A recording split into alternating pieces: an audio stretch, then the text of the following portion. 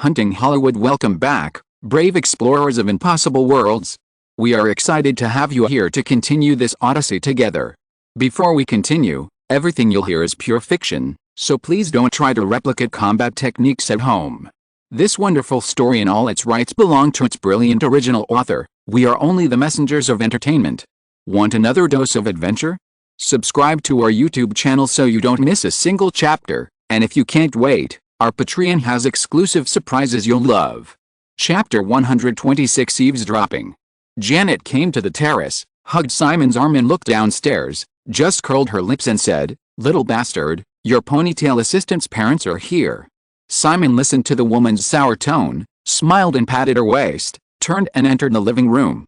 There were 2 men and 2 women standing at the entrance of the living room.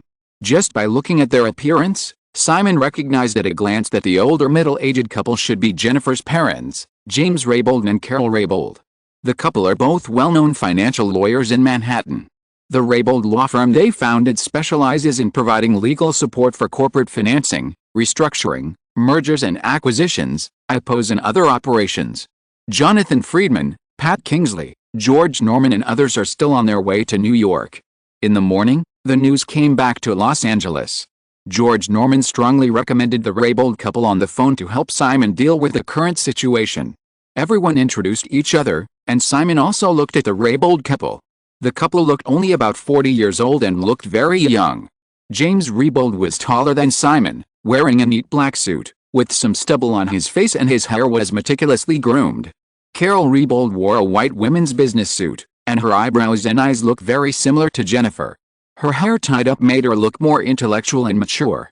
While talking, the Rayboulds were also looking at the young man who kidnapped their daughter. When shaking hands with Janet, Carol Raybould looked at the woman meaningfully. After a simple greeting, James Raybould refused Simon's invitation to sit down. He glanced around the presidential suite, then gestured to the door and said, "Simon, let's go out and talk." Simon was a little confused, but he followed James Raybould to the corridor outside the suite.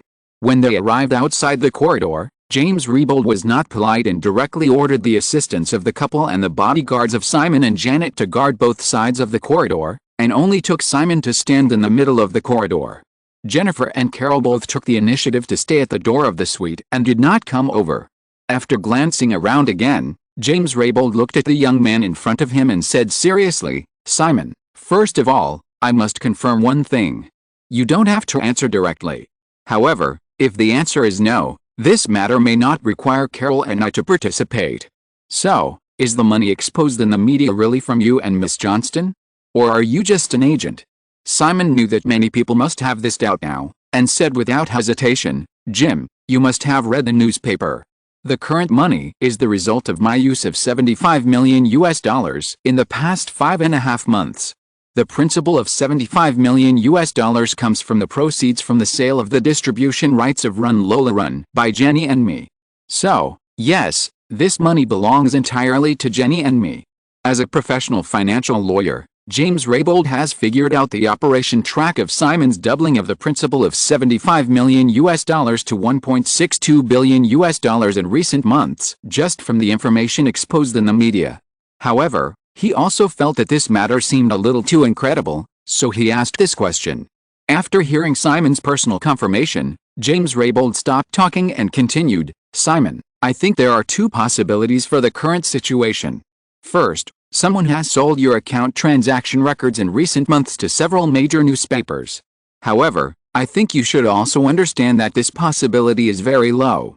Simon nodded in approval. If someone just leaked the news to the media, it would be impossible for it to appear in the most influential newspapers on the East Coast on the same day. "Jim, what about the second possibility?" "In fact, I have probably guessed who is manipulating this matter." James Raybould smiled and said, "Simon, do you know Rudy Giuliani?" Simon thought about it, and the title of American mayor flashed in his mind. In his memory, Rudy Giuliani served as the mayor of New York City from 1994 to 2001, and won the title of American mayor for his command during the 9/11 incident.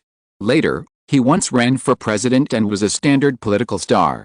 Going back, combining the information he obtained from newspaper media after his rebirth, Simon quickly pieced together a series of information. Rudy Giuliani is now the prosecutor of the Southern District Court of New York. Since taking office in 1983, he has begun to take tough measures to crack down on financial and gang crimes in New York. Nodding slightly, Simon said with some doubt, "Jim, do you think Giuliani did this?" Since taking office, Giuliani likes to put pressure on the parties involved by leaking the news to the media in advance.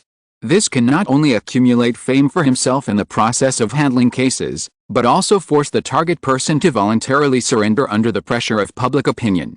Moreover, this prosecutor's methods are definitely more than that.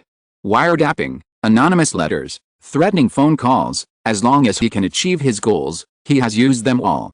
James Raybould said, glancing at the direction of Simon's suite door, and said, "Another point, the headquarters of the Federal Securities and Exchange Commission and the Federal Commodity Futures Trading Commission are both in Washington, but you are being questioned in New York, which makes it even clearer. Manhattan happens to be the jurisdiction of the Southern District Court of New York, and most federal financial cases are investigated and tried here. So, Simon, I really hope that you haven't said anything you shouldn't have said in the room in the past few days." Simon followed James Raybould's gaze to the door of the presidential suite and said, "Jim, this is the Plaza Hotel. And, are you sure you were talking about the federal court just now, not the mafia? I really hope that I made a mistake in my judgment, but what I just said is all personal experience. You have to believe that an ambitious politician is definitely not comparable to the mafia." James Raybould gestured to his assistant, took a Motorola mobile phone from the other party, and said, "Simon, I have been in contact with some security companies. Do you need them to send an anti-eavesdropping team to check it out? I believe you should not care about this bill now." Simon was suspicious, but still nodded. Half an hour later, looking at the eavesdropping devices collected from the suite's landline, sofa, mattress, and even the soles of his leather shoes, Simon suppressed his anger for a long time, but still could not suppress his strong anger at the violation of his personal privacy. He picked up a vase in the suite and smashed it against the wall, then turned and walked out. Paul Eckerman, the housekeeping manager of the Plaza Hotel, who had just expressed strong dissatisfaction with Simon's invitation to the anti-eavesdropping team to check the suite, woke up from his daze only after everyone left. The bald middle-aged man trembled as he took out a handkerchief to wipe the cold sweat from his face. He hurriedly chased out of the suite and followed Simon into the elevator. He said in a hurried tone, "Mr. Westeros, this must be a misunderstanding. Don't worry, we will find out who did these pranks." Simon glanced at the nameplate on Paul Ekman's chest, and said with obvious sarcasm in his tone, "Prank, Paul, do these pranks happen often here?" No, of course not." Paul Ekman shook his head quickly and said, "Mr. Westeros, can you give us some time? We will definitely give you a satisfactory answer. I hope you can't disclose this matter first." Simon did not answer, and the elevator quickly arrived downstairs. After walking out of the elevator, Simon thought of the group of reporters waiting outside the hotel and finally calmed down a little. Glancing at the people who followed him down, Simon gave Janet a reassuring look and whispered, "Baby, pack up the things you need to take away, and we'll go to 68th Street. Janet looked at Simon carefully for a few times before nodding and re-entering the elevator. Paul Ekman saw that Simon's expression had eased up, and knew that he would definitely not return to the guest room, and said, "Mr. Westeros, if you want to leave, I'll have someone arrange a car." "No need." Simon shook his head and said to Neil Bennett, "Neil, take them to check our car as well." Neil Bennett responded and walked out with several staff members of the security company. Simon then turned to the Raybould couple and said, "I'm so sorry, you two, I just lost my temper." James Raybould shook his head slightly and said, "It's okay, Simon." James Raybould has seen too many similar scenes in his many years of work. Compared to those clients who were furious and even threatened to kill after discovering that they were being wiretapped, Simon, who was young and energetic, was able to calm down so quickly, which made him quite impressed. Janet came down from upstairs quickly. When the two of them moved in, they had 2 suitcases in total. After the woman came downstairs again, she just handed a much lighter suitcase to Ken Dixon. After Neil Bennett confirmed that the car had been checked, the group of people walked out. Seeing Simon walk out of the hotel, the group of reporters who had been waiting for several hours suddenly became excited and gathered around him frantically. The dense shutter sounds were accompanied by almost completely inaudible loud questions. "Simon, Is the news in the newspaper true? Simon, why did you buy $1.1 billion worth of technology stocks? Simon, will you continue to be a director in the future? Simon, technology stocks have risen across the board since the opening today. What do you think about this? Simon. Simon listened to the noise around him, but he just hugged Janet in his arms without saying a word, and got into a black Range Rover with difficulty under the protection of 2 bodyguards and hotel security. The Raybolds and the security company's anti-eavesdropping team also drove up to follow. When the reporters saw Simon's car leave, they all ran to their own vehicles. The distance from the Plaza Hotel to 68th Street in the Upper East Side was less than 1 kilometer. The Land Rover soon stopped in front of a light gray apartment building. Simon and Janet quickly got out of the car and entered the apartment building with the Raybolds and others who followed. Simon and Janet successfully bought a top-floor duplex in this building at the beginning of the month. The original owner of the apartment was a major shareholder of a candy food company. The other party had previously sold the property to raise funds for the food company, which was in trouble. After the stock market crash, the company's business situation worsened. Because the owner did not accept installments and required a one-time full payment, the two parties finally agreed on a transaction price of $11 million. However, before completing the transaction, the owner moved all the expensive furniture, carpets, and artworks that were originally intended to be included in the apartment. This was also one of the conditions for negotiating the price to $11 million. Simon did not like the original style of the house and planned to redecorate it. Now, bringing James Raybold and others into the duplex apartment, Simon suddenly thought of the Montana villa that Janet had rented for him when he saw the empty living room.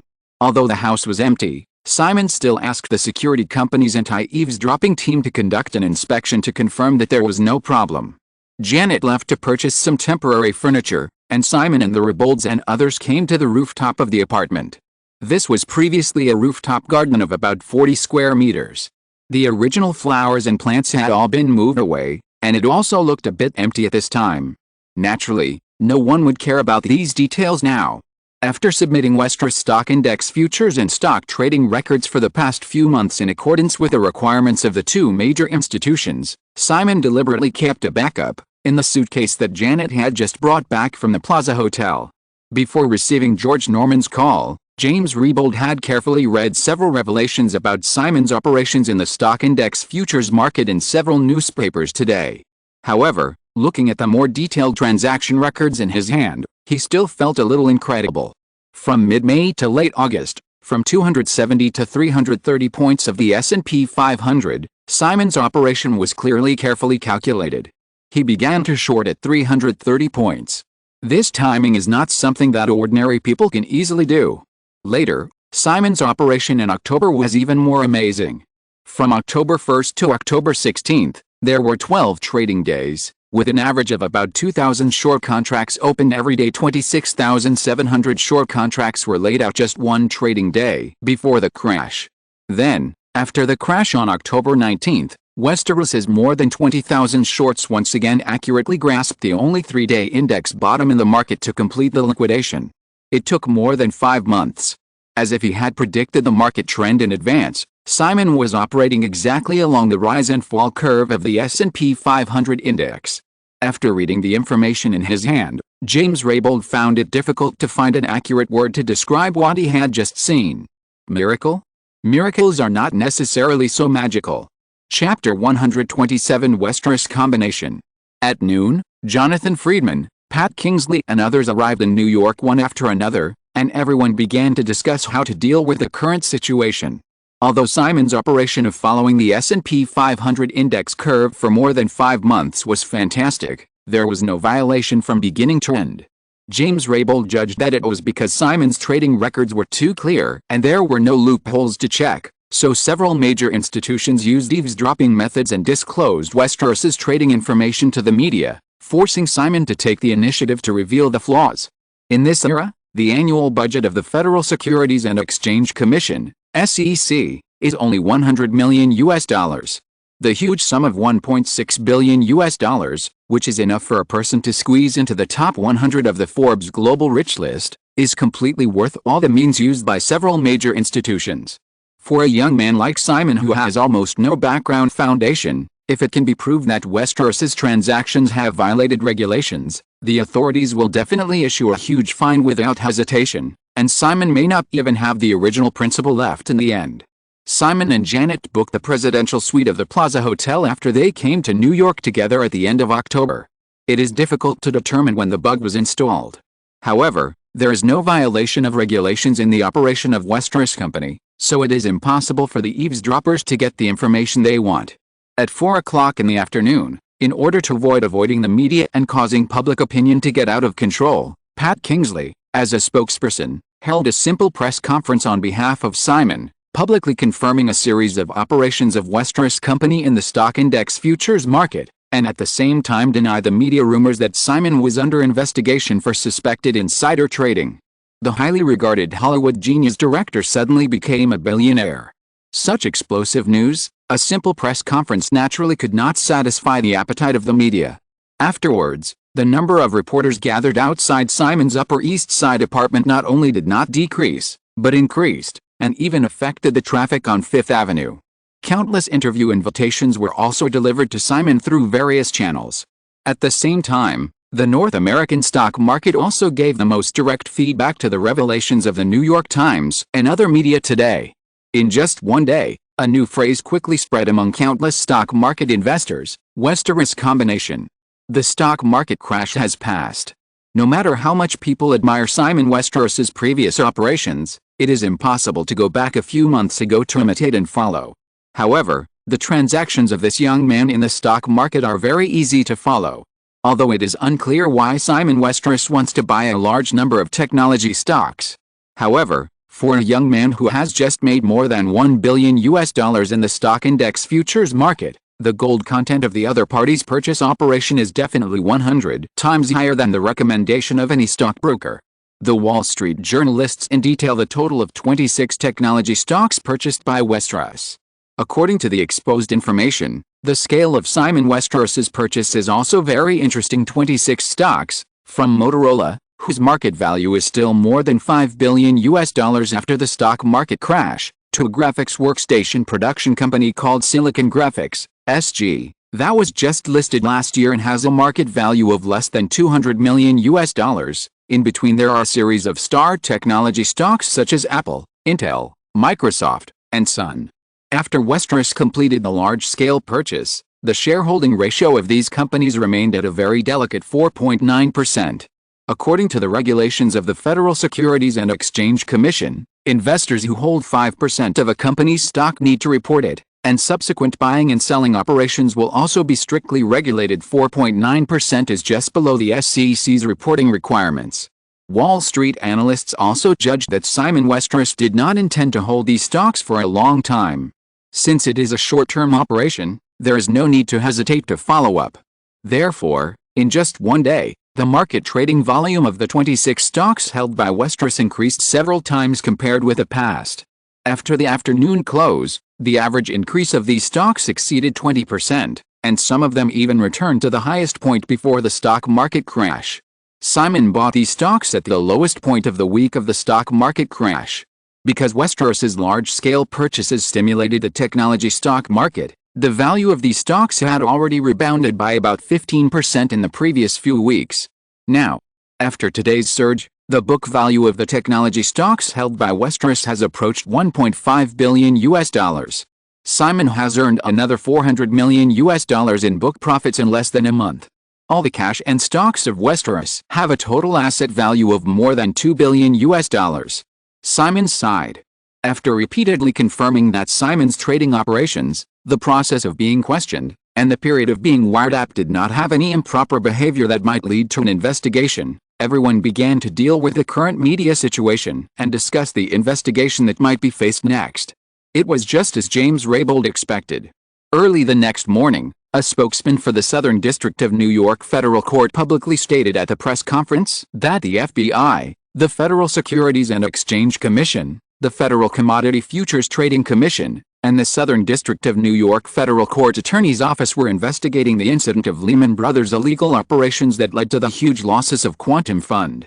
When answering questions from reporters, the spokesman confirmed that the prosecutor's office suspected that Westeros might be involved.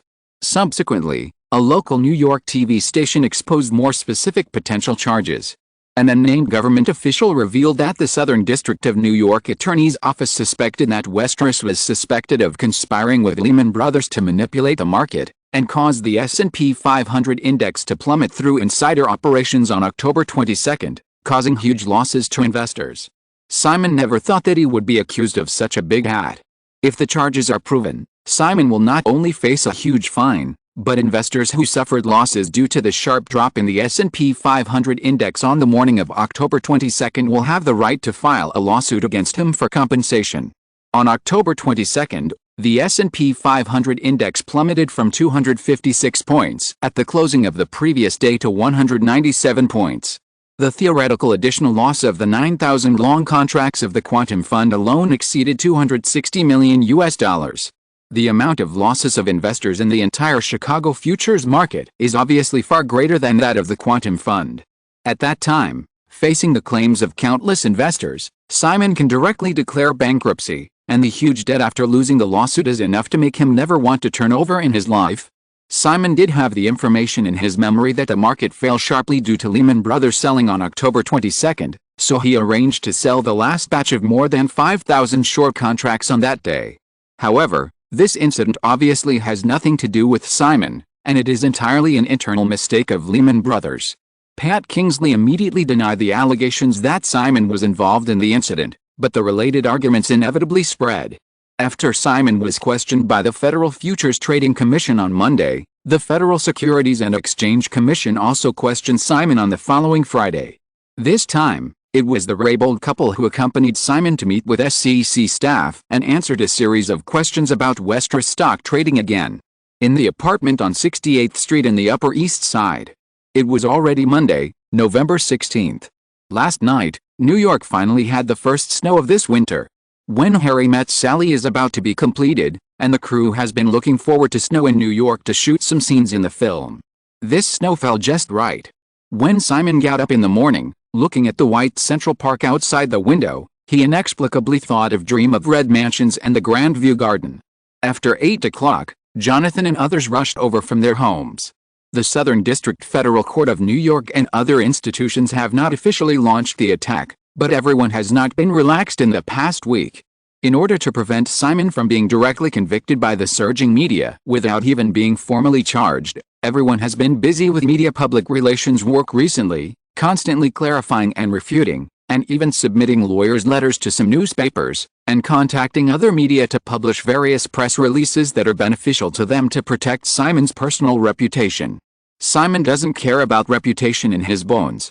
But just like many things in life, you cannot care, but you can't help but protect it.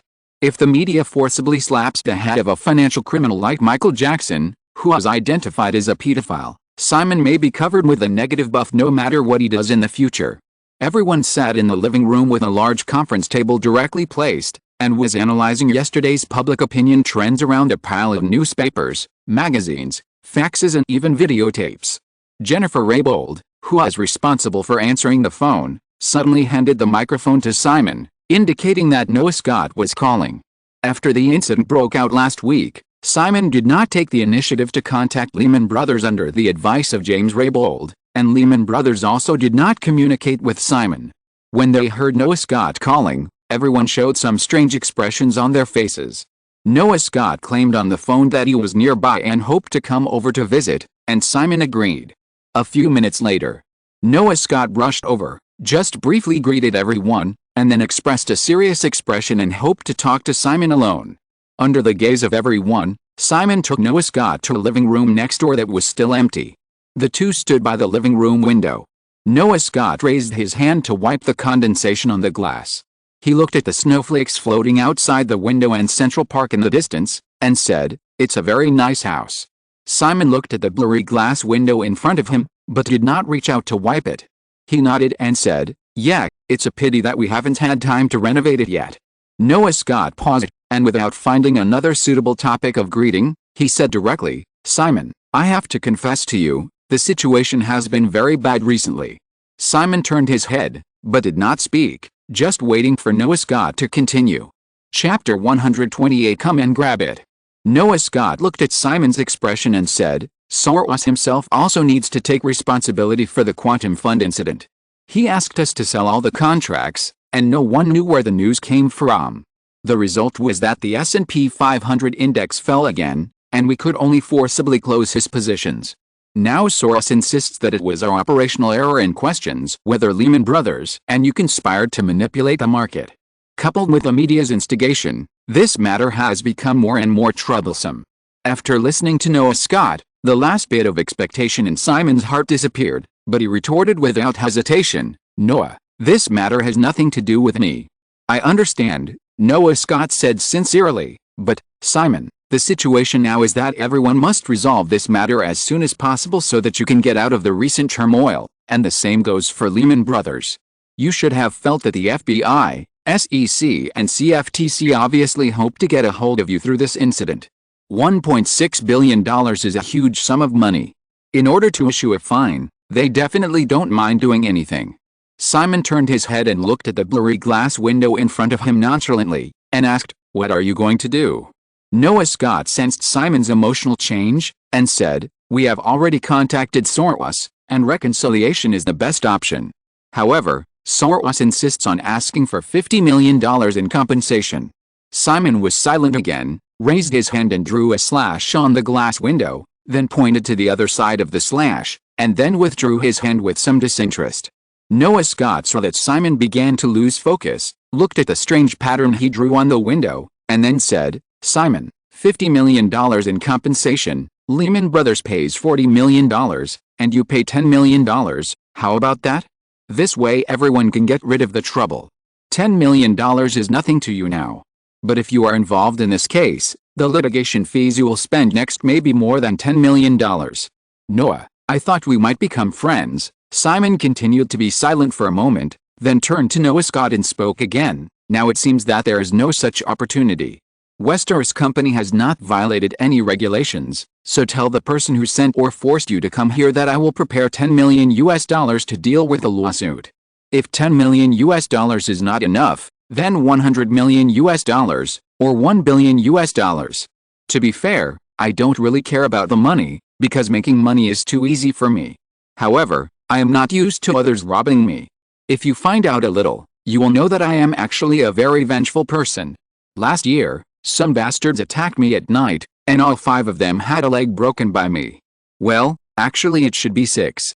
The woman next to me didn't want me to be too violent, so I let the one behind the scenes go. This time she will definitely not plead for certain people again. So, you can let those people try. If you want this money, come and rob it." Noah Scott's expression became more and more embarrassed as Simon spoke, and after a moment he said, "Simon, I don't understand what you are talking about. I don't quite understand. Maybe I've been under a lot of pressure lately and started talking nonsense." Simon shook his head with a confused expression, and then made a gesture to send him away. "Noah, don't contact me again." According to James Raybold's judgment, after media pressure, private wiretapping, and the necessary secret investigation, Rudy Giuliani may take the initiative to create evidence to force other targets who have been caught to accuse Simon. Ivan Boesky, a Wall Street insider trading tycoon who was just convicted earlier this year, agreed to accuse 5 other insider traders in negotiations with Giuliani, which gave him a chance to be lenient. The Wall Street speculator, who had been engaged in insider trading for more than 10 years, was eventually sentenced to only 3 years in prison and a $100 million fine. He saved half of his property. Ivan Boesky is the prototype of Gordon Gekko, played by Michael Douglas in the movie Wall Street, to be released next month. The classic line, "Greed is good in the movie," is the view expressed by Ivan Boesky in a speech at the University of California. Now, Lehman Brothers may have become the one that has been caught, so Noah Scott just visited. Since it is a non-existent thing, the investigation agency obviously cannot find any solid evidence that Simon and Lehman Brothers conspired to manipulate the market. However, if Simon just agreed to take out $10 million to participate in the lawsuit between Lehman Brothers and Quantum Fund, he would immediately fall into a magical logic of why should you help if you didn't hide it, and Westeros Company would find it difficult to get out of this storm safely. Walking out of the apartment building, Noah Scott looked at the reporters who were still squatting around even in such a snowy day, and quickly got into his car parked not far away. The reporters who were waiting in the wind and snow found that Noah Scott was not Simon and the people around him, so they did not gather around. Perhaps because of the cold wind that had just blown over him, his thoughts became much clearer. Noah Scott got into the car and suddenly realized why the people in the living room looked a little strange when he entered Simon's apartment. Those people might have understood the purpose of his visit before he arrived. He was just like a clown. After thinking about this, Noah Scott suddenly felt a strong sense of embarrassment. After sitting in the car for a while, Noah Scott started the car and quickly returned to his parents' apartment on 2nd Avenue. American Express's headquarters is in New York. As one of the vice presidents of American Express, Nelson Scott naturally lives in Manhattan. Noah Scott walked into the house. 3 other middle-aged men were sitting in the Scott family's living room. In addition to American Express CEO James Robinson and Noah Scott's father Nelson Scott, there was another bald middle-aged man who was sitting on the sofa with his legs crossed, holding a cigar in his mouth. His mother did not allow his father and himself to smoke at home at all, and she would get furious every time she found out. Looking at the middle-aged man puffing smoke from his cigar, Noah Scott could only frown slightly, walked over and took out a pocket recorder from his suit pocket, respectfully pushed it to the other party, and said, "Mr. Giuliani." He refused. Rudy Giuliani slowly picked up the recorder and pressed the play button directly. The conversation between Simon and Noah came out of the recorder. However, when he heard Simon's words, the tough middle-aged prosecutor's face suddenly looked a little ugly. The Scott father and son just sat obediently beside them. James Robinson looked at the star politician opposite him who had become a little carried away because of his killing spree in recent years. He felt disgusted in his heart, but he was polite on the surface and said, "In this case, Rudy, I'm afraid we can't help you. If you insist, Lehman Brothers will pay a fine for the previous illegal transactions. Or, after you leave office, whether you open a law firm or a consulting company, American Express will be happy to be your client." Rudy Giuliani did not look at James Robinson. He held the recorder with an uncertain expression for a moment before standing up. Still holding the recorder tightly in his hand, he glanced at the other 3 people, and finally his eyes fell on James Robinson, and he said coldly, "Jim, this will not happen again." James Robinson and the other 2 quickly stood up, and when the other party walked to the door, Robinson asked again, "Rudy, in this case, can we settle this case with Quantum Fund?" Rudy Giuliani took the coat handed over by Noah Scott, nodded slightly, and then said, "Tell that kid that I will keep an eye on him, don't let me catch him." After saying this, Rudy Giuliani pushed the door and left. The 3 people standing in the living room waited for Rudy Giuliani to leave, and they all breathed a sigh of relief.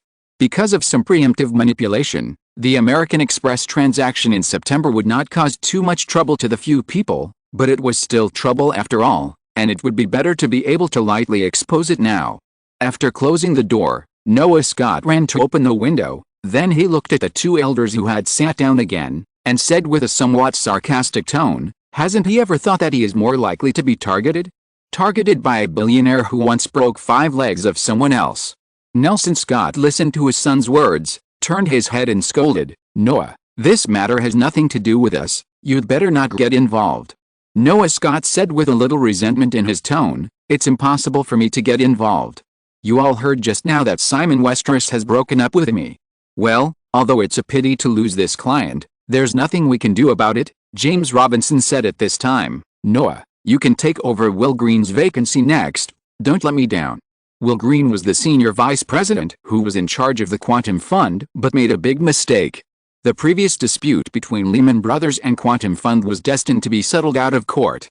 However, although some preparations had been made in advance, Rudy Giuliani still discovered that American Express followed up on the Westeros transaction in September and asked Noah Scott to involve Simon Westeros. Unexpectedly, it was discovered at a glance. James Robinson and the Scotts were actually relieved. If Simon Westeros really agreed, even if Giuliani's main target was Westeros, Lehman Brothers' reputation would definitely be affected. Now, the last trick failed. Giuliani revealed the American Express transaction in September and acquiesced to the settlement between Lehman Brothers and Quantum Fund. He was saved. Whether Simon Westeros and Rudy Giuliani will clash again next is not something they need to worry about. If you are listening to this novel on a channel other than Fanfic World, it means it was downloaded and re-uploaded without effort. We warmly invite you to visit our channel, Fanfic World. There you will find the original version of this story and many other novels of various genres. We look forward to seeing you dive into a world of incredible novels. Chapter 129 Celebration. Through James Raybold's connections, Simon soon learned that Lehman Brothers was about to settle with Quantum Fund. The only flaw in Westeros' stock index futures operation for more than 5 months was the sharp drop in the S&P 500 index on October 22. Lehman Brothers accidentally leaked the news that it was about to sell a large number of Quantum Fund contracts, which resulted in the S&P 500 index, which had just stabilized, collapsing again. Westeros happened to clear the last batch of short contracts in just a few hours. This coincidence is indeed full of traces of human manipulation. Now, media pressure, secret investigation, wiretapping, questioning to increase psychological pressure, and finally forced Lehman Brothers to cooperate in phishing enforcement. After repeated efforts for more than half a month, everyone finally breathed a sigh of relief as the news of Lehman Brothers' settlement with Quantum Fund came out. As long as Lehman Brothers and Quantum Fund reached a settlement, institutions such as the Southern District of New York Federal Court would no longer be able to drag Westeros into the water through investigations into this case. As for the rest, if the authorities still insist on it, Simon doesn't mind spending tens of millions of dollars to fight a lawsuit. In order to avoid complications, all parties obviously don't want to drag this matter on for too long. So, on November 23, Lehman Brothers and Quantum Fund quickly signed a settlement agreement. It happened to be the same day Madonna officially released her latest remix album You Can Dance. Unlike studio albums and live albums, remix albums are usually rearranged versions of songs from a singer's previous albums. Of course, if you want an album to sell well, it is naturally impossible for all the songs to be old songs. Madonna originally prepared a new song called Spotlight for this album. However, after Simon took out another song, the Queen of Madonna decisively cut off the very mediocre Spotlight and replaced it with a song provided by Simon. The news that Simon would write songs for Madonna's new album had spread a few months ago. During this period, due to the news that Simon suddenly became a billionaire, the promotion of Madonna's new album almost did not make much waves in the face of such explosive news. After confirming that Lehman Brothers was about to settle with Quantum Fund, Simon's public relations team also began to cool down the media's heated discussion that had lasted for more than half a month.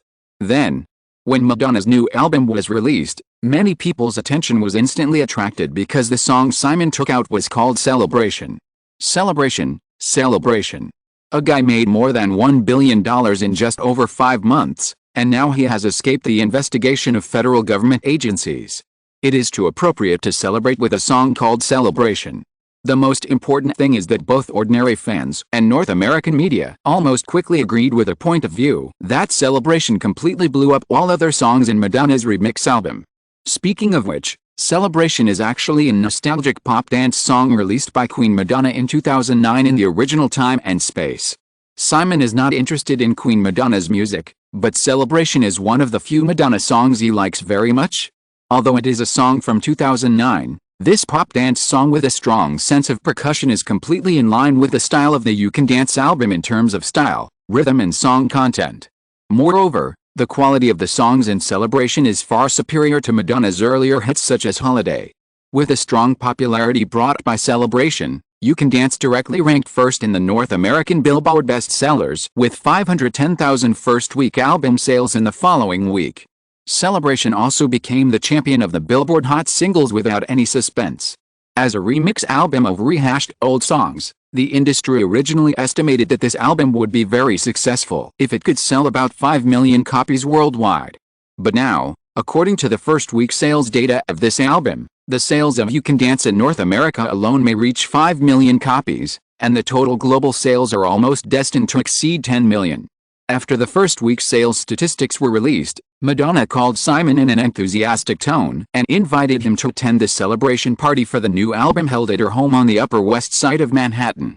However, after spending Thanksgiving in New York, Simon returned to Los Angeles with a crew of When Harry Met Sally, which had recently been successfully completed, so he had to refuse the invitation of the Queen of Madonna. In the midst of a myriad of things, time passed unknowingly and it was already the last month of 1987. Simon returned to Los Angeles and devoted most of his energy to the post-production of Pulp Fiction. However, although he escaped the investigation of federal agencies, The series of chain reactions caused by the huge wealth of more than $1 billion did not end there. Simon's biggest feeling during this period was that he really became a fat sheep. Since the news was exposed in early November, Simon began to receive donation invitations from many charities, public welfare organizations, university funds, etc. Then, what made Simon most helpless was that in just 1 month, many men and women claiming to be his parents appeared all over North America and jumped out to recognize their relatives. Most of them looked very serious. The federal media seemed to be very enthusiastic about helping Simon find his relatives, adding fuel to the flames and making the situation even more lively. As for Los Angeles, after the stock market crash, the prosperity of Hollywood in the previous few years due to the booming economy came to an abrupt end. Many second and third-tier film companies that had already fallen into operational difficulties due to their massive expansion will be completely unable to continue in the next few years. Even the 7 major film companies began to change hands in the following years. So, Simon, who suddenly had a net worth of more than $1 billion, was even more of a super fat sheep in the eyes of most people in Hollywood. From the first day Simon returned to Los Angeles, people handed him scripts, sought investment, and even wanted to sell their film companies to him. The headquarters of Deaneries Pictures in Santa Monica was completely crowded these days, and Simon himself received a lot of party invitations every day. Of course, although it was a bit annoying, the current situation was not without benefits. When Simon was searching for copyrights before, he only got the expected adaptation rights for the 2 novels Forrest Gump and Dances with Wolves, mainly because his strength in Hollywood was too weak. Although he had the success of Lola Run and The Butterfly Effect, most novel authors and scriptwriters would not easily hand over the copyright to Deaneries Pictures. Now, Simon suddenly had a net worth of more than $1 billion, and the situation was immediately completely different. In an era where the average film production cost is less than $10 million, Simon's net worth of more than $1 billion is more than enough to make any film that interests him. Chapter 130 Spokesperson. Deaneries Pictures Headquarters. Jennifer Raybould knocked gently on the door of the editing room. After receiving a response, she pushed the door open and said to Simon, who was busy at the editing table, "Boss, it's already 4 o'clock." Simon just nodded slightly, his eyes still on the monitor screen of the editing table. His hands kept moving, and said, "Wait a moment, it will be ready soon." Jennifer didn't say anything else, walked in lightly, closed the door of the editing room behind her again, and watched Simon work quietly with a slight click of the equipment. The budget of Pulp Fiction was sufficient, and Simon didn't need to do everything himself. The rough cut of the film was previously completed by professional editors, but Simon decided to do the fine editing himself. Back in Los Angeles, Simon spent most of his time in the company's editing room these days. After a while, Simon archived the images and began to organize the tape notes and other items on the editing table. Jennifer also stepped forward and skillfully helped Simon put everything into the safe in the corner of the editing room. After secretly spending a short period of quiet time with him, Jennifer left the editing room and started talking about today's work. "I have collected information about some mainstream record companies and second and third tier labels in North America, and have placed it on your office desk," Mr. Steve Jobs' secretary responded this morning, saying that Jobs has no intention of selling Pixar. "Mr. Ed McCracken, CEO of Silicon Graphics, invited you to visit the Silicon Graphics headquarters in San Francisco recently." Mr. Bill Gates' assistant called and said that Gates plans to come to Los Angeles next Monday and hopes to have lunch with you, and, there is an invitation to a speech from Stanford University. Simon took Jennifer through the corridor, took the invitation letter from Stanford University from her hand, glanced at it, and handed it back, saying, "Just turn down any invitations like this again. It would be a waste of negative energy for me to give a speech to them. Look, that guy is the same age as us. God is so unfair." Jennifer chuckled, put the invitation letter into the folder, hugged it to her chest, looked up, and asked, "Where are the invitations from Mr. McCracken and Mr. Gates? I will definitely go to San Francisco once, but I don't have time recently, so I need to postpone it. As for Gates, you can book a restaurant. We are the hosts, so we should be more enthusiastic. In addition, I suddenly thought of something today. Since all those stocks have been exposed, according to the shareholding ratio of Westeros, I have the right to request board seats from these companies. You can ask your father if he is interested in serving as a director of these companies on my behalf. I don't have that much time myself. So, my idea is that George will be responsible for the companies on the west coast of these companies, and your father will be responsible for the east coast. Westeros' 4.9% shareholding in 26 technology companies basically allows Simon to squeeze into the ranks of major shareholders of these companies. If these shares were not exposed, Simon also planned to be a quiet individual shareholder, hiding in the dark and watching the development of these companies. Now that these shares are well known, Simon decided to claim the rights he deserves as a shareholder. In theory, the board of directors is usually the most direct institution for shareholders of a listed company to exercise their power, and the company's management is mostly appointed by the board of directors. As long as Simon gets a seat on the board of directors of the corresponding company, it will be enough to exert his own influence on the future development of these companies. Jennifer followed Simon, writing down the restaurant reservation in her memo as she walked. When she heard Simon's last words, her expression suddenly became a little surprised, and a little inexplicably shy. Just as she was about to say something, the two of them had already arrived at a conference room in the company. Jennifer had to temporarily give up the idea of asking questions and followed Simon to sit down at the conference table. It was hard to calm down in her heart. The most direct manifestation of the power of the American consortium is the control of hundreds of board seats of a large number of corporate giants around the world. Simon's current wealth is naturally not comparable to any of the top 10 American consortiums, but if he can take the board seats of all 26 companies, it is definitely a strength that cannot be underestimated. If Simon really lets his father and uncle come forward to serve as directors of these companies, with the identity of Simon Westeros's huge wealth spokesperson and the influence represented by these company board seats, the Raybould family and the Norman family will immediately be able to step from the originally slightly prestigious lawyer's house into the most influential class in this country. After all, a wealth of tens of billions of dollars is definitely not just a simple string of numbers on the surface. Simon and Jennifer sat down at the conference table. There were actually only 4 people in the room. The other 2 were Amy and her assistant named Vanessa Lind. When Amy was first poached, Deanery's Pictures had to pay Vanessa's salary out of her own pocket due to lack of funds. Of course, this dilemma will not happen again now. However, the conference room with only 4 people still shows that Deanery's Pictures is still just a small workshop.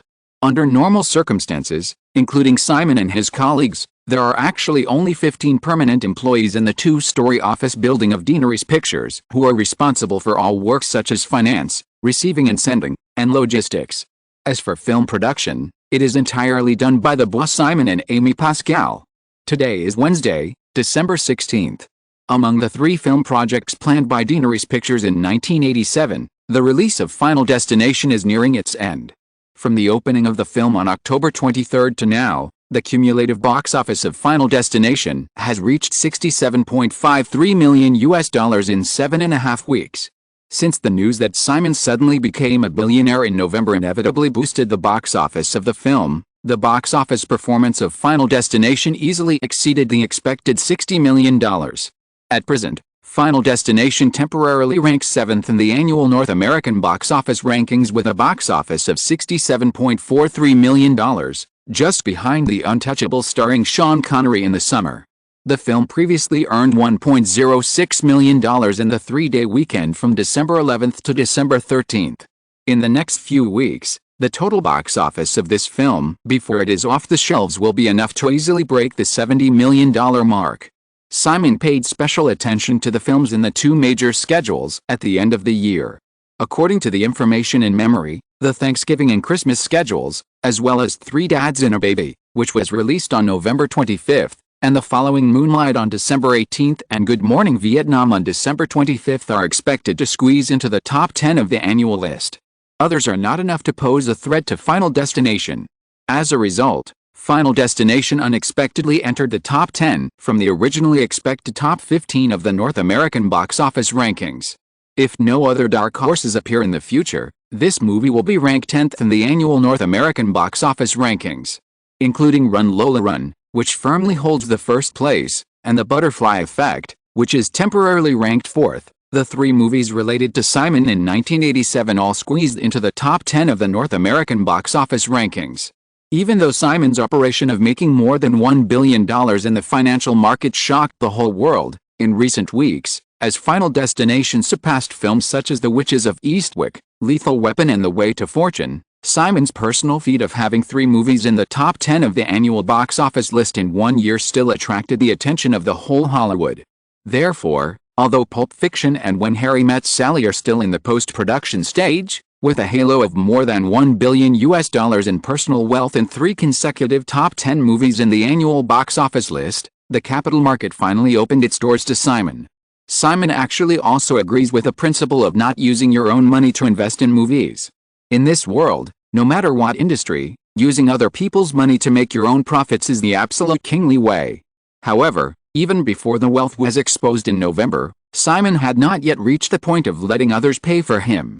Now, Deaneries Pictures has finally obtained the qualification to obtain loans from banks just through brand's guarantee, just like the top second-tier film companies such as the Seven and Orion Pictures. Obviously, the brand guarantee of Deaneries Pictures is Simon himself. In the meeting room, Amy Pascal waited for Simon and Jennifer to sit down, then handed over a folder and said, "Simon, it's been negotiated. This is the draft contract. Wells Fargo is willing to provide Deaneries Pictures with a loan of $100 million for 5 years at an annual interest rate of 6.5%. Simon took the document and opened it, and couldn't help saying, 6.5%, that's still a bit high. If it was before the stock market crash, we might be able to get 5%. Amy looked at Simon and explained, banks are generally tightening loans now. The 6.5% is the result of a long discussion between Wells Fargo and I. As you know, Paul Olson initially offered an annual interest rate of 8%. In addition, the $10 million loan for Basic Instinct is not included in this money. It is still mortgaged through the profit-sharing contract for Final Destination, with an annual interest rate of 5% and a term of 3 years. Paul Olson was the senior vice president of Wells Fargo who contacted this side when Simon obtained the $20 million loan last time. With the connection of the last loan, this cooperation can be said to be the result of the 2 parties hitting it off after contacting each other. Simon smiled and nodded, continuing to look through the draft contract in his hand. There was less than an hour left before the end of Get Off Work, and Amy didn't wait for Simon to finish reading it all, and continued, "Simon, I have talked to Wes Craven, and he is happy to continue to work with us on the next movie. However, he also hopes to see the script first." Final Destination squeezed into the top 10 of the North American box office.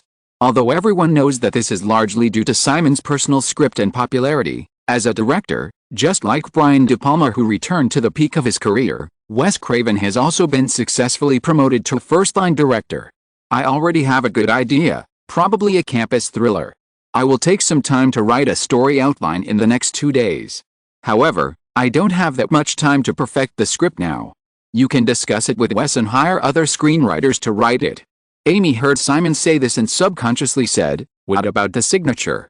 Simon smiled and said, 3 movies this year is enough."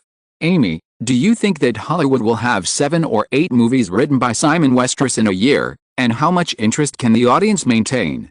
Amy caught another layer of meaning in Simon's words. She supported her arm on the conference table and raised her hand gently to gesture, "Simon, do you mean that we will make 7 or 8 movies next year?"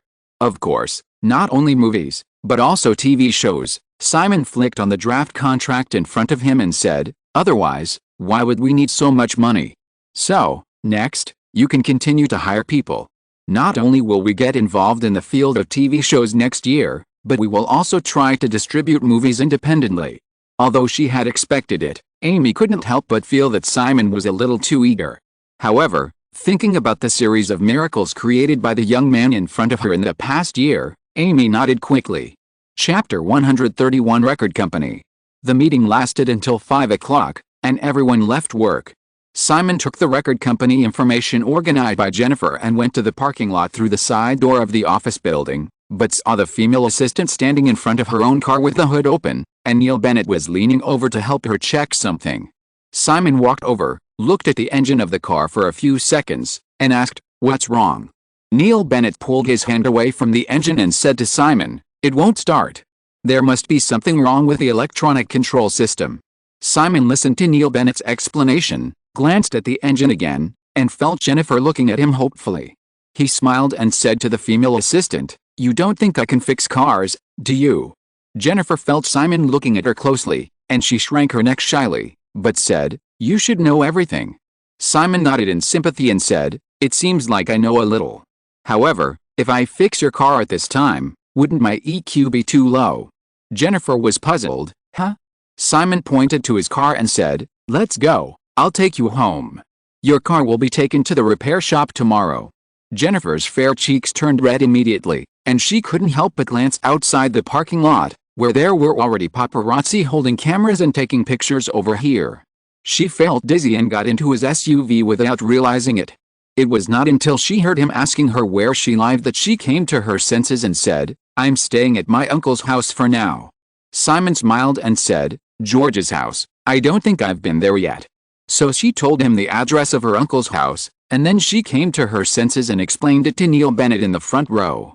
Like a restless deer that had fallen into a trap. She noticed that the man next to her had a smile on his face and was obviously enjoying her panic. She felt a little embarrassed and wanted to reach out and pinch him. She was so embarrassed for a moment, or maybe she just felt embarrassed for a moment. When she saw him lower his head and flip through the documents in his hand, she found a random topic: "How is Miss Johnston doing recently?" As soon as she said that, she felt stupid. She knew it. And this question was really stupid. Simon didn't turn his head, his eyes still on the document in front of him, and said, "She's still in New York. I'll go there next week to spend Christmas with her. By the way, we can go together then. You should be back in New York, right?" She nodded, and quickly changed the subject, looking at the record company information he had sorted out in his hand these days, and asked, "Are you planning to start a record company?" Simon shook his head and said, "Let's take a look first, but it's better to buy one. It's too troublesome to start from scratch." Thinking of this, it was actually because of the song he wrote for Madonna. Although it was an additional condition for lobbying Madonna to participate in Pulp Fiction, the song naturally couldn't be written for nothing. The specific contract was negotiated by Jonathan and Madonna's production company, with a basic salary of $100,000, which was nothing to Simon. However, when the album became a hit, Simon's personal income suddenly doubled. Due to the super popularity of Celebration, Madonna's current album is expected to sell more than 10 million copies worldwide. As the songwriter of Celebration, Simon's personal positioning is similar to that of a screenwriter of a Hollywood movie. According to the rules of the Recording Industry Association of America, songwriters can get a certain percentage of the revenue from each album sales. This rule has been implemented since the beginning of the 20th century, much earlier than the videotape profit-sharing clause of the Writers Guild. The songwriter's initial share was 2 cents per record. After more than half a century of repeated negotiations and revisions, it has now risen to 7.5 cents. So, according to the global sales of 10 million copies of You Can Dance, Simon's expected share will reach $750,000. Just like the share of TV broadcast rights in addition to videotape revenue from movie screenwriters, Simon can continue to earn income from channels such as TV and radio broadcasts of Celebration, concert performances, and film and television interlude licensing in addition to the pure album sales share. According to previous statistics in the industry, this part of the income can at least be equal to the album sales share. In summary, just one song in an album can bring Simon about $1.6 million in income in the next few years. $1.6 million is a drop in the bucket for Simon's current wealth, but it makes Simon realize how huge a fortune the countless songs in the memories of all 13 people in his mind will be in the next 30 years. Take You Can Dance for example. Just based on the record sales, with an average selling price of $20, 10 million global sales means a total revenue of $200 million. As a songwriter, Simon may only get $750,000 in album sales, but if he becomes the owner of a record company, just like he has now changed from a screenwriter to the owner of Deanery's Pictures, then the corresponding income will be far more than $750,000. Of course, it is definitely not easy to create a record with the global sales of more than 10 million copies, otherwise Madonna would not be Madonna. In fact, among all the records released by major record companies in North America, less than 5% are platinum records that can reach the million-level sales level, and more than 95% of the others end in failure. However, for Simon, who is not lacking in fame and strength and is familiar with the trend of the record industry in Europe and the United States in the next 30 years, it is definitely not too difficult to create a few top pop singers and launch some hot-selling albums with countless hit singles in his mind. Simon was flipping through the documents in his hand while chatting casually with Jennifer. The SUV turned into the mountain road of the Bel Air community without anyone noticing. As they were about to reach home, Jennifer paused and said, "Simon, there is one more thing." Simon felt that Jennifer suddenly became cautious, and looked up and said, "What is it?" After hesitating for a while, Jennifer took out a newspaper from her bag, unfolded it and handed it to him, saying, "I think you should read it." Simon took the newspaper from Jennifer, and most of the page in front of him was a notice of recognition of relatives. A couple in San Diego, Southern California, lost a boy of about 4 years old in 1972. The newspaper published a photo, name, date of birth, case record, missing person notice and other information of a boy that year. The couple felt that Simon was their long-lost son. They contacted them privately but to no avail, so they publicly hoped that Simon would respond to them through the newspaper. After simply glancing at the content in the newspaper, Simon shook his head and said, "Fake." Jennifer whispered, "The little boy in the newspaper looks very similar to the photo published by the orphanage where you work." "Maybe, but they're definitely not my parents." Simon closed the newspaper and felt Jennifer's inquiring eyes. He frowned slightly and thought for a while. Some emotions came again, until he felt a little dizzy and gave up continuing to recall the memories of the past. However, in a year and a half, he had accumulated some vague fragments. At this time, he said, "Jenny, you know, I was 5 years old at that time, and I already have some memories. Although it is a little fuzzy now, I roughly remember that my parents, well, should not be Americans. So, these people who claim to be relatives, as long as they are from North America, must be fake." Jennifer listened to Simon's intermittent and nonchalant words, but suddenly she felt a strong pity, because she was surprised to see that when Simon said these words, tears flowed from his eyes unconsciously. It turns out that he can cry too. He is so powerful that he seems to be able to conquer the world. But, seeing him crying, why did she feel so uncomfortable? She subconsciously raised her hand, wanting to wipe his tears, but Simon had already noticed it. He reached out and wiped his face, and found that he had just shed tears again. He just smiled awkwardly at Jennifer and said, "Sorry, I don't know what happened." She took out a tissue from her bag and handed it to him, saying with a guilty tone, "It's my fault, Simon, I shouldn't show you this newspaper." Seeing him wiping the tears from his face, she couldn't help but think of the things mentioned in the newspaper. He would rather be self-reliant since the age of 13 than be adopted. Obviously, he has an instinctive resistance to family. Then, his biological parents may not have left him even a trace of warm memories. In this case, it seems that there is no need to look for those two people now. Secretly made up her mind to never mention this matter in front of him in the future. Entering the Bel Air community, the SUV quickly stopped in front of a villa. Simon glanced out the window and said, "I won't get off. See you tomorrow. Say hello to George for me." Neil Bennett got out of the car, turned to the other side and opened the door. She wanted to hug him, but looking at the paparazzi who had come over to take pictures of the SUV's front window, she could only nod and say, "See you tomorrow." Chapter 132 Copyright. Copyright. The copyright of Terminator is in the hands of Hemdale, a film company supported by British tax haven capital, which has a distribution agreement with Orion. John Daly, president of Hemdale, refused to transfer the copyright of Terminator, but said that he could cooperate with Deanery's Pictures. "I think this plan is feasible. If a sequel is made, the funds provided by Hemdale can help us share the risk."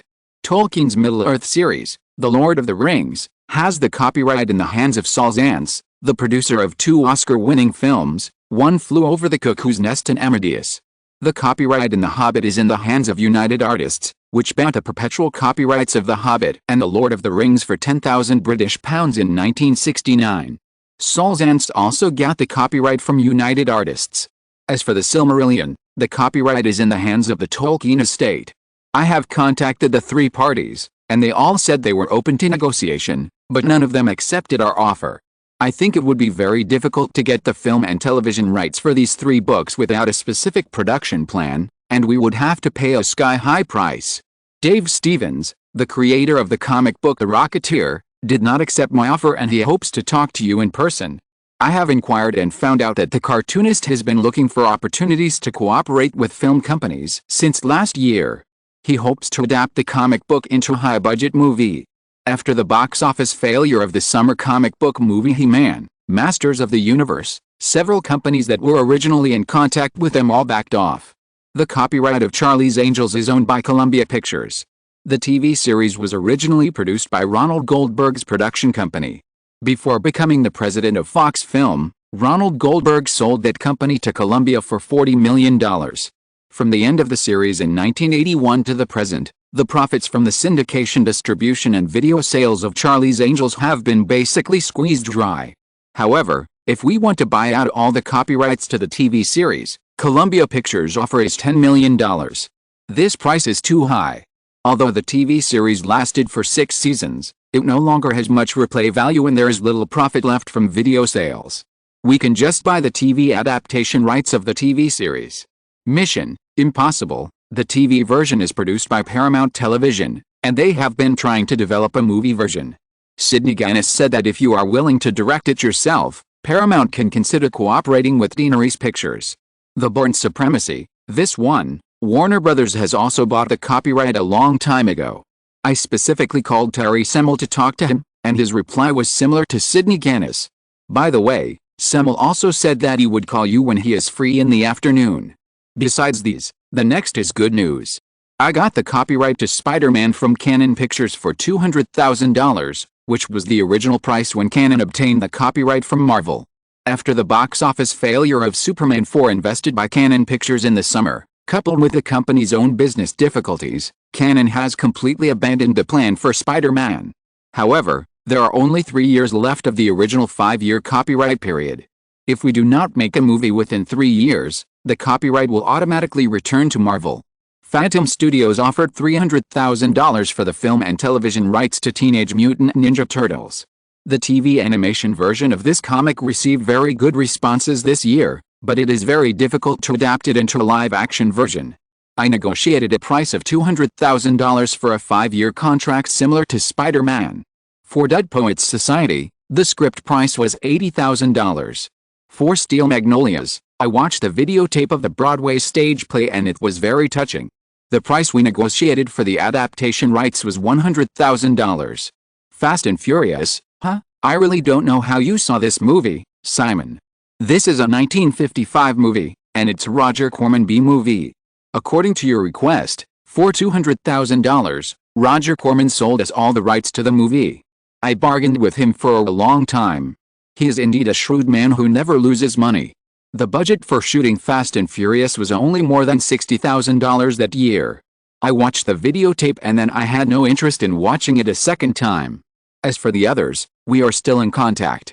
In the conference room of Daenerys Pictures, Amy Pascal listed the results of the recent copyright negotiations one by one, then pointed to the thick stack of scripts on the desk and said, "In addition, this week, I received a total of 60 film script recommendations from major brokerage companies, from which I selected 19 that I think are okay.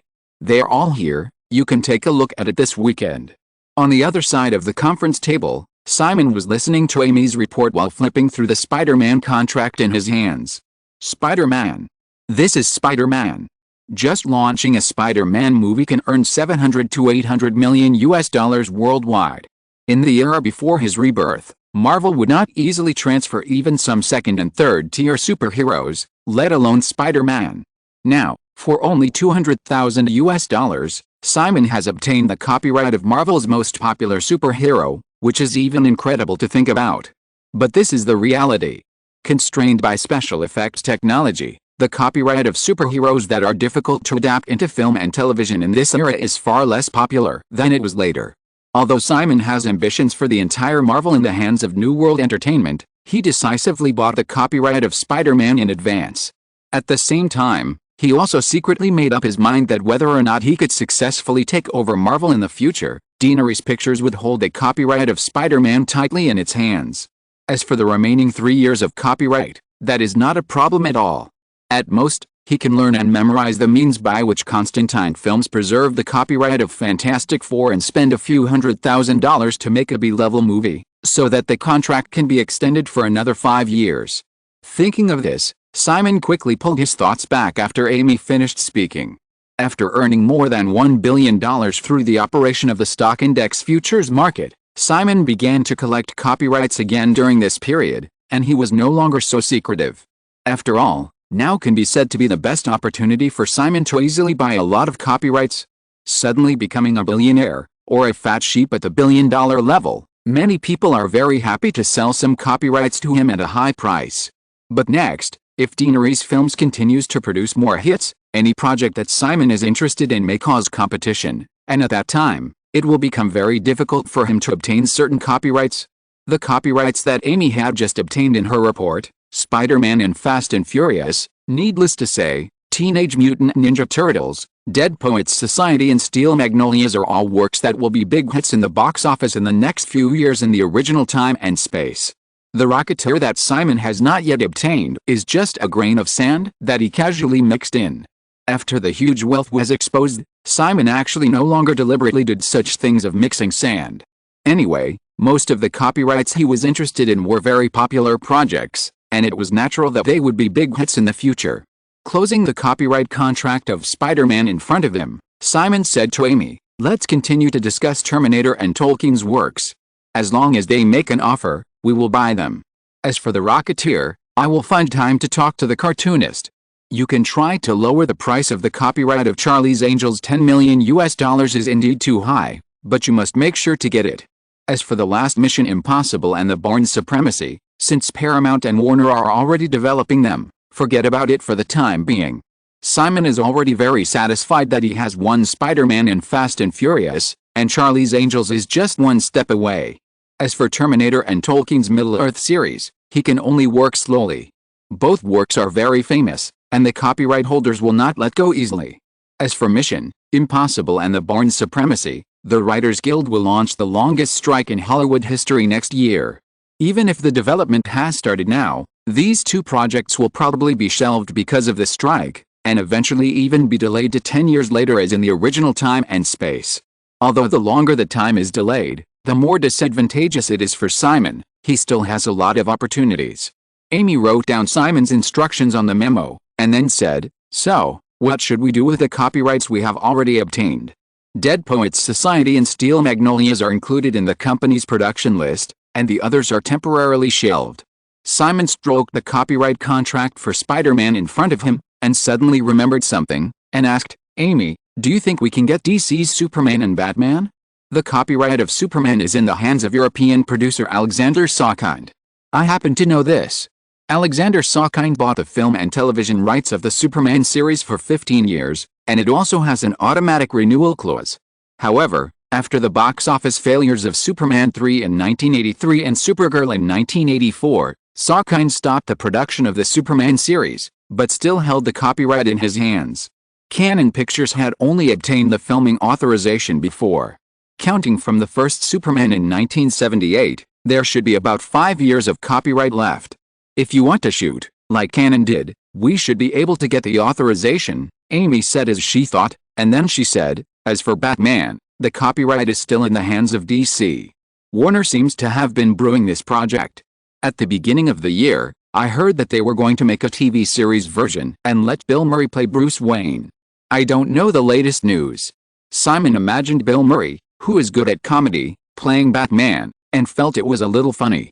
Because of his later memories, Simon instinctively felt a natural distance from superhero copyrights. But now, hearing that the copyright of Superman was not in the hands of DC, and Warner also planned to make Batman into a TV comedy, he soon became interested and looked at his female executive across the conference table again, saying, "Amy, do you think it is possible for me to buy DC from Warner?" Chapter 133 Two Ghost Movies. Amy Pascal was no longer surprised by Simon's frequent sudden ideas. After thinking for a while, she said, "I remember that 3 years ago, due to poor business conditions, Warner proposed to sell DC to Marvel, but was rejected. I'm not sure about the current situation, but after the stock market crash, large companies generally restructured their assets and reduced debts. The comic industry began to decline in the 1970s. If you offer a high enough price, Warner is likely to agree." Simon tapped the table with his fingers and imagined the magnificent scene of the fusion of the Marvel and DC superhero universes in his mind. He asked again, "You said Semmel will call me this afternoon?" Amy nodded and said, "I guess it's about the award-winning Run Lola Run. Orion should have mentioned it to you, right? If Run Lola Run can win something in the coming awards season, it will be very beneficial to the copyright operations of both of their companies." Run Lola Run was released in North America in August. It has now passed the 3-month window period and can be released on videotape at any time. After Simon sold the overseas copyright to Warner Brothers, with Warner's perfect international distribution network, Run Lola Run has also successfully exceeded $200 million in the overseas market in the past 6 months, and will enter the post-operation stage.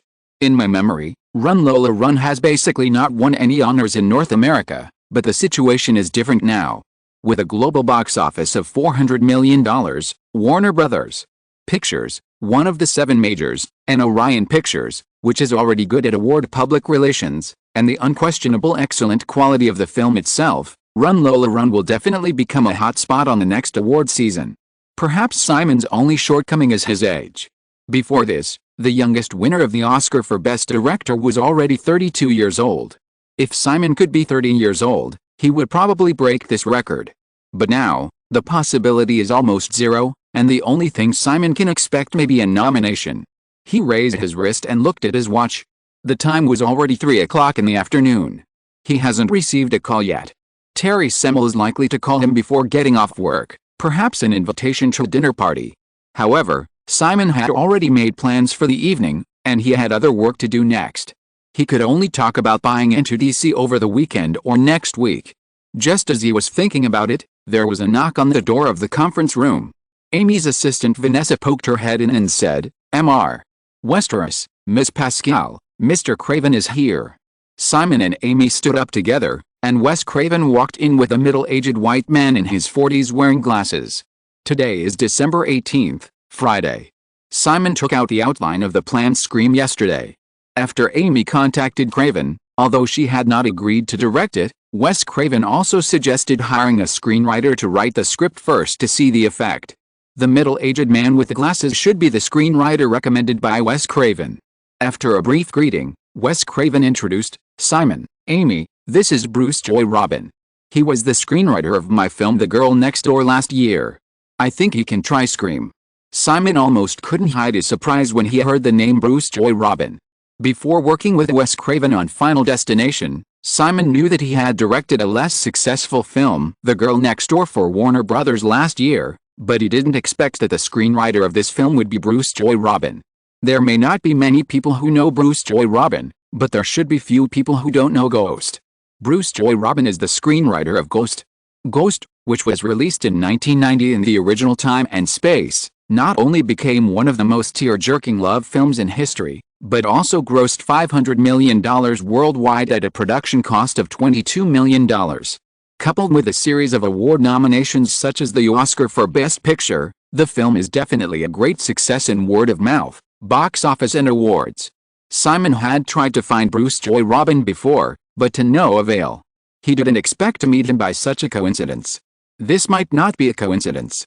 After all, the Hollywood circle is too small. Many people he is interested in may be around him, but he just hasn't noticed them yet. Thinking about whether he should attend more social parties in the future, Simon completely suppressed his surprise after sitting down. He discussed Scream with everyone as usual, and unconsciously led the topic to the direction he wanted. The few of them chatted for a while. Hearing Simon's doubts about his ability, Bruce Joy Robin explained, "Simon, the box office performance of The Girl Next Door is indeed not satisfactory, but the script is adapted from a novel. I think Wes and I have done our best within the creative framework given by the studio." Well, Simon looked at Bruce Joy Robin and said, "Bruce, do you have any other scripts? Creative ones are also fine. Although I have provided the story outline of Scream, I still hope that the screenwriter himself can be creative enough." Bruce Joy Robin nodded and said, "Of course." Simon raised his hand and said, "Tell me about it." Bruce Joy Robin pondered for a moment and said, "I was watching Hamlet's Revenge a few years ago. When I saw the scene where Hamlet's father's soul left his body and told his son to avenge himself, I had an idea. Now the story is well conceived, but I haven't started writing yet. Sam and Molly are a couple who are about to get married. One night, they were robbed on their way back to their home after watching a play. Sam was stabbed to death by the gangster and turned into a ghost who could not communicate with normal people. He floated around Molly, but found that his death was not an accident. In the conference room, after Bruce Joy Robin finished speaking, Simon hadn't spoken yet, but Amy couldn't help but said, "Simon, this is a great idea. We should buy it, right?" Wes Craven also nodded in agreement. "It's really good, but it's a pity that I'm not good at this type, otherwise I would definitely direct it myself." Simon thought for a moment, but said, "Actually, I happen to have a similar idea about ghosts." After saying this, he noticed that Bruce Joy Robin had a nervous look on his face, and Simon smiled and said to him, "It's just that the idea of ghosts is similar to yours, but the story is completely different. Your story tells about love, and the core of my story is family affection. However, I think this story is also very suitable for you to create. So, Bruce, Deanery's Pictures can sign a contract with you for 3 scripts. What do you think? 2 commissioned scripts and 1 original script." Bruce Joy Robin didn't expect that he would get 3 contracts in a short time. He was a little surprised and excited, but he still said cautiously, "Simon, are you sure these 3 scripts can be filmed? Actually, you want to ask if your script can be filmed, right?" Simon smiled and said, "The answer is yes. Of course, you also need a certain amount of patience. Oh, I know this sounds like a cliché that all film company executives will say. If you are worried, you can add some restrictive clauses to the contract. You need to talk to Amy about this." Bruce Joy Robin nodded, but still tried again. "What about the right to authorship? The authorship of Scream belongs to you, and the right to authorship of the Ghost movie belongs to me." "Oh, I mean my Ghost movie, your Ghost movie, the right to authorship is naturally yours," Simon explained, and asked, "Any other questions?" Bruce Joy Robin shook his head. "Well, you can let your agent contact Amy for the specific salary contract. Let's talk about Scream first. In Simon's plan, Scream will be the first movie produced and released independently by Deanery's Pictures during the Halloween schedule next year, so he also attaches great importance to it. The scriptwriting meeting lasted until the end of the working day. During this time, Simon also took the time to answer a call from Warner Brothers Pictures CEO Terry Semel, who invited him to a cocktail party tonight. As they had made arrangements in advance, the two could only reschedule the meeting to tomorrow night. In addition, Terry Semel also reminded Simon mysteriously on the phone that there would be a surprise next Monday. Although the other party did not say it explicitly, Simon naturally knew that next Monday was the day when the American Film and Television Golden Globe Awards would announce the new nominations.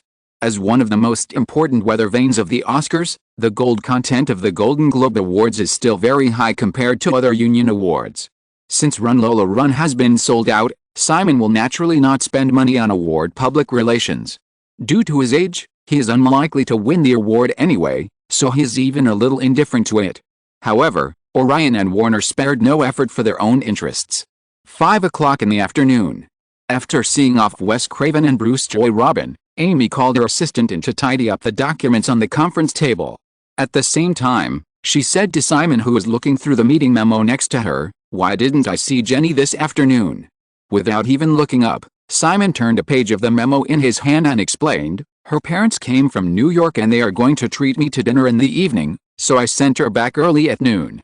Amy remembered the gossip in yesterday's newspaper that Simon Westeros escorted his female assistant home, and the two behaved very intimately, and said with a smile, "Are you here to accuse me so soon?" Simon was puzzled. "Huh?" Amy's tone was teasing. "You kidnapped their daughter." Simon didn't answer directly. Amy didn't joke around anymore and turned to being serious. "Simon, we've already confirmed the distributors for When Harry Met Sally, Pulp Fiction, and Basic Instinct. We plan to distribute Scream ourselves, so there's no problem with that, but what about Dead Poets Society and Steel Magnolias? And all the copyrights you've bought recently? I think we should sign a fixed distribution contract with the Big Seven first, and then invest in specific production, otherwise we'll be very passive in the future." Simon looked up when he heard Amy talking about business, and said, "Signing a distribution contract is not difficult, but we can't get very favorable terms. The distribution of Dead Poets Society and Steel Magnolias will depend on the situation. I still hope that Deanery's Pictures will do it themselves. The production budgets of these 2 films won't be too high, so it doesn't matter if they lose money. Amy nodded helplessly and said, "But we have $100 million now. If you're unwilling to sign a fixed distribution contract with a Big Seven, we can't make too many movies according to your ideas, otherwise we'll just end up with nothing. The big movie companies will definitely be very happy to see us lose all the $100 million. Simon shook his head and said, "I never said that all this money can only be invested in Deaneries Pictures' own films. There are so many projects in Hollywood, we can definitely participate in the investment. You can release the news soon. $100 million can probably be invested in 7 or 8 movies. In addition to Scream, Dead Poets Society and Steel Magnolias, I will select another project for the company soon, and the remaining funds will all be spent. Many film companies should be short of money now." Amy couldn't help but said, "This seems to be more risky." Simon smiled and said, "So, the next step will depend on your negotiation skills. Don't forget, you can get 5% if you make money, but you will get nothing if you lose." Chapter 134, Daimon Sensei. After get off work, Simon went directly to George Norman's home in Bel Air. After revealing his intention to Jennifer on Wednesday, Simon received a call from James Rebold early yesterday morning. The two chatted for more than an hour. During the conversation, James Rebold listed a long list of reasons to persuade Simon to give up the idea of letting him and Norman be responsible for the East and West Coasts respectively, saying that he could do the job himself and was more professional. After careful consideration, Simon agreed. He was still busy with the film on weekdays, so the Rebolds rushed over today, planning to discuss more details with Simon on the weekend, and borrowed Norman's house to invite Simon to dinner. Since he had already agreed to James Rebold, Simon did not go off the track and tell his private lawyer about his original idea. In fact, George Norman is a civil lawyer, and it is indeed not suitable for Simon to manage the assets of Westeros Company. George Norman was also very enthusiastic in the evening because he didn't know that he had missed some opportunities. He also congratulated his brother-in-law for being able to reach a cooperative relationship with Simon. Everyone was very happy.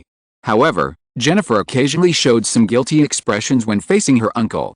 She knew very well that her father had taken away the opportunities that should have belonged to her uncle. It's almost a new year. In recent weeks, Simon has successively paid the personal income tax for 1987 and various taxes of the two companies under his name. Of course, it is mainly the tax of Westeros. After completing the tax settlement, the main assets under the name of Westeros are the stocks of the 26 companies. It is worth mentioning that when Simon applied for Westeros, he confirmed the nature of the company as a limited liability company, LLC. The biggest advantage of LLC-type companies is that they can avoid double taxation. The income of Westeros is equivalent to Simon's personal income. Simon only needs to pay income tax once, and he can enjoy the profits he deserves. Of course, LLC-type companies also have obvious disadvantages, such as being unable to go public. Fortunately, Simon has never thought about listing Westeros. In comparison, in order to consider future listing and financing, Deaneries Pictures is a joint stock company, Corp., and this type of company itself needs to pay taxes on profits and shareholder dividends. As the North American stock market gradually gets rid of the shadow of the stock market crash in October, and the technology stocks caused by the exposure of the Westeros Group are in great demand, the technology stocks held by Westeros have been continuously appreciating during this period. According to the latest statistics made by Simon's private accountant after the stock market closed today, the total value of the technology stocks held by Westeros has exceeded $1.67 billion. Compared with the initial investment of $1.1 billion in principal by Simon, the cumulative appreciation rate has reached 51%. The appreciation of this batch of stocks is equivalent to making up for all the huge taxes paid by Simon. On the other hand, Westeros's 4.9% stake in 26 technology companies can basically squeeze into the ranks of major shareholders of these companies, but it is not so easy to obtain a seat on the board of directors and share the power of a company. However, these companies have benefited from the influence of the Westeros Group in recent months, and their stock prices have soared. Obviously, they cannot hope that their own stocks will be sold off. Simon is still very likely to get seats on the board of directors of these companies. After weekend negotiations, James Rebold, who was authorized by Simon, formally sent applications to all technology companies held by Westeros to join the board of directors. The media that learned the news also quickly paid attention to this matter. A new week. The most watched thing in Hollywood is undoubtedly the announcement of the nominations for the new Golden Globe Awards. At 9 o'clock on Monday morning, the Hollywood Foreign Press Association announced a series of nominations for the 45th American Film and Television Golden Globe Awards in the form of a press conference in the banquet hall of the Sunset Tower Hotel in Beverly Hills. Since the operability of the Golden Globe Awards is far greater than that of the Oscars with a large number of judges, it is no surprise that Lola Run has become a hot favorite for this year's Golden Globe Awards with 5 nominations for Best Picture, Best Director, Best Actress, Best Screenplay and Best Original Score. Simon also knows that unless the Hollywood Foreign Press Association completely abandons its moral integrity, his nomination for Best Director will definitely only be a nomination. As for the Best Drama Film, the winner should be Bertolucci's The Last Emperor. Simon didn't think Lola Run could win over this long-established European film master. Of course, it was something worth celebrating after all. Simon kept answering congratulatory calls from all sides throughout the morning. This continued until noon. In a restaurant in downtown Santa Monica, as the host, Simon arrived 10 minutes early, and Bill Gates soon arrived. Obviously, he had done some homework. After meeting, Gates politely congratulated Lola Run on its Golden Globe nomination. The two sat down at the dining table, each of them looking at each other calmly. Bill Gates is only 32 years old this year. He wears a pair of black-framed glasses with large lenses. He looks younger, even a bit like a middle school student, and he is the type of nerd who is often bullied by school bullies. Just by looking at his face, Simon understands why Damon is often bullied by Jobs, who is the same age, in many biographical films and TV series. However, after he spoke, Gates didn't look like a fool at all. After ordering and waiting for the waiter to leave, Gates said bluntly, "Simon, I hope you can explain why you are interested in Microsoft stock." Simon ignored Gates' questioning attitude and said in a relaxed tone, "Bill, I should say that I am very interested in the entire electronic information industry, and Microsoft is just one of them." If that's all, Gates took out a page of facts from his briefcase and handed it over, saying, "I'm afraid I can't agree to the request of the Westeros representative to join the Microsoft Board of Directors. In fact, I don't really want to join the Microsoft Board of Directors. I'm very busy. However, since I have invested so much money, in order to get more returns, I still hope to provide some personal advice to the development of these companies." Simon picked up the facts page, glanced at it, put it down, sat up straight and stared at Gates opposite him, and said, "Bill, you own nearly 45% of the shares of this company. Are you still worried that I will compete with you for control?" "Okay, let's be honest," Gates said in a relaxed tone. "Simon, if Microsoft refuses Westeros' request to join the company's board of directors, will you sell the stock?" "I have already answered you. My main purpose is investment. If I can make more money by continuing to hold Microsoft shares, I will definitely not sell them. As for the Microsoft board of directors, if I feel it is necessary to join, I may continue to buy shares and increase my shareholding to 10%, or even more, until you agree. What if I insist on refusing? Except you and Paul Allen, Microsoft's outstanding shares should be 30%, Simon said with a smile. Maybe I can buy out all of Microsoft's outstanding shares. At that time, you, me, and Paul Allen, the three of us can discuss the future of the company together."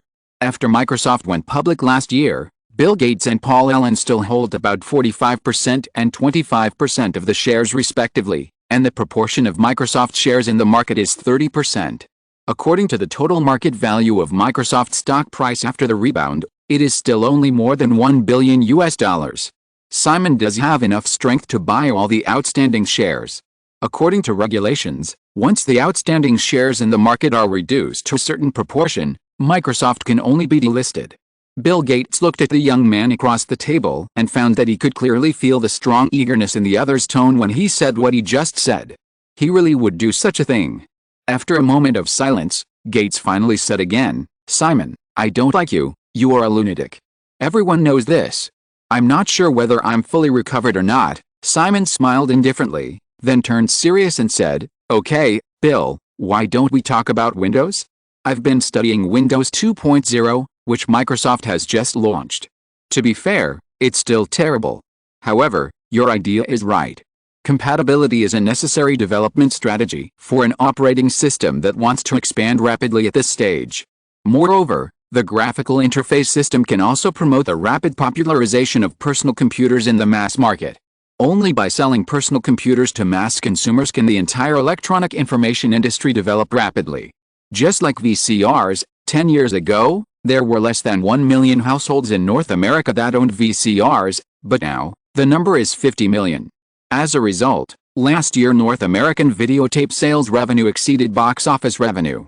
In my opinion, the market capacity of personal computers is far greater than that of VCRs, and due to standardization requirements, it will be difficult for there to be too many types of operating systems in this market in the future. In this regard, Microsoft does not have an advantage because you do not produce hardware, and companies like IBM can easily get rid of Microsoft. Therefore, while maintaining compatibility, Microsoft must also develop certain advantages that are unique to it. Simon stopped talking here.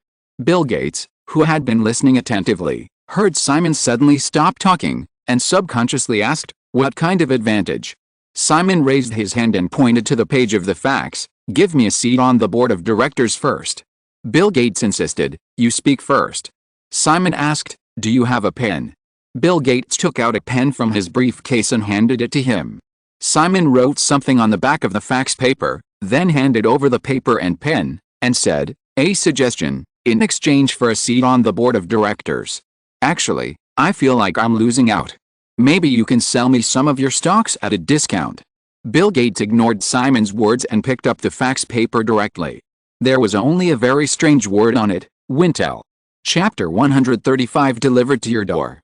Looking at the words on the fax paper, Bill Gates thought for a moment and said, "Wintel, Simon, do you mean Microsoft and Intel?" Simon nodded and said, "Yes." Bill Gates immediately showed an indifferent expression and said, "Simon, Microsoft and Intel have been very good partners since 1981. You don't need to remind me of this. Of course I know. But, just like IBM forced Intel to license the x86 architecture patent to other manufacturers. Next, if IBM also feels that Microsoft threatens its own initiative and introduces other operating systems to divert Microsoft's market share, what are you going to do then?" In the late 1970s, Intel launched the powerful x86 architecture processor. In order to prevent Intel from dominating the market, IBM forced Intel to license the x86 patent to more than a dozen companies. As a result, although Intel has been able to produce the best processors in recent years, its market share in the processor chip field has not had much advantage. Thinking of IBM, a behemoth with a market value of more than $70 billion after the stock market crash, Gates was silent for a while. Even if Microsoft and Intel are added together, their current market value is less than $5 billion. If IBM really takes measures to restrict Microsoft, he will not be able to fight back against IBM. Seeing Gates silent, Simon continued, "So, it is definitely not enough to just be a simple partner. Microsoft and Intel must be closely integrated into a technology alliance that advances and retreats together, so that if users choose one of them, they must also choose the other. Graphical interface operating systems are destined to be the future development trend of PCs, and Microsoft has already taken a certain advantage. After all, the core patents of x86 are still in the hands of Intel. Compared with other chip manufacturers, it also has many advantages. If the two of you join forces, in a few years, you should be able to compete even with IBM." Bill Gates said, "This may be a good idea, but Intel may not be willing to tie itself to Microsoft."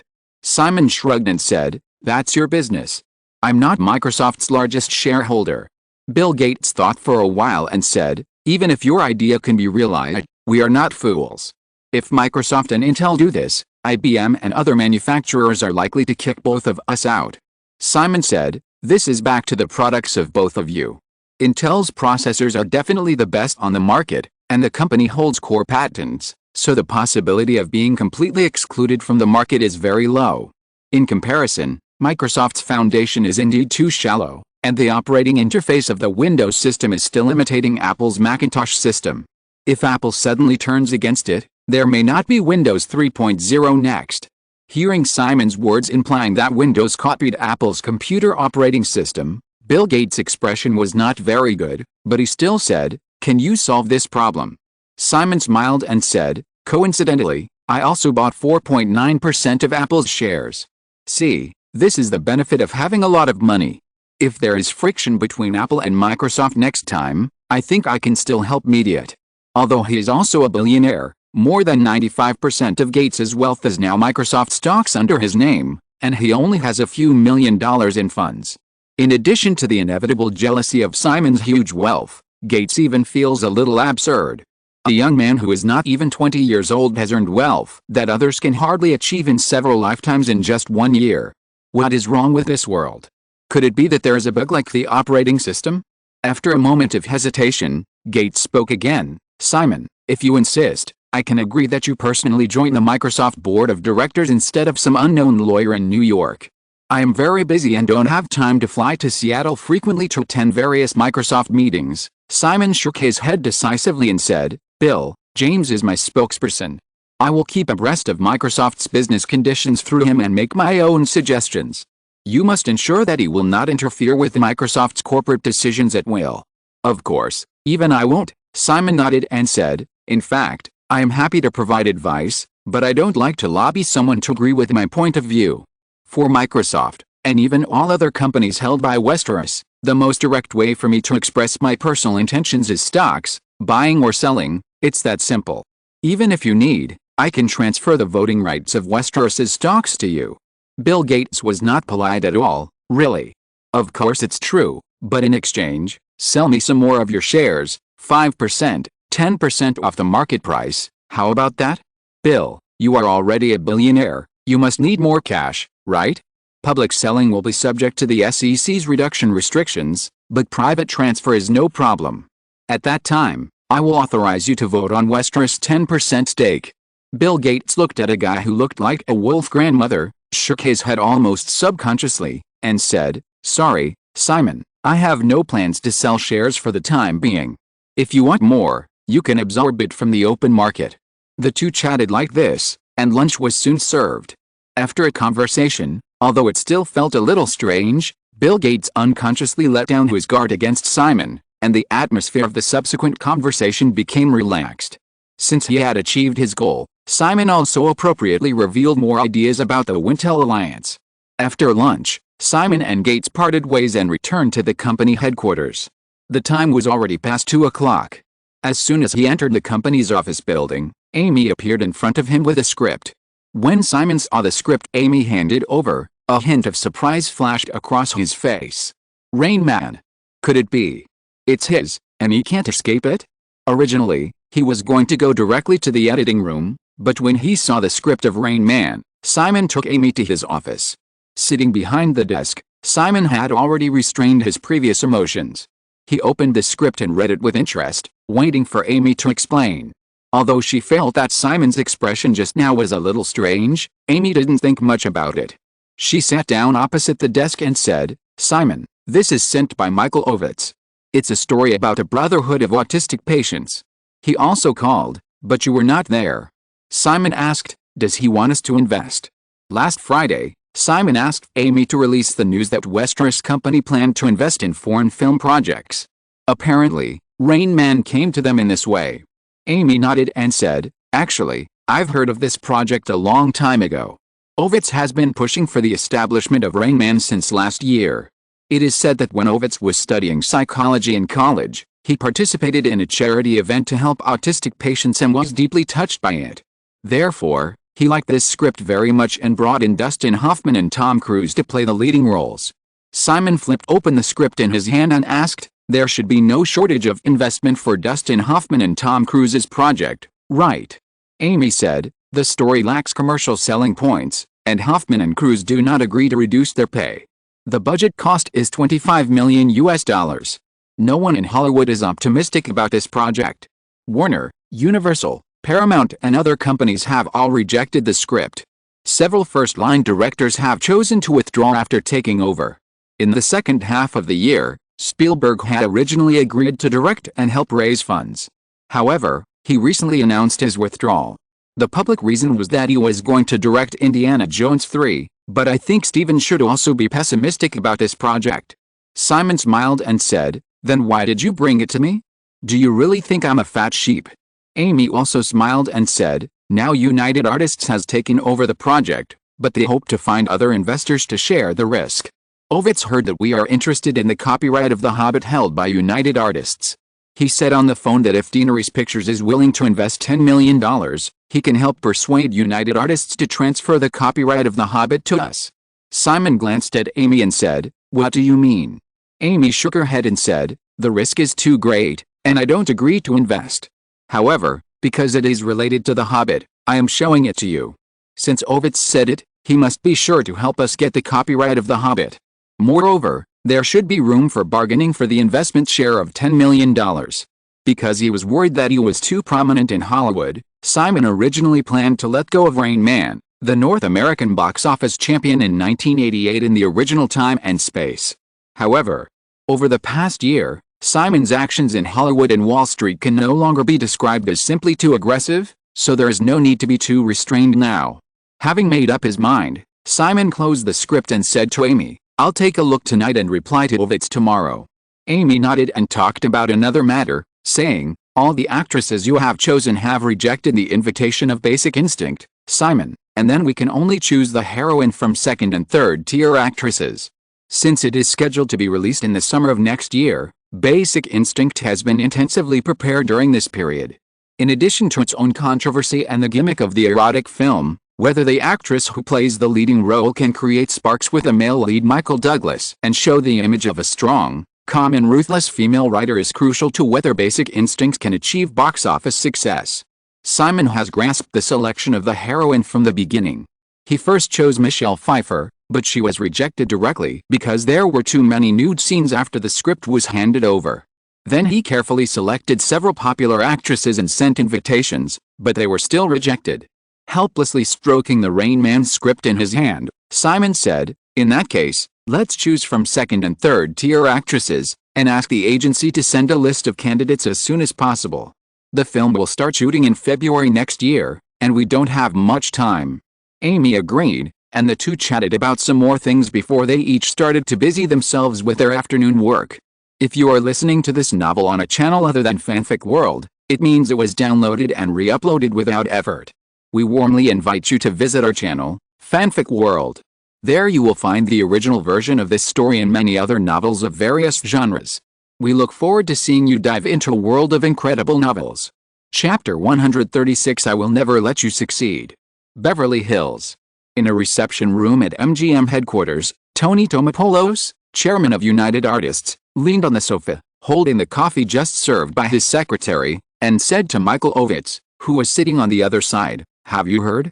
That guy tried to see if Semmel could sell DC to him at a party hosted by Warner Brothers last night. Pascal seemed to be negotiating with Columbia for the copyright of a TV series on his behalf. Columbia offered $10 million, but it didn't scare him off. Tisk tisk. Young people nowadays are planning to buy the whole world after just making some money." Michael Ovitz listened to the obviously unbalanced tone of Tomopoulos, who is already over 60 years old.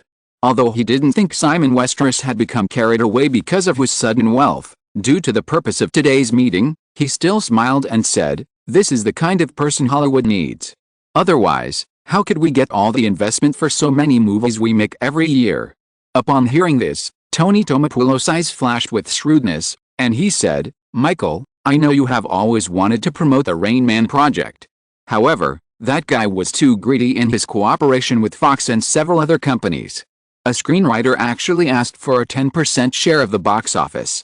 This has never happened in the history of Hollywood. As for this cooperation, even if Rain Man continues to be delayed, it is in the interests of United Artists, and I will definitely not back down." Michael Ovitz nodded and said, "I understand, Tony. In fact, I have always been a strong advocate of sharing benefits equally. Only when everyone makes money together can the business last long." As the two were chatting, Tomopoulos' secretary walked in with Amy Pascal. After the greeting, the three of them sat down on the sofa. Michael Ovitz smiled and asked Amy, "How is the talk with Robin?" Amy Pascal had just met with Hollywood actor Robin Williams because of the Dead Poets Society before she came to the MGM headquarters. Although Robin Williams was a client of CAA, he was still a second-tier client at the time and Ovitz was not in charge of him personally. However, Amy was not surprised by Ovitz's sudden question. This CAA boss who likes to control everything is like a spider, always making people feel that he knows everything about Hollywood. Robin is very interested in the script of Dead Poets Society, and we plan to sign the contract tomorrow. Michael Ovitz was a little surprised. So urgent. Amy said, Simon hopes that this matter will be finalized before the end of the year, and he can start preparations after he comes back. Tony Tomopoulos had no idea what Amy and Ovitz were talking about, and said, Is Westeros not in Los Angeles? Amy turned to Tomopoulos and said, Simon went to New York. Tomorrow night is Christmas Eve, and his girlfriend is there. The secretary brought Amy coffee at this time. Tony Tomopoulos waited for a moment and said, In this case, Amy, tell me about your development plan for The Hobbit first. This is a very classic novel, and United Artists will not give it to others rashly. Tony, Deanery's Pictures did not start the plan for The Hobbit immediately. We hope to get the copyright first, and use 2 to 3 years to design and perfect the special effects technology required for this fantasy epic, and then start production. Tomopoulos shook his head and said, 3 years is too long, and this speech sounds like an excuse to get the copyright. Amy retorted, Tony, if I say that Deanery's Pictures will start production immediately, that would be a real excuse. A fantasy novel like The Hobbit, which involves dragons, elves, dwarves and other elements, will only fail if it is forced to start without enough time for careful preparation.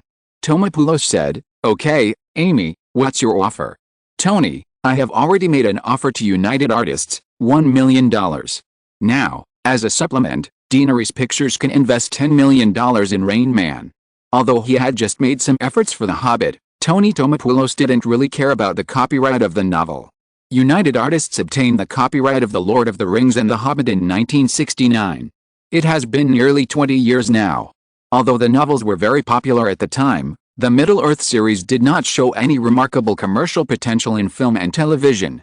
Otherwise, United Artists would not have transferred the copyright of The Lord of the Rings to Saul Zaentz in 1976. At this time, hearing Amy readily agreed to invest $10 million in Rain Man, and thinking of the rich wealth of a certain little guy, Tomopoulos quickly shook his head and said, No, that's not enough, Amy, if you want to get The Hobbit, you need to invest at least $15 million. Hearing this, Amy turned to Ovitz in confusion, Michael, you didn't tell me this on the phone. Michael Ovitz was also a little surprised by Tomopoulos' sudden change of mind, and couldn't help frowning and said, Tony, you can't do this, this will only make Rain Man stranded again. Tony Tomopoulos just looked at Amy and said, Since Westeros offered $10 million for a TV series that is no longer worth much from Columbia Pictures, a movie starring 2 superstars Dustin Hoffman and Tom Cruise, he shouldn't mind paying an extra $5 million, not to mention that he can get the copyright of The Hobbit. Amy looked a little annoyed and retorted, Tony, we didn't offer $10 million for a TV series. Tony Tomopoulos thought for a moment, sat up straight and said, Amy, I think it's better for Westeros to come and talk to me about this matter in person. Amy shook her head and said, I've just explained it, Tony, Simon is in New York. Tony Tomopoulos smiled and said, It's not 200 years ago now, so just make a phone call. Amy picked up the shoulder bag that had just been placed next to her and said, If you insist, Tony, I'll go back and discuss it with Simon. No, I mean now, Tony Tomopoulos didn't want to give Simon and Amy too much preparation time, and insisted, We can hold a temporary conference call. Amy looked at her watch and said, It's already 5 o'clock in the afternoon in New York, and now is Simon's private time. Amy, I hope this matter can be resolved today, so call him. Or, you can tell him tomorrow during Westeros working hours that the matter is over. Amy looked at Tony Tomopoulos, hesitated for a moment, and dialed a number through the landline on the coffee table. In hands-free mode, Simon's voice soon sounded from the speaker, Hello. Simon, it's me. Amy looked up at Tomopoulos and said, I'm at MGM headquarters. Mr. Tomopoulos wants to talk to you in person. Tomopoulos.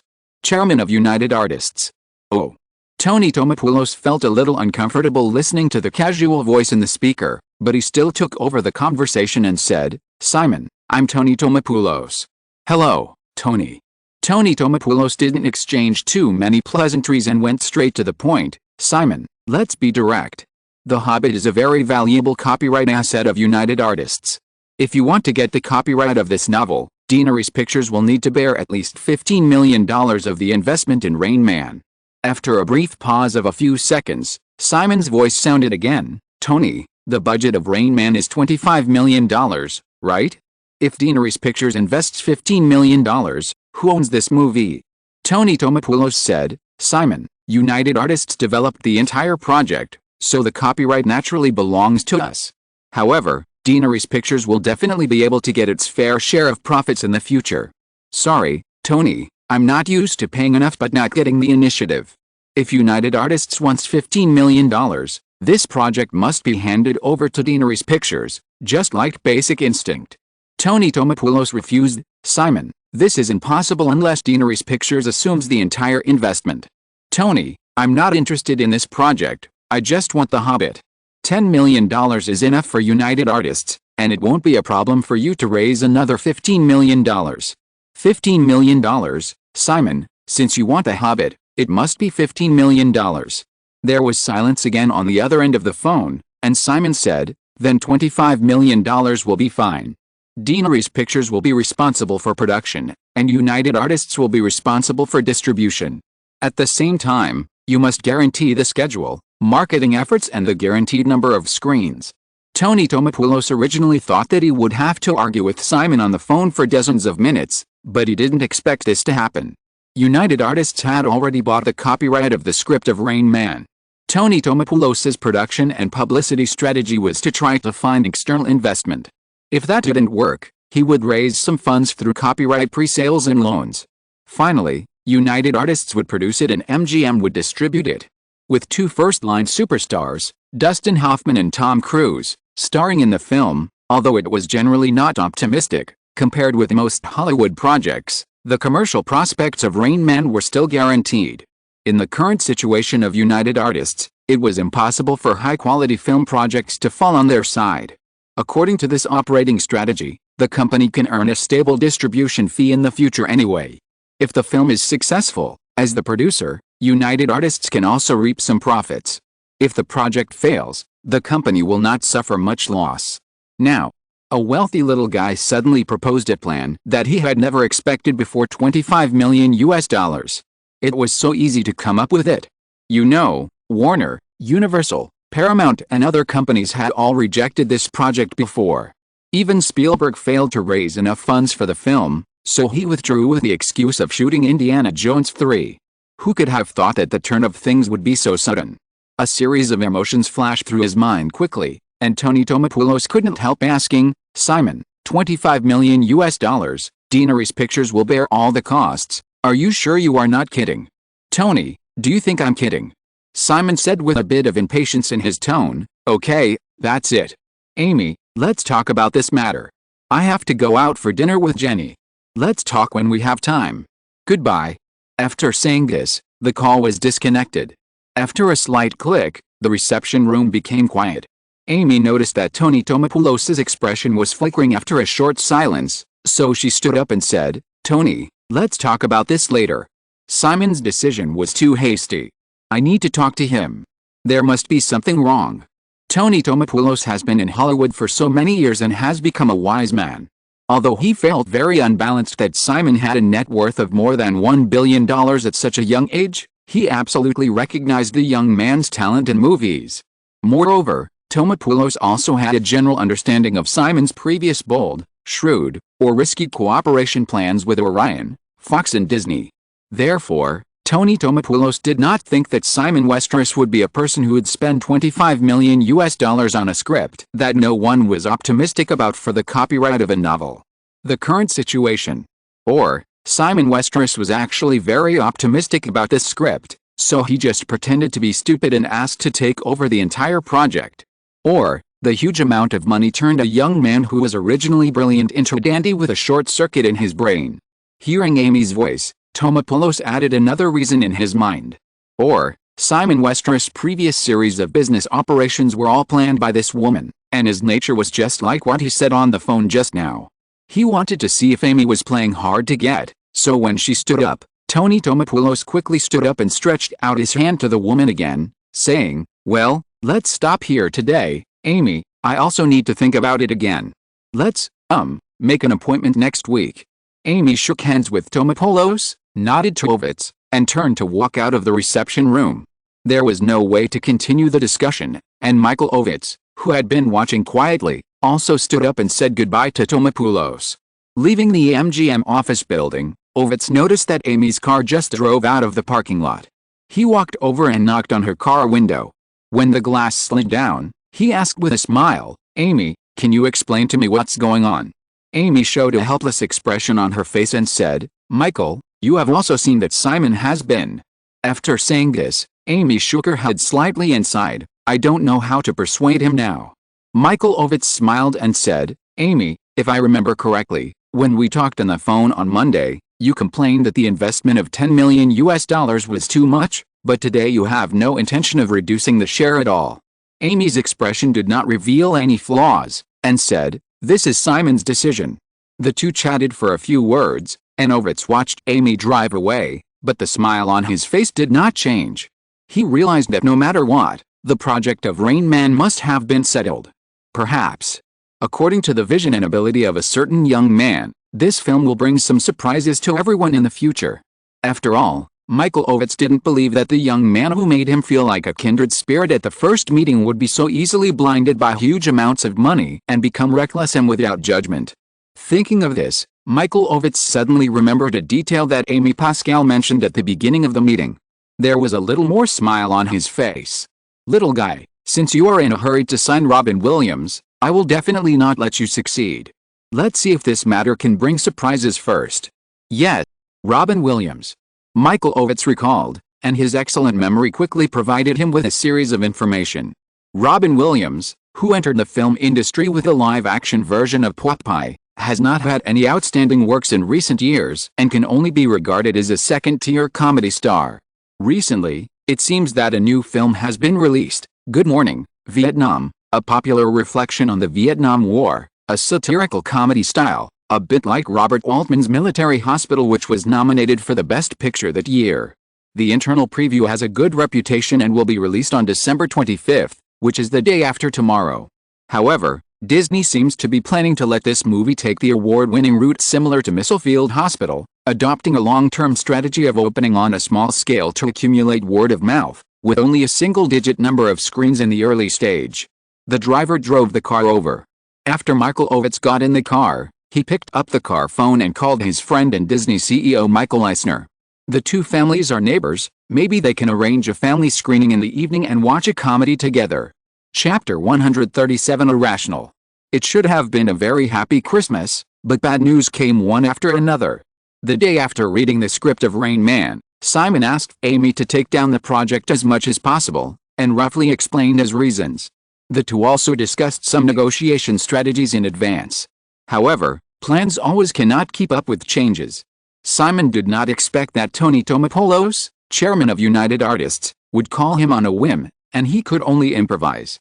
Tony Tomopoulos, who can be in a high position in Hollywood, is naturally not a fool. After the meeting, Amy called the next day, but Tomopoulos postponed the negotiation to after Christmas on the grounds of the holiday, and also required Simon to come in person. The matter was shelved. Then, before the release of Robin Williams' famous work Good Morning, Vietnam, Amy had already negotiated a contract for Dead Poets Society with the other party for a salary of $2 million. The average box office of Robin Williams' previous 3 films was less than $15 million, and Deaneries Pictures' offer of $2 million was already very generous. Such a salary for the male lead can also keep the production cost of Dead Poets Society within $10 million. As a result, this matter also changed. The two parties agreed to sign the contract on the morning of December 24th. When it came to the time, CAA suddenly changed its mind and said that Robin Williams needed to consider it again. It was agreed to give Deaneries Pictures a reply after the new year. It is not difficult to imagine that once Good Morning Vietnam is a big hit at the box office, Robin Williams will immediately become a first-line star. At that time, it would be impossible to sign the other party without $5 or $6 million. If Deaneries Pictures insists on using Robin Williams, the overall production budget of Dead Poets Society will also rise, even exceeding $15 million.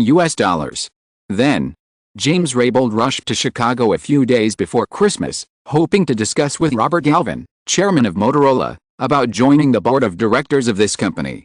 Among the 26 companies held by Westeros, Motorola has the highest market value. When Simon bought a bottom in the stock market crash, Motorola's stock price had plummeted 40% from its peak, but its market value was still over $5 billion. Therefore, the 4.9% Motorola shares that Westeros absorbed consumed Simon's funds of about $250 million. At the close of the day before Christmas, Motorola's stock price had risen from $53, the lowest point of the stock market crash, to $75.50. Although it has not yet reached the highest record of $87 before the stock market crash, it is already very difficult for a veteran communications and electronics giant with a large market value. As the company with the largest investment scale of Westeros, Motorola's stock price can rise to the current high level, and the Westeros Group obviously played an important role in it. Moreover, after more than half a century of development, Motorola has become a public holding company with a very dispersed equity. With a 4.9% stake, Westeros has become the fifth largest shareholder of the company and is fully qualified to request to join the Motorola board of directors. During this period, the 26 companies in which Westeros holds shares were basically in a wait-and-see state after receiving invitations to board seats. Now, if Motorola, a veteran communications and electronics giant, can absorb Westeros representatives to join the board, the resistance of other companies will definitely be reduced a lot. However, James Raybould rushed to Chicago and waited for 3 full days in Schaumburg, a town in the suburbs of Chicago where Motorola's headquarters is located. In the end, he was turned away. The meeting had been scheduled, but after being left out for 3 days, an employee of Motorola suddenly informed James that Chairman Robert Galvin had taken his family to Florida for vacation, so James had to return empty-handed. That's not all. On Christmas Day, Motorola publicly gave Simon a Christmas gift. Robert Galvin, chairman of Motorola and son of Paul Galvin, the company's founder, issued a statement through the New York Times, stating in a tough manner that Motorola is an industrial company with a sense of social responsibility and insists on making excellent products, and the company's board of directors will never welcome a speculator to join. After 2 months of waiting, the Federal Investigation Agency still did not launch any investigation or accusation against Westeros for the huge profits it made in the stock market crash, and the media had already begun to die down.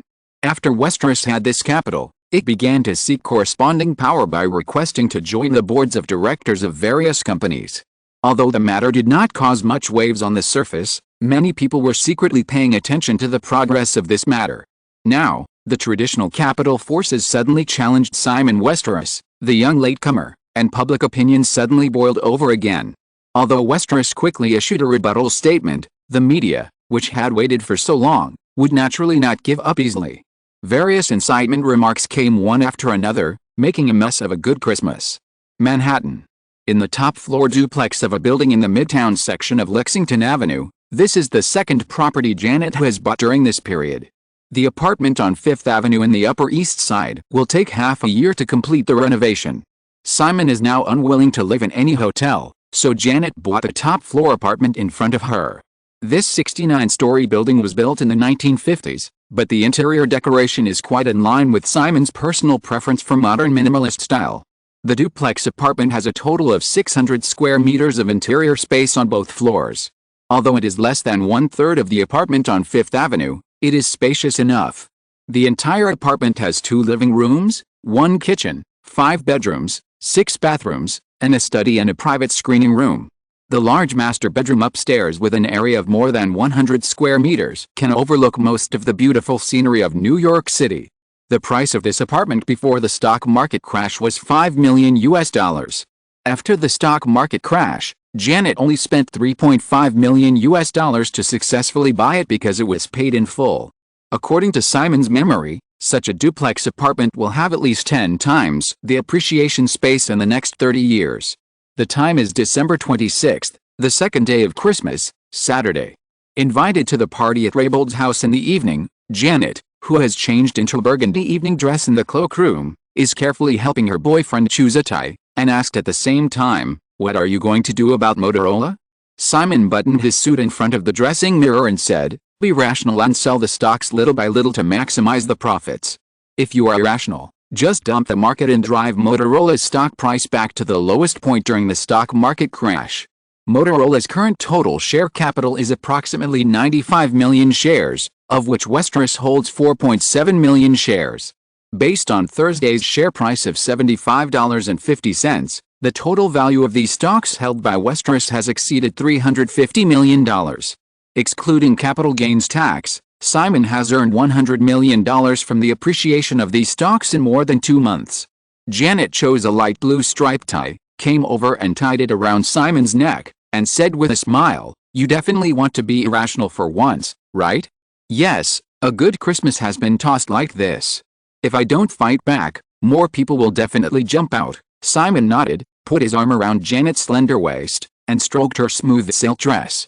He said, "If you have to endure, weigh, compromise and haggle all the time just to make more money, what's the point of life? I plan to enjoy wealth, not become a slave to money." Janet's eyes sparkled, and she came over and pecked the man on the lips, and continued to tie her tie, saying, "What are you going to do after cashing out this money?" "There are a lot of things: increase stock holdings, find a way to buy 2 comic companies, and in Hollywood, I plan to invest in some technology companies that can promote the development of 3D animation and CG special effects, and set up my own special effects studio," Simon said, and smiled at the woman in front of him, saying, "Of course, there are also our things, the island in Australia, and the buildings in Manhattan. By the way, you can also buy more apartments in Manhattan. I like the feeling of owning many houses, and it doesn't necessarily have to be the top floor. In short, the money can definitely be spent." Janet listened to Simon casually mentioning some plans that he would never easily mention to others, and said with a smile on her face, "If you want, it's no problem to buy 100 houses, but you definitely don't like renting them out, right? A house will rot if no one lives in it for a long time, even if the cleaners clean it regularly. I remember when I was a child, my family bought a manor on the outskirts of London. The castle in it was very beautiful. It's just that the UK is too far away from Australia, and my family doesn't go there often. Later, the castle became like a haunted house and was completely abandoned. Of course I don't want to rent it out, but I can definitely find someone to live in it." "Huh? Pick some beautiful vases. You know, I'm not averse to the opposite sex." Janet immediately rolled her eyes at him and teased, "For example, your ponytail assistant. Jenny is not a vase." Hum. Janet dragged her voice, stepped back and looked at the tie-tie, nodded with satisfaction, and went to the shoe cabinet to pick shoes, saying, "Warning you, little bastard, my father is very face-conscious and likes hunting. You'd better be careful when you fool around outside, don't always get caught by the paparazzi." Simon sat down on the chair next to him, waiting for Janet to help him choose shoes, and smiled and said, "I'm just picking some vases, I'm not planning to do anything." "I don't believe you," Janet said, and walked over after choosing a pair of leather shoes, saying, "Try them on, it's getting late. Let's turn to Madison Avenue to take a look at those buildings. There is no suitable land next to Fifth Avenue. Only that place is the most feasible. As long as we can buy all the 6 low-rise and old apartment buildings between 59th Street and 60th Street east of Madison Avenue, we will have the site to build the Westeros building. I have had someone do an assessment. If we want to take over all the 6 buildings including the land, we may have to invest $100 to $200 million US, including the replacement of property rights. I have asked Iceberg to help us register a shell company in Australia to acquire these land and properties. You just need to pay the money." Simon nodded, wearing leather shoes, and asked curiously, "You seem to mention Iceberg often." "A man." Janet rolled her eyes, "A woman." "Oh, but the surname Iceberg is really rare." Janet picked a pair of high heels for herself, sat down on the chair, and said, "What surname?" "Iceberg is Iceberg. Because the whole person is always cold, so he is called Iceberg." Simon immediately became interested and said, "Ice Beauty, I like this type the most. Is she beautiful?" Janet glanced at Simon, "More beautiful than me."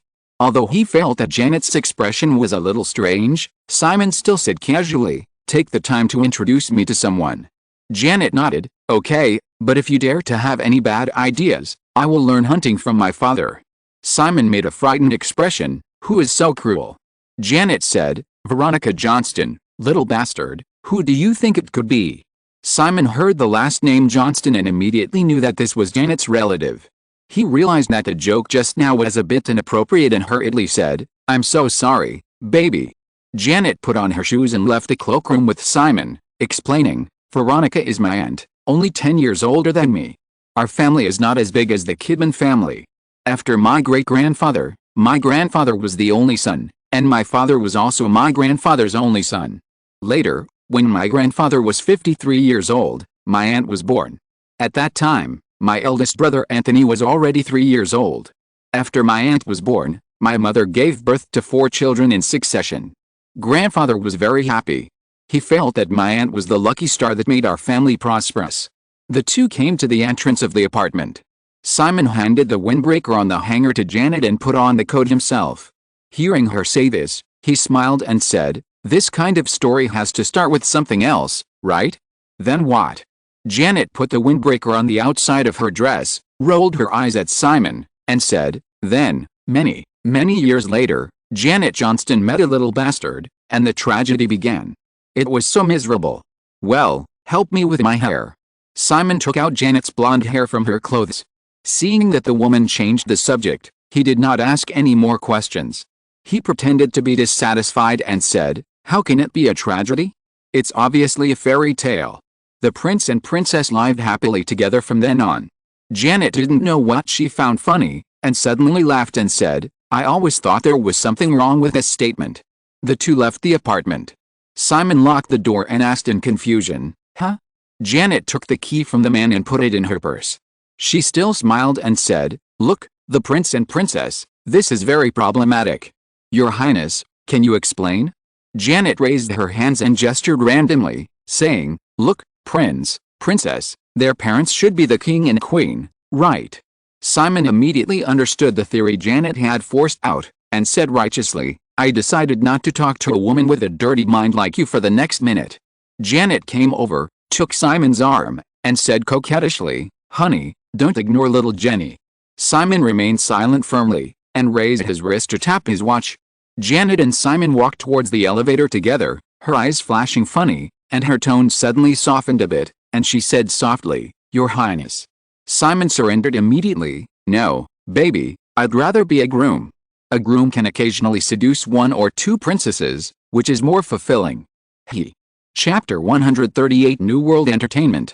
On 79th Street in the Upper East Side, in a red brick apartment next to 3rd Avenue. The party was not large, and basically all the close friends of the Raybould family, men and women, big and small, totaling more than 20 people. After the greetings and introductions, James Raybould sat down in the living room next to the living room, and then talked about something that Simon was very concerned about recently. "I have collected a document about New World Entertainment, Simon. If you need it, you can take it back when you leave." Before the stock market crash, the company's business was still good. Although the film department is not outstanding, the TV and comics departments are profitable. The Third Man, which ranks 3rd in the ratings of NBC's fall season this year, is produced by New World Entertainment. New World Entertainment was reorganized from New World Pictures last year.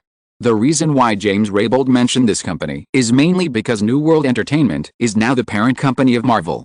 This company bought Marvel Entertainment from a bankrupt liquidation company in November last year.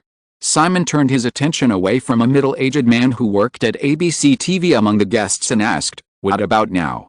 James Raybould said, "After the stock market crash, New World Entertainment's current stock price has plummeted 51% from its peak, leaving less than $190 million. However, the company's debt exceeds $220 million, and its main creditor is General Electric." Simon knew what would happen to New World Entertainment after hearing this, without Raybould's further explanation. Film and television production companies are highly dependent on external funds. New World Entertainment's operating conditions before the stock market crash might have been good. But now, the stock price has plummeted to the point where its assets are not enough to cover its liabilities, and financial institutions will definitely not provide any more funds to the company. With a lack of funds, it is difficult to start projects, and naturally there is no profit to speak of. What follows is a vicious cycle leading to bankruptcy. However, Simon was a little curious, how can New World Entertainment be related to General Electric? James Raybould explained, General Electric acquired NBC TV last year. Due to several laws enacted by the Federal Communications Commission, FCC, in the mid-1970s that restricted TV networks from producing TV programs themselves, General Electric supported New World Entertainment as its own TV program supplier. Simon did not expect that New World Entertainment would have such a big backer as General Electric behind it. He was originally only interested in Marvel and New World Entertainment. However, after sorting out the information mentioned by James Raybould in his mind, he soon had another idea. New World Entertainment's film business is tepid, but the TV and comics departments are profitable.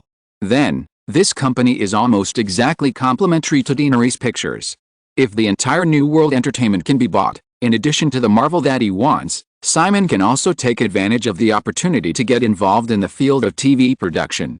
In addition, Deanery's Pictures can also get rid of the current small workshop status. However, the risks of doing so are also obvious. The current market value of New World Entertainment is $190 million. If it is fully acquired, it will definitely need to pay a certain premium. In addition, he would definitely have to shoulder the debt of more than $220 million in the future. Moreover, it was easy to buy the company, as he only needed to pay the money, but when it came to operation, Simon himself had no experience, and he was not sure if Amy was competent. Thinking of this, Simon glanced towards the living room again, and was about to look away to continue chatting with James Raybould, when he saw the middle-aged man named Robert Egger, whom he had been paying attention to, walking over with two girls aged 11 or 12. Coming up to the two of them, Robert Egger took the initiative to introduce, "Simon, these are my daughters, Kate and Amanda. They are your fans." As soon as Robert Egger finished speaking, the slightly shorter Amanda came over very familiarly and said, "Simon, you play the guitar really well. Can you teach us?" "Well, just Flight of the Bumblebee will do." Simon smiled and said, "There's no trick to this song. Just practice more." But Amanda shook her head, "No way. Kate and I have been learning for half a year, but we still can't play as well as you." Simon said patiently, "Oh, it's a pity that we don't have a guitar now. Otherwise, you can play it and I'll see what the problem is." The two girls immediately showed disappointed expressions. Because it was a family party, the conversation was interrupted, but James Raybould didn't mind. He said, "Jenny has one, you can ask her to get it. I happened to see the video on Good Morning America that day, and to be honest, I'm looking forward to hearing Simon play the guitar again." Hearing this, the two little girls turned around and ran to find Jennifer. Simon invited Robert Iger to sit down. Looking at the middle-aged man who had brought Disney to the peak again after Michael Eisner in the original Time and Space, he said, "Speaking of which, Bob, I've always been curious, how did you find that videotape?" Robert Iger looked at the young man opposite the sofa, was stunned for a moment, and said, "Don't you know?" Simon was a little confused. "What do I know?" Robert Iger looked at James Raybould again. "Jim, you don't know either." James Raybould was even more confused. "Does this matter have anything to do with me?" Robert Iger suddenly smiled and said, "In that case, I'd better not say anything more." Simon and James looked at each other, and quickly realized Robert Iger's hint, and said in unison, "Jenny." Robert Iger shrugged and smiled. "I didn't say anything." Jennifer Raybould quickly brought the two little girls downstairs, and Amanda was holding a folk guitar in her hand. Everyone who attended the party today had basically heard about Simon playing the song Flight of the Bumblebee.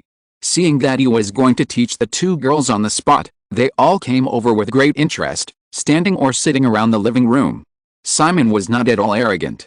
He let the two girls play once, followed by some instructions, and under the encouragement of everyone, he played a few songs himself. After taking the guitar downstairs, Jennifer felt a teasing in the eyes of her father, Simon and Bob. She realized that the little secret she wanted to keep for herself could not be hidden.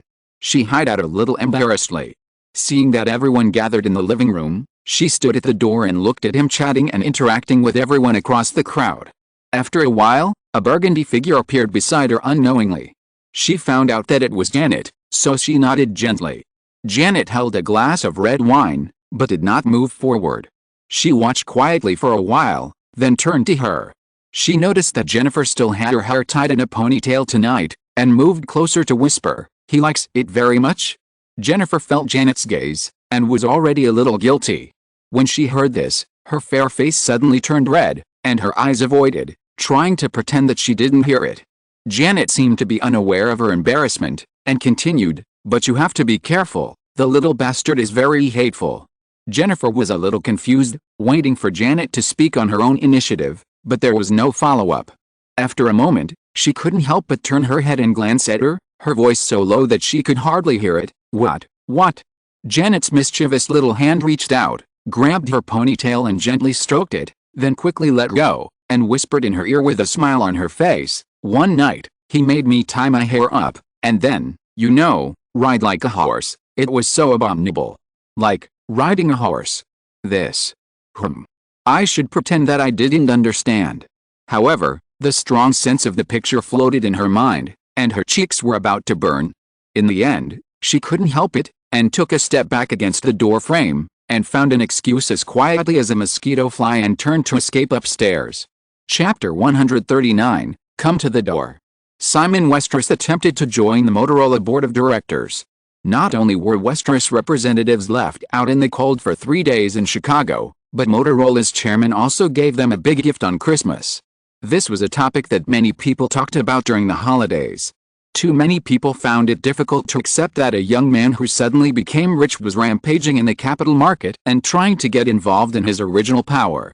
Faced with Westeros' silence during Christmas, Wall Street, North American media, and technology companies held by Westeros were all speculating on how Simon Westeros would react next. December 28, Monday. After the holidays, the workday returned, and Westeros' response was also simple and crude. Early in the morning, Westeros' tit-for-tat statement appeared on the same page as Motorola chairman Robert Galvin's statement last week in the New York Times. Westeros regrets the stock market crash in October, but the company has obtained its due profits in accordance with business rules and has never used any illegal means to manipulate the market. In addition, after the stock market crash, Westeros invested huge amounts of money in buying operations, which supported the entire technology sector, and a large number of new technology companies benefited from it. Therefore, we cannot accept the accusations of Robert Galvin, chairman of Motorola. Westeros's attempt to join the board of directors of holding companies is to protect the interests of its own major shareholders while also providing appropriate support and advice for the development of these companies. In order to show that Westeros does not have any speculative intentions, we will continue to absorb shares of 25 other companies besides Motorola, and increase our shareholding to more than 5% to accept public supervision. Westeros publicly promises that for companies that accept us to join the board of directors, Westeros will not conduct any reduction operations in the next 3 years. For companies that do not accept us to join the board of directors, Westeros will also hold shares for at least 1 year except Motorola. Finally, in response to Motorola's malicious neglect of shareholder representatives and inappropriate remarks, Westeros will reduce its holdings of all Motorola shares. After Westeros' statement was released, the media and Wall Street quickly interpreted the core content. Simon Westeros will reduce his holdings of Motorola shares worth hundreds of millions of dollars, while continuing to absorb other technology stocks.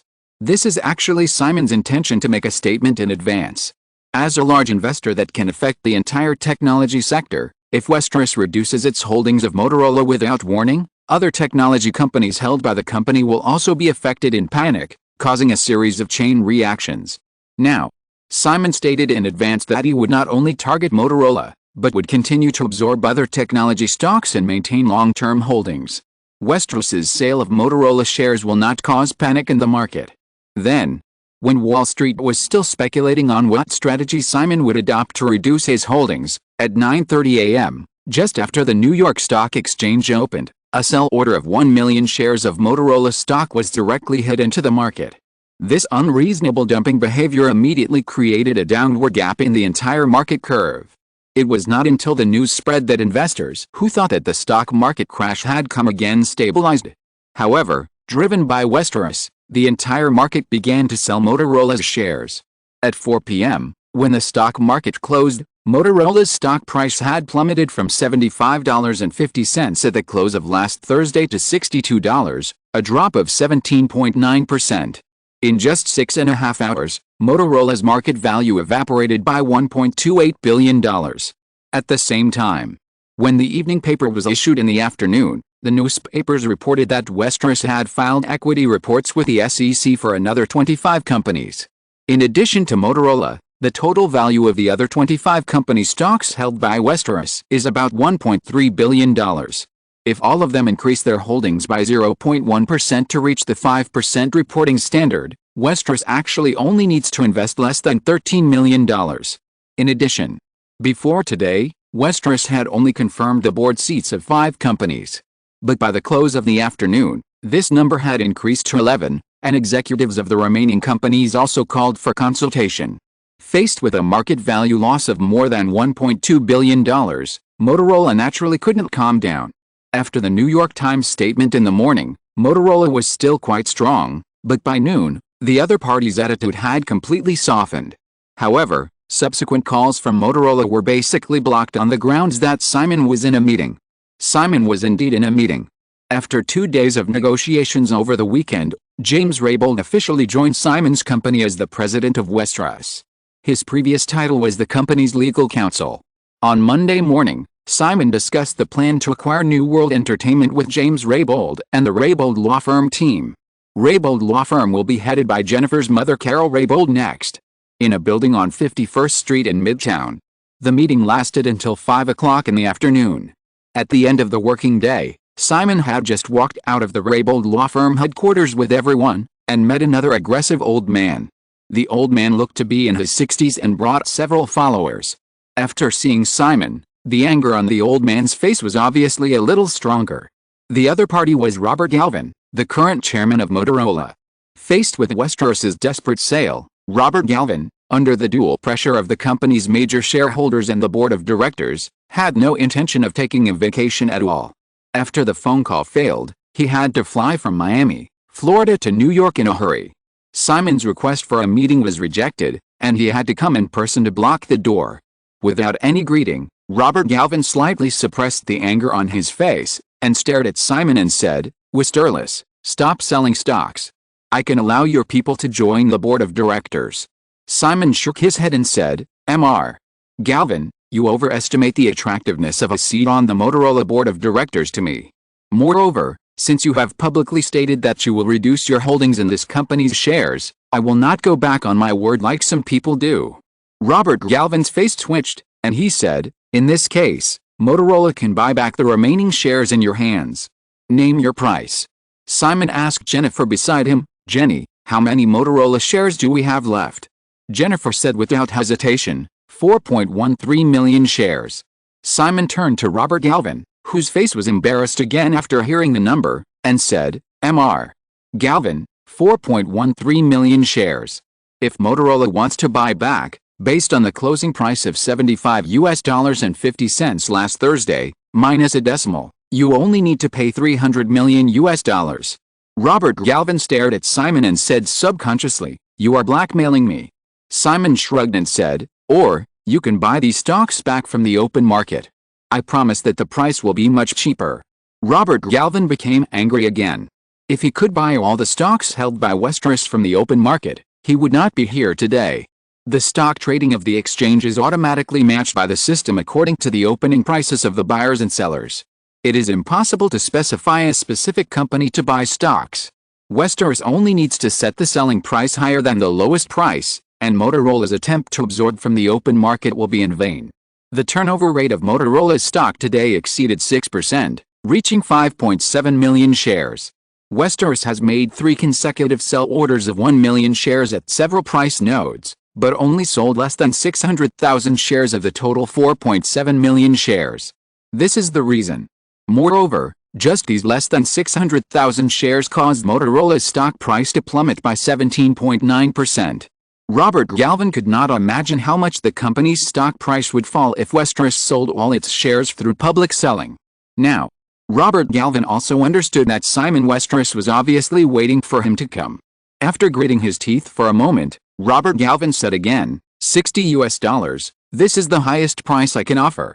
Simon repeated in a somewhat mechanical tone, $75.5. Robert Galvin subconsciously clenched his fist. If he could be 30 years younger, he would definitely rush over without hesitation and beat up this little guy. However, he could only suppress his voice and growled at this time, "Don't even think about it, Westeros, you are just a bastard, a nouveau riche, a destroyer. You don't know how hard it is for adults to make money, you will only mess up other people's companies like a child." Simon listened to Robert Galvin's low roar, squinted his eyes, and said, "Mr. Galvin, you are wrong. I fully understand how difficult it is to build a company. So, I know how sad you will be if I smash all the bottles and jars you have made. This matter could have been resolved very peacefully. It was you who caused the current situation. Moreover, you also made me understand one thing, since you all think that Westeros is just a bastard who is not worthy of being taken seriously, then I will let you see the nature of the bastard. If you are unwilling to give respect, I will give you fear. Look, it's that simple. If Motorola's stock price continues to plummet, I believe that you, the chairman who has caused huge losses to shareholders, will never be able to hold on to your position until the end of your term. Robert Galvin pointed at Simon and interrupted angrily, "You caused this." Simon nodded, "Yes, but they will only vent their anger on you." Robert Galvin's body was shaking a little. After a moment of silence, he said, $65. Simon did not mean to deliberately break the deal.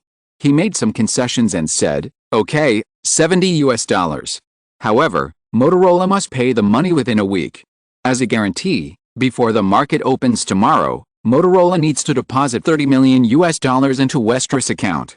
Once Motorola fails to fulfill the agreement, Westeros will no longer return the money." Robert Galvin insisted on bargaining. $70 is too high, $67, and I need at least a month. Simon said firmly, $70, 1 week. Mr. Galvin, I am not the kind of person who likes to bargain. You have no other choice.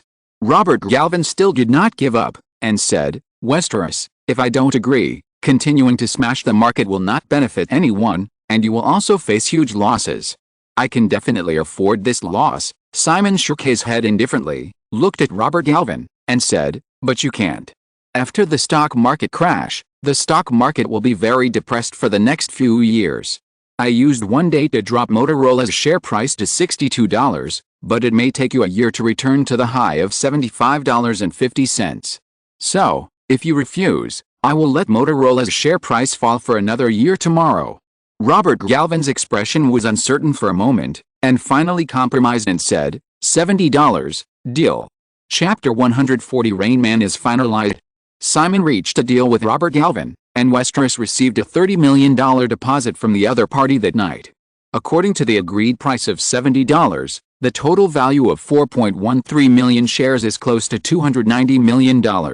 Including the 570,000 shares sold previously, Westeros will recover a total of more than $320 million after clearing Motorola's shares.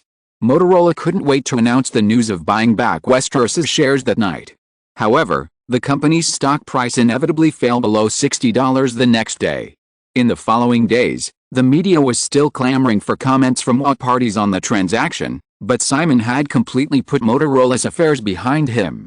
Compared with the original investment of about $250 million, recovering more than $320 million in just over 2 months is a big profit anyway. At the same time, Simon also launched a plan to acquire New World Entertainment. In order to reduce the acquisition cost as much as possible, James Raybould formulated a strategy of first absorbing enough stocks from the circulation market at a low price and then making an open offer. The initial purchase process took 2 weeks and did not require Simon to personally monitor it. After New Year's Day, he returned to Los Angeles again. Time officially entered 1988. In Hollywood, Robin Williams' Good Morning, Vietnam was released on a very small scale of 4 screens on December 25, and soon attracted unanimous praise from North American film critics. The authoritative Hollywood magazine Variety praised the film as an exciting screen journey, and Robin Williams' performance caused a strong response. Although it has not yet been released on a large scale, the hot sales of Good Morning, Vietnam can be expected. Deanery's Pictures obviously cannot let the other party sign the contract of Dead Poets Society at a low price. However, Simon is most concerned about Rain Man. After the first meeting, Tony Tomopoulos, chairman of United Artists, asked Simon to come to discuss cooperation with him in person after Christmas. Simon did not return to Los Angeles until after New Year's Day, so naturally there was no way to talk about this matter. During this period, Simon also heard that Michael Ovitz recommended this project to Michael Eisner again, hoping that Disney and United Artists would cooperate, but nothing happened. After asking Amy about the situation on the day of the meeting in detail, Simon also roughly understood why Robin Williams suddenly changed his mind and why Ovitz recommended Rain Man to Eisner again. However, Simon's current influence has not reached the level of Spielberg, who would attract strong attention and even scramble for a project. Eisner, The helmsman of Disney, who is absolutely not lacking in personal judgment, will naturally not invest in a film that the entire Hollywood does not like just because Simon may be interested. Tomopoulos wanted to talk to Simon in person, but Simon did not come back at all and made a lot of money on Wall Street again. After a lot of hesitation, United Artists still did not dare to take on this project alone. The matter dragged on after New Year's Day. Deanery's pictures look very calm, but Tomopoulos could not help but took the initiative to call Amy. Before Simon came back, Amy and Tomopoulos negotiated for 2 days and finally came up with a rough cooperation plan. United Artists sold the rights to Rain Man and The Hobbit to Deanery's Pictures for $2 million. Rain Man was produced solely by Deanery's Pictures, and MGM UA obtained the full distribution rights for Rain Man in North American theaters, videotapes, and television broadcasts, while Deanery's Pictures retained the overseas distribution rights. Other details include MGM UA ensuring 1,000 guaranteed screens for the December 16 opening, Deanery's Pictures needing to bear the publicity and distribution costs of Rain Man, and MGM UA receiving 15% of the North American theater box office as a distribution commission. In short, this is a contract that is very biased towards MGM UA. United Artists Pictures can get 15% of the North American box office net revenue of Rain Man without investing any cost. With 2 first-line celebrities, Tom Cruise and Dustin Hoffman, and the popular Christmas schedule of December 16, it is no problem to cheat the audience to get back $10 million or $20 million in box office, even if the film is bad in the future. Moreover, United Artists also insists on profit-sharing agency for subsequent videotape and TV broadcast distribution, which once again reserves operation space for future distribution operations. MGM headquarters in Beverly Hills. Tony Tomopoulos signed his name on the contract and looked up at Simon Westeros, who was signing across the conference table. Even though he still felt that this matter was a bit strange, he still had some emotions of looking at fat sheep in his eyes. However, Tomopoulos didn't know whether this was self-consolation. As a veteran producer who has been in Hollywood for decades, Tomopoulos is not lacking in his intuition in film. After meeting Amy before Christmas, Tomopoulos also considered completely abandoning Deanery's Pictures and producing Rain Man alone. However, when he discussed this project with Kirk Kerkorian, the owner of MGM United Artists, he was directly rejected. United Artists does not have much money on its books now. If it wants to produce Rain Man alone, the company can only adopt the model of copyright per sale plus bank loan for financing. The whole of Hollywood is not optimistic about this project, and United Artists naturally cannot get too much pre-sale funds from theater operators. Then, most of the production budget of the film can only be obtained through loans. Including future distribution investment, United Artists will be at least $20 million in debt. $20 million may not be a big deal for Simon Westeros, who is now rich, but United Artists Pictures can hardly bear the risk. Once the project fails, the United Artists label is likely to fall silent again. After the signing ceremony and a simple lunch, Simon and his party left Beverly Hills and returned to Santa Monica. In Simon's SUV, Amy looked at Simon, who was looking through the contract, and said, "Regarding Charlie's Angels, Columbia Pictures has set a target of $7 million and will not lower the price. Simon, if you think it's okay, we can sign the contract tomorrow." In Simon's memory, Drew Barrymore, who bought the rights to the Charlie's Angels TV series in advance, easily earned $120 million through the reruns of the TV series and DVD distribution after the movie version was released. $7 million, in many people's eyes, is a sky-high price that is completely a waste of money, but Simon doesn't think it's high at all. Sign it. In addition, you should contact Warner recently about Batman and the rights to Superman in Alexander Sokine's hands. Amy was a little confused. "Aren't you going to buy DC?" Simon shook his head helplessly and said, "When I was in New York, I contacted Steve Ross and wanted to discuss this matter in person, but I was directly rejected on the phone. I also gave Ross an offer, but I didn't get a response." Steve Ross is the chairman and CEO of Warner Brothers, controlling the entire Warner system, and Warner Brothers Pictures is only a part of Warner Brothers. Warner Brothers has not yet merged with Time Incorporated, but the two sides had already started relevant negotiations last year. Amy pressed on, "How should we discuss this?" Simon thought for a moment and said, "Contact Warner Brothers first and get the rights to Batman, even if you only get half of it. But you must ensure that Deanery's Pictures has full control over the project." After you get Batman, you can contact Alexander Salkind about Superman. Even if it costs money, we must get the rights to Superman. Oh, and Wonder Woman. By the way, get the rights to this female superhero. Batman, Superman, Wonder Woman. If you can hold the three giants of the DC movie universe in your memory, you can basically hold the entire DC. Amy heard the excitement in Simon's words and smiled. Do you want the Flash? Simon paused, sobered up, and smiled bitterly. Warner Brothers is not stupid. So, make sure you get Batman. This is the most important thing. Let's not talk about anything else for now. Chapter 141 Afternoon. Santa Monica. Simon and Amy got out of the car in the parking lot outside the Deanery's Pictures headquarters. Jennifer and Amy's assistant Vanessa also got out of another car. The four of them walked into the company's office building together. Simon was still talking to Amy about the movie. I've thought about it. Since CAA changed its mind at the last minute, let's forget about Robin Williams. You should give this script and the story outline of my ghost movie to Robert De Niro. It would be best if we can sign both of them with him at once. Amy confirmed, The Sixth Sense, that Bruce Joy Robin is writing. The last time Simon met Bruce Joy Robin, the screenwriter of Ghost, the story of Ghost reminded him of another ghost movie that was a big hit in the original time and space in 1999, The Sixth Sense. This ingeniously conceived drama thriller was second only to Star Wars, The Phantom Menace in box office that year, with a global box office of over $600 million, which was more popular than Ghost. Simon nodded and said, yes, De Niro must be very interested in trying the roles of a teacher and a psychologist. Amy smiled and said, actually, I thought of De Niro at first. However, in this case, the budget cost of both movies must exceed $10 million US. Although Simon hoped to get rid of his dependence on superstars, he also understood that with the current strength of Deanery's Pictures, it would not be able to challenge the traditional rules of Hollywood in the short term. It's fine if it exceeds, no matter what. Ensuring the quality of the film is the first priority, Simon said, thinking of another thing, and said, the recent negotiations between the Writers Guild and the Producers Guild broke down again, right? Yes, there will probably be another strike this year. Amy also understood what Simon meant, and said, I will urge Robert Herring and Bruce Joy Robin to complete the scripts of Steel Magnolias and Scream before the strike. Simon listened to Amy's relaxed tone and suddenly realized that the entire Hollywood probably did not anticipate the severity of the next strike. The basic agreement between the Alliance of Motion Picture and Television Producers and the Writers Guild is renegotiated every 3 years. Disputes arise almost every time, but they are generally resolved quickly.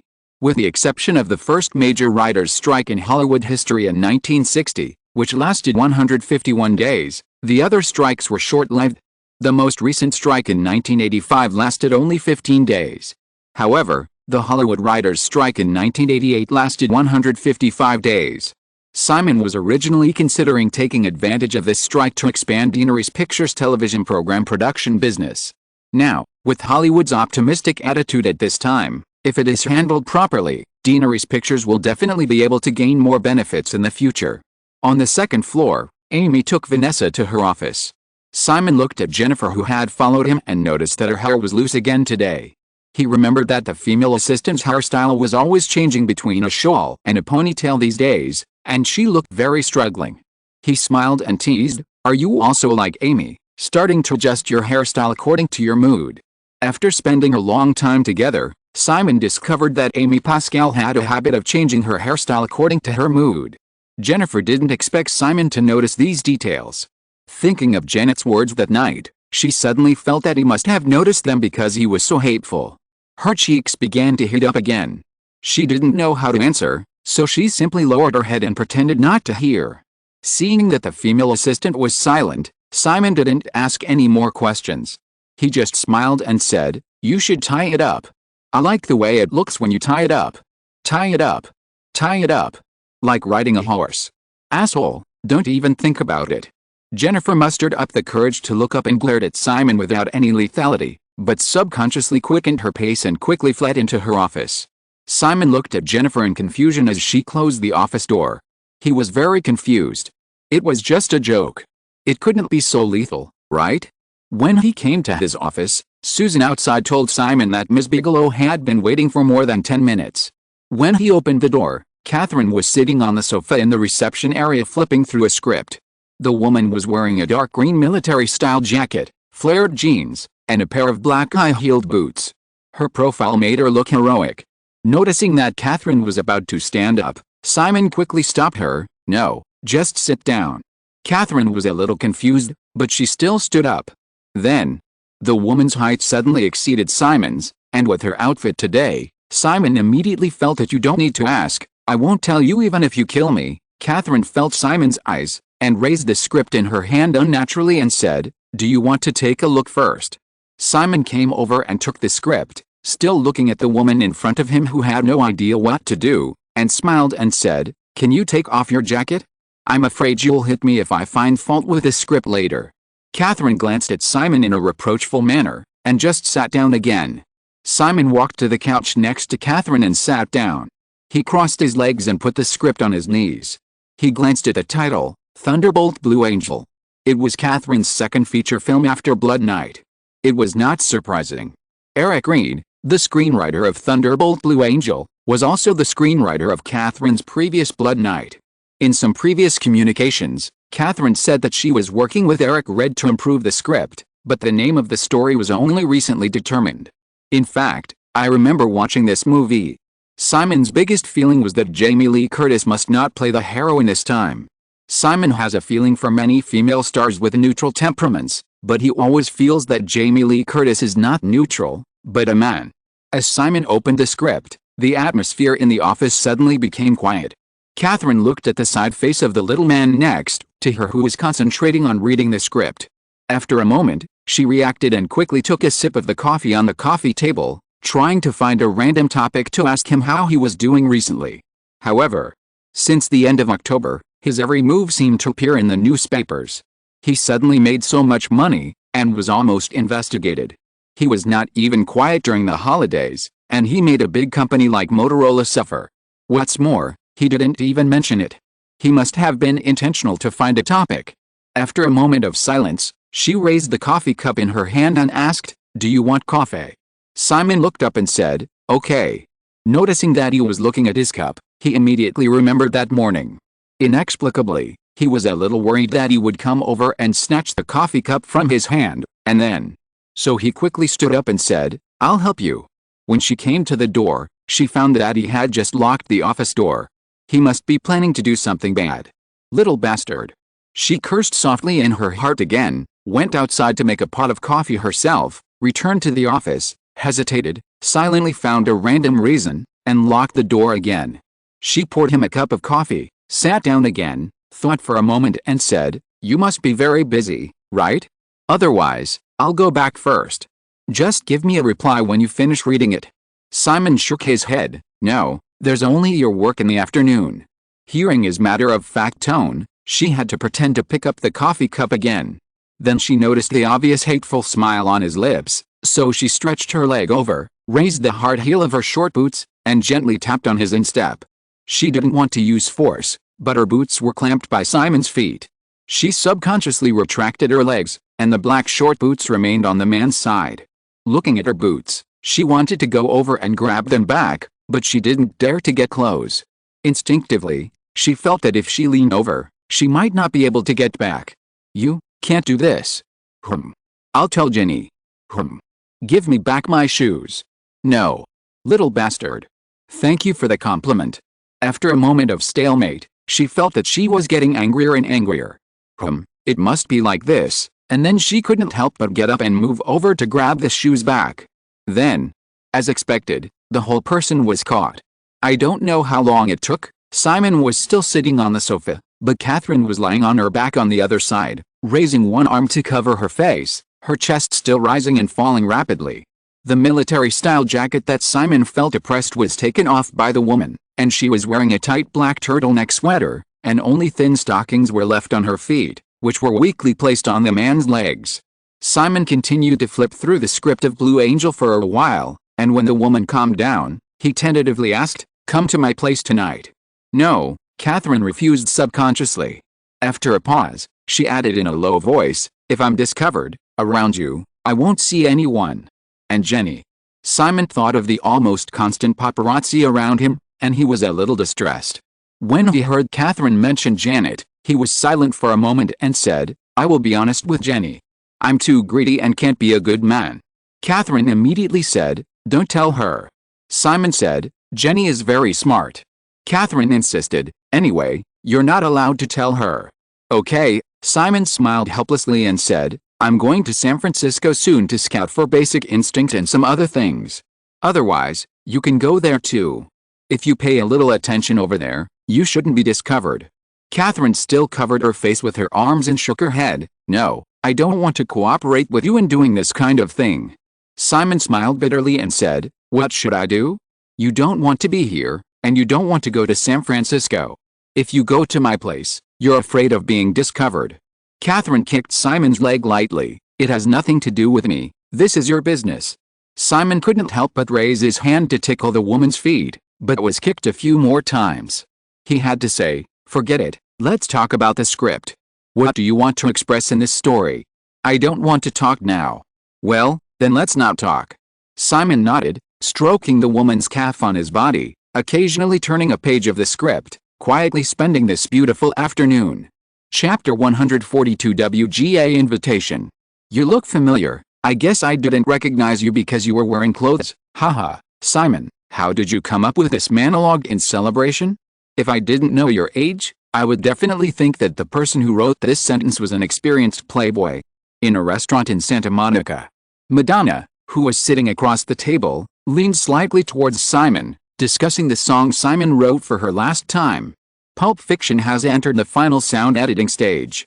Simon was not satisfied with the recording effect of a few lines in Sean Penn and Madonna's scenes, so he called to see if they could find time to redub. The couple, who happened to be back on the West Coast during this period, readily agreed. After completing the dubbing work in the morning, Simon naturally did not skimp on lunch. If Sean Penn wasn't there, Simon wouldn't mind making a few jokes in return. He just smiled and said, "By the way, how many copies of You Can Dance have been sold?" Madonna got excited when she heard this question. 2.16 million in North America, about 3.35 million overseas, a total of 5.51 million. "I originally thought that it would be good to sell 5 million copies in total. Now, this number can at least double. So, Simon, when are you going to give me the next song?" Simon said, "I have to wait for your next album. You can't just write any song, right? It doesn't matter if you write any song. As long as it's good enough, I can create an album specifically based on your song," Madonna said with a look of having tasted enough sweetness. "Also, Simon, do you have any small roles suitable for me? I don't want any money this time. Just a guest appearance in one song will do." Simon said, "It's a campus thriller. At the beginning, a girl receives a call from a perverted killer and is soon killed. Her body is not only hung on a tree, but also disemboweled. Do you want to act in it?" Madonna immediately shook her head. "No, this kind of situation can be easily imitated by extreme fans, and I don't want to be like John Lennon." Simon shrugged. "Then there is no other." Madonna hesitated and said, "Is there really such a role?" "Yes, but after hearing what you said just now, I'm a little worried, so I won't give it to you." Simon shook his head, turned to Sean Penn, skillfully found a topic, and said, "Sean, how is the movie Color Rattlesnake you and Robert Duvall co-starring?" "The release date has been confirmed, April 15th. I think the finished product is excellent, but Orion is not too confident about this movie," Sean Penn said with some regret in his tone, and said, "Simon, I heard that you signed Rain Man that Ovitz has been personally promoting." Simon thought of the reactions of newspapers, media and even some people around him in recent days, and smiled and said, "Yes, I am now a recognized fat sheep. You are not going to laugh at me, are you?" Sean Penn was a little hesitant when he heard this. Madonna, however, said bluntly, "Sean also wants to become a director. Simon, you are so rich now, please help us invest some money." Simon smiled and nodded, saying, "Let me see the script first. If possible, as long as I am still a fat sheep and haven't been eaten up by then it will be fine." Madonna said enviously, $1.6 billion US. "I think it's enough for me to spend a lifetime." Simon winked at Sean Penn. "Sean, it seems that you have to work hard to make money. This woman plans to spend $1.6 billion in her lifetime." Sean Penn shrugged manly. "She won't have so many ideas after a beating." Madonna hit Sean Penn on the shoulder in dissatisfaction and said, "Maybe I can make so much money myself." After the three of them had lunch, Simon saw the couple off and had just got into his car when Neil Bennett in the front row said, "Mr. Westeros, Miss Pascal just called. Mr. George Kogo, the chairman of the Writers Guild, hopes to talk to you. He is already at the company." Simon looked at his watch. He had planned to go to the WMA headquarters in the afternoon. Since Amy called in person, he obviously couldn't refuse this matter, so he had to say, "Then let's go back to the company first." Neil Bennett started the car, and Simon picked up the car phone to greet Jonathan Friedman. After a few words, the SUV had already stopped outside the Deanery's Pictures headquarters. Seeing Simon's car, Amy came out to greet him. On the way back, Simon had roughly guessed the purpose of WGA Chairman George Kogo's visit, and Amy's explanation also confirmed Simon's guess. The WGA is divided into two major branches on the east and west coasts. To be precise, George Kogo should be the chairman of the WGA Western Branch. Simon met him in his office. He was an old man in his early 60s, with a round face and silver hair, and he looked very energetic. After a few simple words, George Kogo explained his purpose. "Simon, you must know that we are negotiating with the Producers Guild. As the most outstanding young screenwriter in Hollywood, we hope that you can join the WGA and speak for the screenwriter community." Simon showed an embarrassment on his face and said, "Mr. Kogo, I now have my own production company. If I join the Writers Guild, once the WGA goes on strike, I will not be able to comply with the strike regulations." George Kogo shook his head and smiled. "Simon, the negotiations are still ongoing and will not necessarily lead to a strike. Moreover, there are always exceptions. Even if a strike does happen, you just need to stop participating in script writing for a period of time and stop signing new contracts with major film companies." Simon heard George Kogo say this and realized that the other party was obviously an optimist and did not realize how serious the next strike would be. After a 5-month strike, Deanery's Pictures could not hire professional screenwriters for a series of projects it was working on. If Simon bound himself to the rules of the WGA, the company would be closed down. Shaking his head firmly, Simon said regretfully, "George, I'm really sorry, it's really not convenient for me to join the WGA now." George Kogo did not give up easily and continued to lobby for more than 10 minutes. Seeing Simon's insistence, he had to get up and leave. After politely escorting George Kogo out of the company headquarters and watching his car drive out of the parking lot, Amy said to Simon, "The nominations for the Writers Guild of America Awards will be announced next week." Simon did not rush to the WMA, but returned to the office building with Amy, saying, "Do you want me to join the WGA?" Amy nodded and said, "The votes for the Oscar Screenwriter Award are also in the hands of WGA members. The Screenwriter Award is the project that you have the most hope of winning this year. If you reject George Kogo, Lola Run will definitely have no hope." Simon smiled bitterly and said, "It shouldn't be a big deal for the WGA to lack me, right?" Amy smiled and said, "Your 3 scripts last year, Lola Run, The Butterfly Effect, and Final Destination, all made it into the top 10 of the annual box office rankings. If such screenwriters are not members of the WGA, they will lack the confidence to strike." Simon was a little helpless. He actually understood the thoughts of George Kogo and Amy. They obviously did not think that this year's strike would be so serious, and they did not even think that the WGA would definitely go to the extent of a strike. If Simon, a top screenwriter who is in the limelight in Hollywood, joins the WGA at this time and voices his support for the negotiations between the WGA and the Producers Guild, it will be a very good thing for both parties. At this important juncture of voting during the awards season, Simon's statement will definitely win the favor of many screenwriters with voting rights.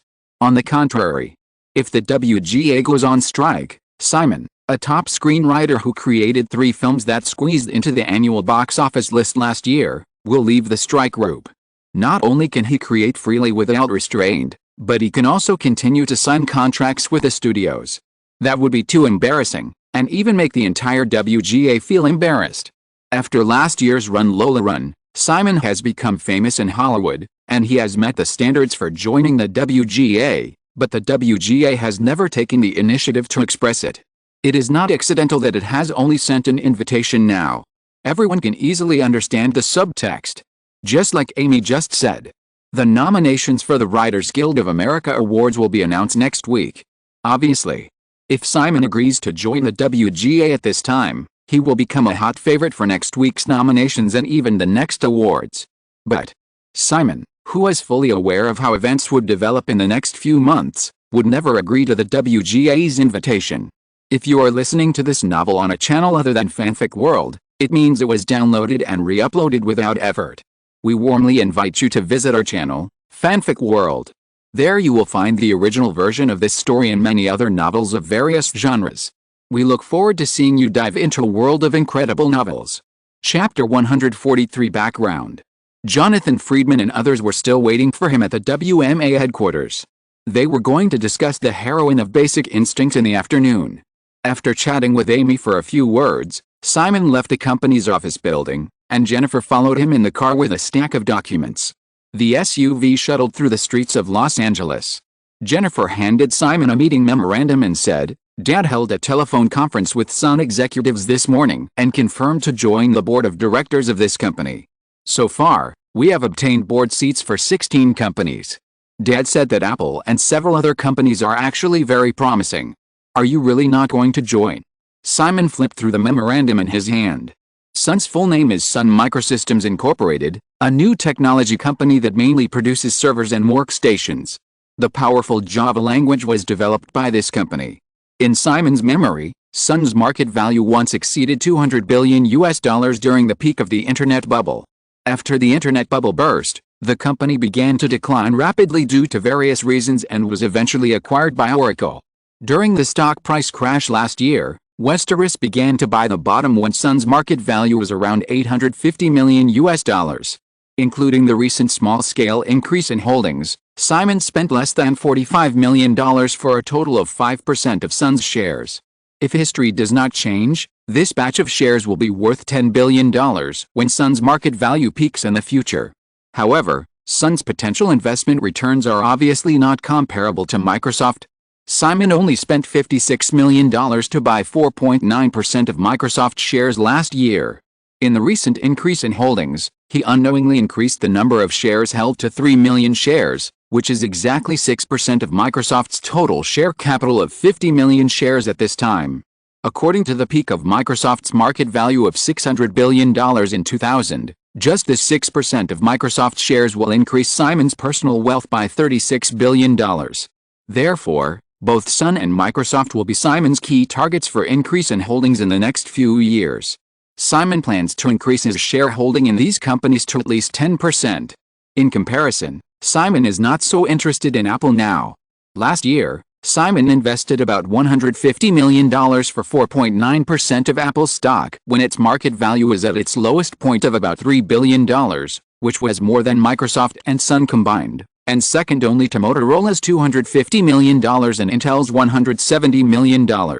However, according to the information he remembered, Apple's market value will exceed $7 billion in the next few years, and then it will start to decline, so Simon naturally has no intention of holding it for a long time.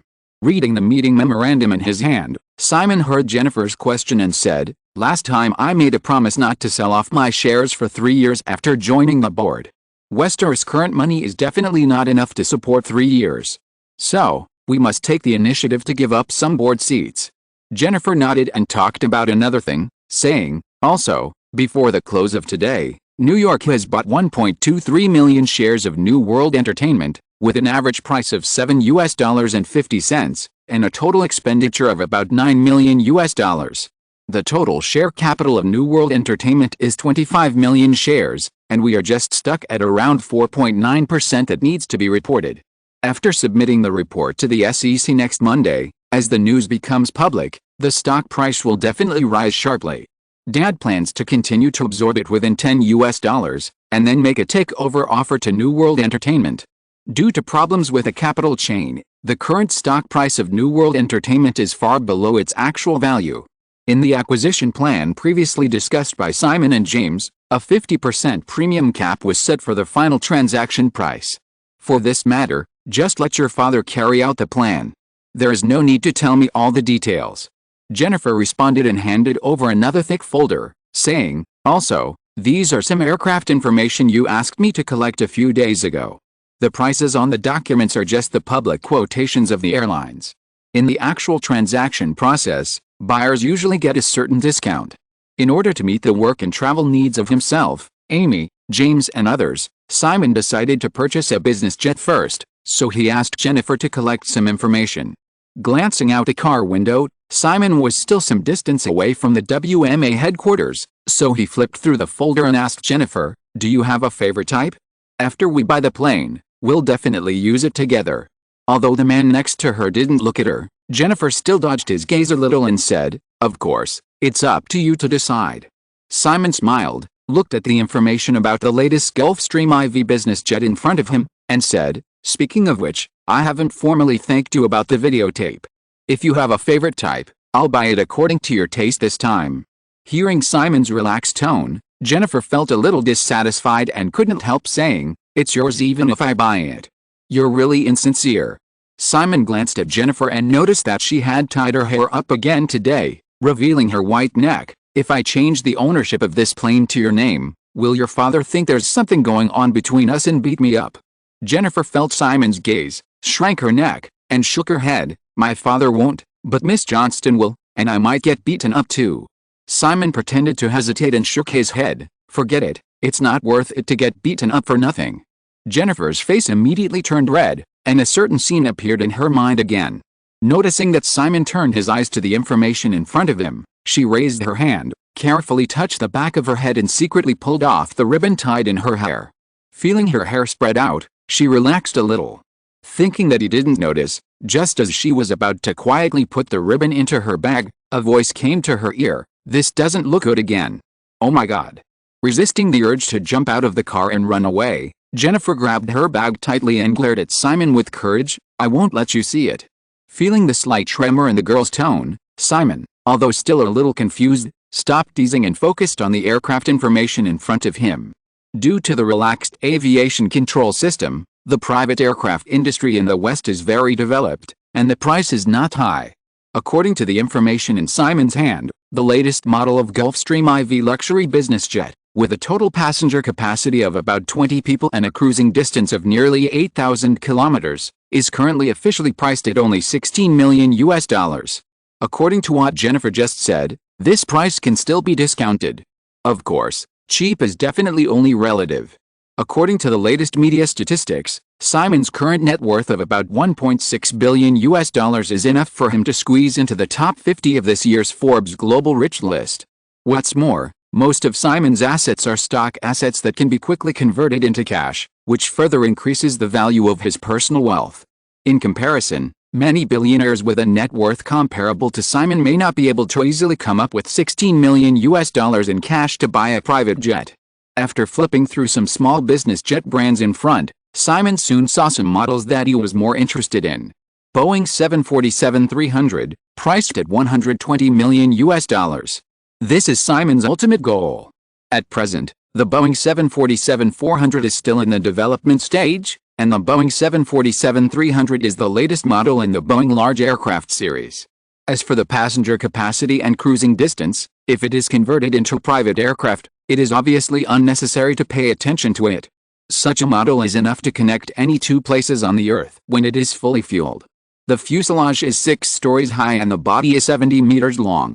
The interior space is also spacious enough to build a swimming pool. However, Simon can only look at it now. The cost of $120 million is almost half the price of the same type of large passenger aircraft more than 10 years later, and he can afford it, but he can't buy it now. It's too ostentatious. If Simon buys it now, he will definitely be drowned by the spit of the entire North American media. Even if Simon doesn't care about these, buying such a behemoth, parking and maintenance issues will definitely make him anxious. In the final analysis, it's still a matter of background. If the Rockefeller family purchases such an aircraft, even if it will still be criticized, more people will think it's natural. As for Simon Westeros, well, upstarts.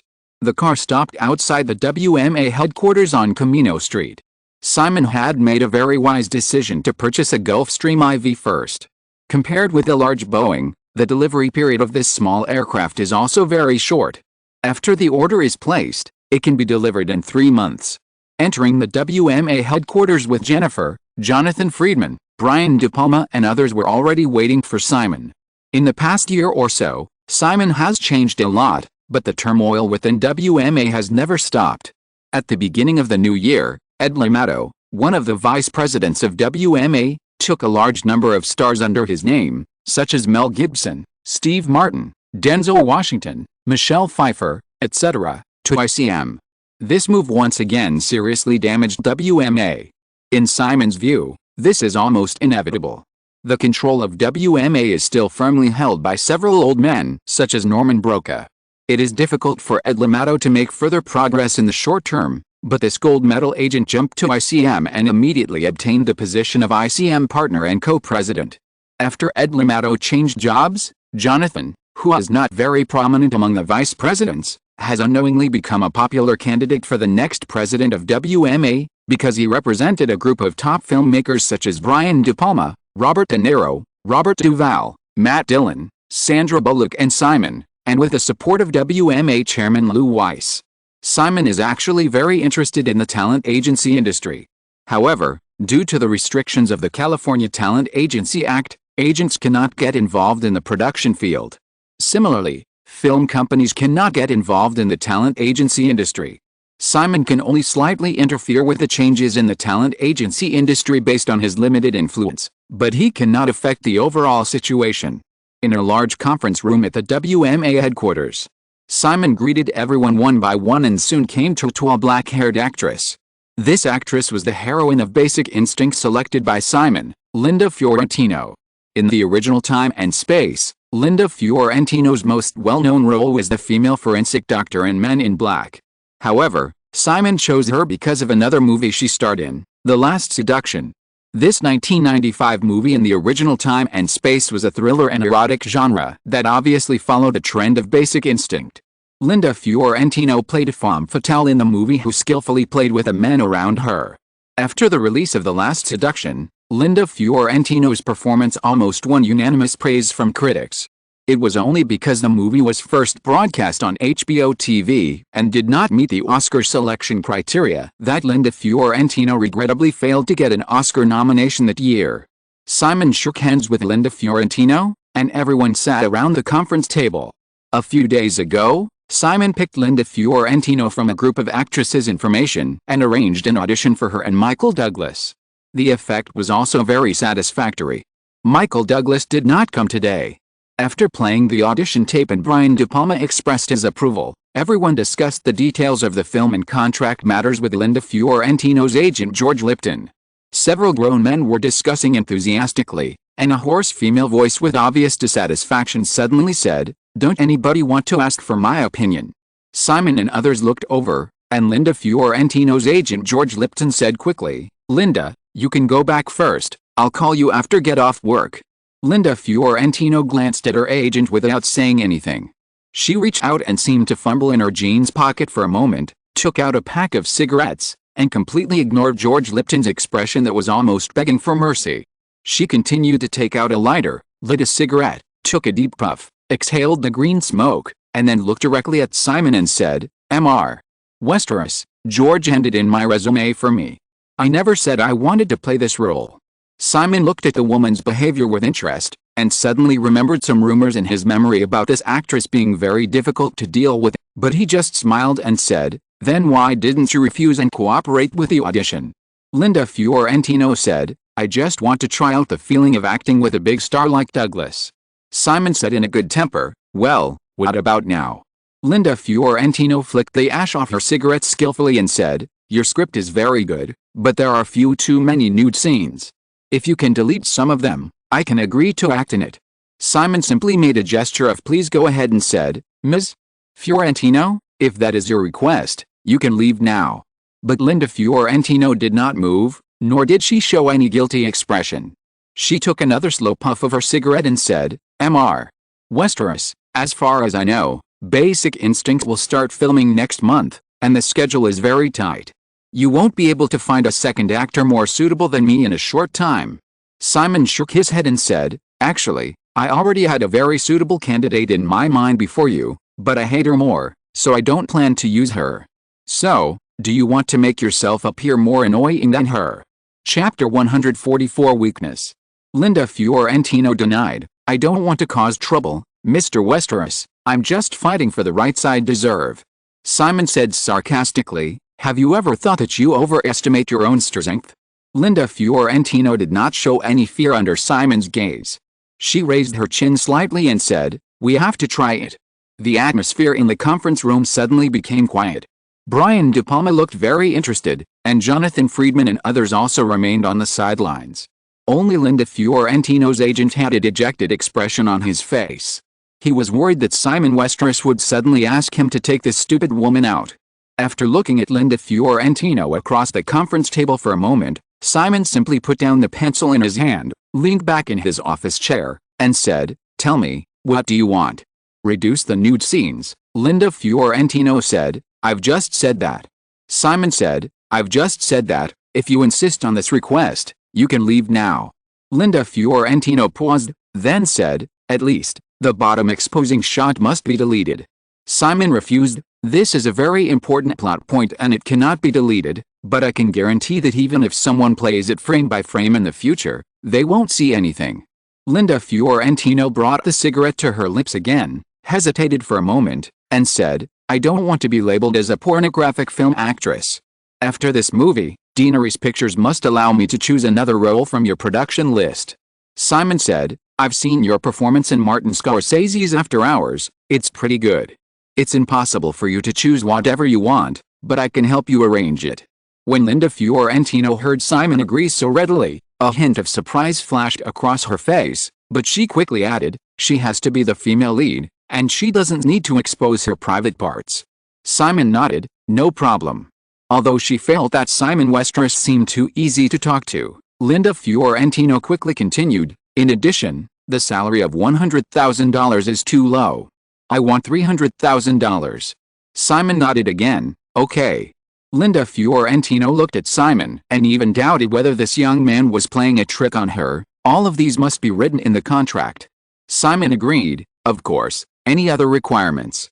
Linda Fiorentino thought for a moment and shook her head, "No." "Then let me tell you my requirements." Simon sat up straight, stared at the woman sharply, and said in a stern tone, "Put out the cigarette."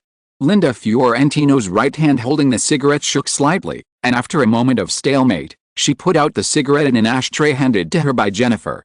Simon waited for the woman to put out her cigarette and said, "Your behavior just now fits the personality of the heroine Kathryn Bigelow very well. You are flamboyant, sarcastic, and strong. So, I forgive your disrespect this time, but only once. If I see you smoking at a work meeting again, I will have you kicked out directly." Linda Fiorentino listened to Simon's ruthless scolding and subconsciously straightened her waist. However, thinking of the conditions she had just negotiated, Linda Fiorentino couldn't help but suppress the idea of a tack $300,000. This is 100 times the salary she received when she first participated in the role 3 years ago. She offered this price, but in fact she felt that it was very rare to be able to increase it to $150,000. These thoughts flashed through her mind, and Linda Fiorentino suddenly realized something and looked at Simon again. This man is really a devil who likes to manipulate people's hearts. If it was only $100,000, even if the negotiation broke down, she would not feel too sorry, because she was not interested in this role with a lot of nude scenes. But $300,000, it would be difficult for her to refuse easily. Although she has always felt that she is not a person who values money very much, she has never seen $300,000 in her life, having grown up in an Italian immigrant family with 8 children. Such a sum of money is enough to ensure her a worry-free livelihood for the next few years. Moreover, there are 2 female protagonists. Many actresses may not be able to get such an opportunity in their lifetime. Simon didn't care whether Linda Fiorentino had guessed his intentions, and continued, "Now that you have got what you wanted, you must devote yourself to this movie. I don't want to hear any opinions from you about the role you need to play. I can tell you very clearly that if this movie is successful, you will definitely become one of the most famous actresses in Hollywood, and I promise that your next role will also take your acting career to a higher level. But if it screws up, and it screws up because of you, I can guarantee that there will be no place for you in Hollywood." Linda Fiorentino was provoked again and asked, Mr. Westeros, are you threatening me? Yes, Simon nodded, and said, but you can still quit now, the door is there. Also, never say that others have no other choice. What Hollywood lacks the least is actors. Linda Fiorentino felt the gaze of the man opposite her, grabbed the handbag she placed next to her, and finally did not get up, but turned her face away. Seeing that the woman had completely given in, Simon turned to the others and said, let's continue. After discussing for more than half an hour, they finalized the matter.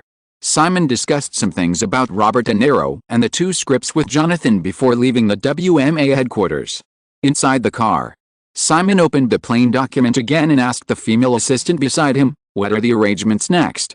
Jennifer looked at her memo and said, Dave Stevens, the author of The Rocketeer, will come at 4 o'clock. Simon remembered this science fiction comic set in the 1930s and 1940s in the United States.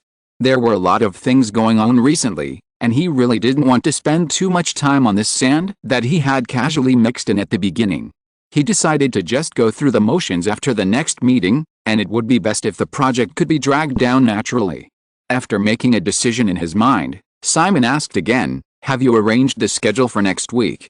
Jennifer turned a page of the memo and said, Monday is the audition for the supporting role in Basic Instinct. In addition to the trip to San Francisco on Tuesday, Wednesday and Thursday to check out the filming locations of Basic Instinct, I have arranged a trip for you to visit Silicon Graphics and Pixar Studios. On Friday, you will rush to Park City to attend the opening ceremony of this year's Sundance Film Festival. In the 1990s, many blockbuster films including Jurassic Park and Independence Day used Silicon Graphics professional graphics workstations for design. Silicon Graphics is still small now, and it is also one of Westeros's holding companies. Simon had already contacted the other party before, hoping to promote the development of CG special effects in advance, and Silicon Graphics was also very enthusiastic about this matter. As for Pixar, it was naturally for 3D animation. And, Simon thought of another thing and was about to speak. Then he said, I'll do this myself. Since he was going to San Francisco, he would definitely have to visit Dr. Henry Chapman. There was no need for Jennifer to arrange this, just a phone call in advance. However, when sorting out the schedule for next week, Simon found that he would not be able to focus on the post-production of Pulp Fiction for another week. Fortunately, the production of the film was nearing completion and the release date was set for June 3rd. Even if he planned to attend the Cannes Film Festival, it was only January now and he would definitely not be late. Working overtime on weekends was inevitable. The SUV entered downtown Santa Monica, near the headquarters of Deaneries Pictures. Jennifer looked at Simon beside her and suddenly said, I didn't expect you to be so strict with a beautiful lady. Simon glanced at the female assistant and said, if you don't listen, I will be very strict too.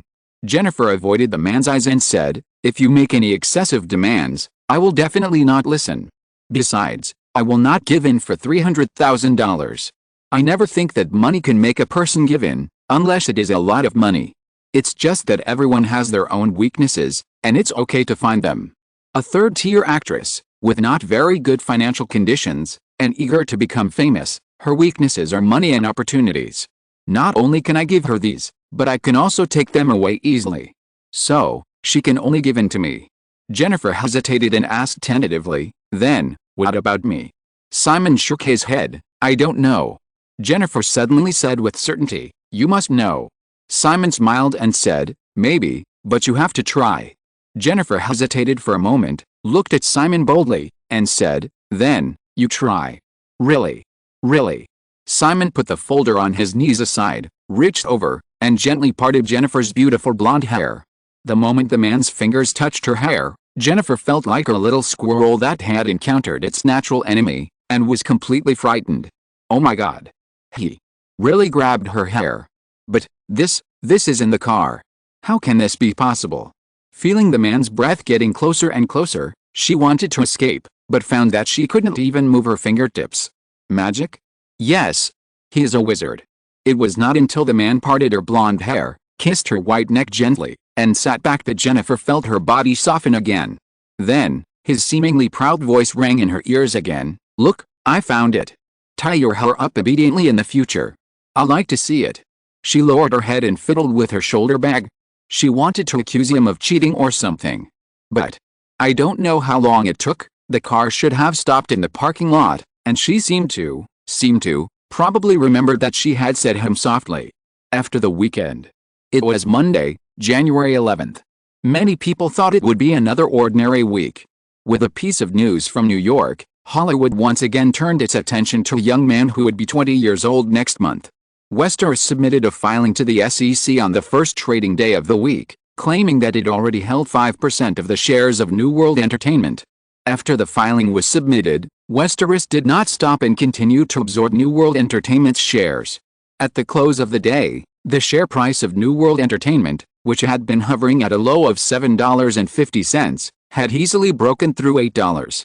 But this was just the beginning. Early the next morning, as soon as the New York Stock Exchange opened, the share price of New World Entertainment broke through $9, and the stock price once approached $10 during the fluctuations of the entire trading day. Having just obtained a huge amount of funds by reducing its holdings of Motorola shares, if Westeros continued to increase its holdings of technology stocks, it might not cause much market reaction. However, when Simon Westeros turned his target to a comprehensive media company that operates in film, television, comics and other businesses, this operation intention was too obvious. Deaneries Pictures has not only invested a large amount of money to purchase copyrights during this period, but has also successively invested in multiple film projects such as Basic Instinct, Rain Man, Dead Poets Society, and Scream. In order to ensure the production and distribution of these films, Simon Westeros must further expand his company. With sufficient funds, expansion through acquisition is undoubtedly the fastest shortcut. Simon Westeros's net worth is not enough to buy any of the 7 major film companies, so a second-tier media company like New World Entertainment seems to be the perfect fit. However, the subsequent development of the matter was somewhat beyond many people's expectations. At the end of last year, after Simon's operation in the stock index futures market was exposed, he has always been the focus of Wall Street. A few months later, many investment institutions are still following Westeros's operations to firmly support the technology stock market. Now, Westeros has suddenly expressed interest in a brand new company, and many investors have almost subconsciously followed suit. After all, New World Entertainment is only a small company with a total share capital of only $25 million and a market value of less than $200 million before Westeros reported the company's shares. As the news of Westeros's shareholding filing continued to spread, more and more investors poured in, and the share price of New World Entertainment reached $15 at the close of Wednesday. Compared with last week, the share price doubled, and the market value also soared to $375 million. Simon and James had previously agreed that the upper limit of the premium for the acquisition of New World Entertainment was 50%. Although they had expected that the share price of New World Entertainment would rise sharply after the announcement of the news, neither of them expected that so many people would join in the fun and double the company's share price in just 3 days. Now, due to the public announcement of not reducing holdings for at least 1 year except for Motorola shares, when the share price of New World Entertainment doubled, even if Simon wanted to acquire it, he simply couldn't afford so much money. What's more, he couldn't be a sucker. James' advice to Simon was to sell all his shares immediately. Before the share price of New World Entertainment rose to $10, Westeros absorbed the total of 1.75 million shares, accounting for 7% of the shares. Since there is no hope of acquisition, Westeros Company can still make a small profit by selling now. Chapter 145 Smashing. Richmond, northeast of San Francisco Bay. Pixar's office at this time is located in an inconspicuous office building in the city. Simon arrived at Pixar headquarters at 2 o'clock in the afternoon. Jobs did not show up. The person who received him was Ed Catmull, the president of Pixar. This middle-aged man with glasses and a beard was the main developer of Pixar's animation software and rendering tools. Before coming to San Francisco, Simon had actually heard that Jobs had just laid off Pixar after the new year due to financial constraints. At this time, there were less than 20 Pixar employees living in this office building. Simon did not mind that the real boss did not show up. He spent the whole afternoon carefully visiting a series of Pixar's technical achievements, including Tin Soldiers that John Lasseter had just begun to brew. This 3D animated short film not only won the Oscar for Best Animated Short Film, but also served as the inspiration for Toy Story. It was not until the end of the get-off-work day, when Simon was about to say goodbye, that he said to Ed Catmull, "Ed, I proposed to Jobs to buy this company last year. The offer is still valid. You can tell him that if he is interested in selling Pixar at any time, he can contact me. They had a very pleasant afternoon together. Ed Catmull also felt that Simon was really interested in Pixar's technology. Hearing this, he said, "Simon, do you have to buy our company? If it's just a stake, Steve should be very happy, and we can also help convince him. This involves the issue of control." Simon shook his head and said, "I think Jobs certainly doesn't want to repeat his experience at Apple, and the same is true for me. Ed, you should have realized that I am interested in using Pixar's technology to create 3D animations and develop film-related CG special effects technology, while Jobs' goal is to produce professional computers for animation production. Our operating philosophies are completely conflicting." After chatting for a few sentences, Simon shook hands with Ed Catmull and others one by one again, and left Pixar headquarters with Jennifer. The main shoot of Basic Instinct will be held in San Francisco. On Tuesday, Simon and several main creators of Basic Instinct came here together. They spent 2 days confirming the filming location. Brian De Palma and others have returned to Los Angeles. Simon visited the headquarters of Silicon Graphics in Silicon Valley in the morning, visited Pixar in the afternoon, and will fly to Park City, Utah tomorrow to attend the opening ceremony of this year's Sundance Film Festival. Run Lola Run became a blockbuster at the Sundance Film Festival last year with the strong support of Robert Redford. Redford even greeted him a few days ago. Whether it was a favor of promotion or a personal relationship, Simon could not help but show his support. Hilton Hotel in downtown San Francisco. Jennifer returned to the living room with a pot of coffee. Neil Bennett had already conducted an anti-eavesdropping check on the suite. Jennifer enthusiastically helped Neil Bennett put all kinds of instruments into the box. After he left, Jennifer poured Simon a cup of coffee and sat down on the sofa next to him. She said, "This is very much like obsessive-compulsive disorder. Obsessive-compulsive disorder is better than being eavesdropped. I feel uncomfortable when I think of those little things in the suite at the Plaza Hotel," Simon said, putting down the documents in his hand, patting his hands at the female assistant, and said, "Come." Jennifer blushed and refused, "No, I'm not a kitten. Besides, you should call my dad." Simon didn't force it. He smiled and picked up the phone and dialed the number of Rabel's home. It was already past 8 o'clock in the evening in New York. The call was quickly connected. Simon and James talked about New World Entertainment. New World Entertainment stock price rose again today compared to yesterday's high of $15. It closed at $16.75 in the afternoon, and the total market value has exceeded $400 million. Simon can't afford it now. After discussing with James on the phone again, Simon made a decisive decision to clear all New World Entertainment shares held by Westeros. Simon's fundamental purpose for acquiring New World Entertainment is Marvel, and the company's film and television entertainment assets are secondary. Since a group of people are coming together to kill the fat sheep, Simon's wisest choice now is to withdraw immediately. If he keeps holding the 7% stake in New World Entertainment, the company's stock price will only remain strong, and it may even allow New World Entertainment to survive the most difficult period. Once this happens, it will be even more difficult for Simon to get Marvel. All the New World Entertainment shares held by Westeros are non-restricted circulating shares. Therefore, although the shareholding ratio exceeds 5%, it is not subject to the SEC's restrictions on share reduction. Early the next morning, after Westeros publicly announced the reduction in holdings in accordance with SEC regulations, it immediately began to sell its shares. Simon arrived in Park City at around 11 a.m. local time in Utah. Janet had also arrived and rented an apartment at the last resort. The woman had been busy renovating the Fifth Avenue apartment in New York some time ago. She returned to the West Coast at this time mainly to attend the 45th Golden Globe Awards ceremony to be held next Saturday with Simon. The opening ceremony of the Sundance Film Festival still starts at 1 p.m. After Simon arrived in Park City, he simply settled down and rushed to the Egyptian Theater in Park City, where the opening ceremony was held. Since Run Lola Run was a great success starting from the Sundance Film Festival last year, Park City this year is obviously much more lively. If Robert Redford had not arranged it in advance, Simon and his friends might not even be able to squeeze into the packed Egyptian Theater. In some chats in advance, Simon also learned from Redford that the number of registered films for the Sundance Film Festival this year has doubled compared to last year. Due to the generous donations from sponsors, the number of screening halls for the next 10 days for the participating films will no longer be the mere 3 last year, but will increase to 10. Park City does not have so many screening halls, and many of them are temporary reconstructions. It is said that some films that failed to be shortlisted have also built their own screening halls, hoping to attract the attention of the media and film producers during the film festival. After the opening ceremony, this opening film is also quite important.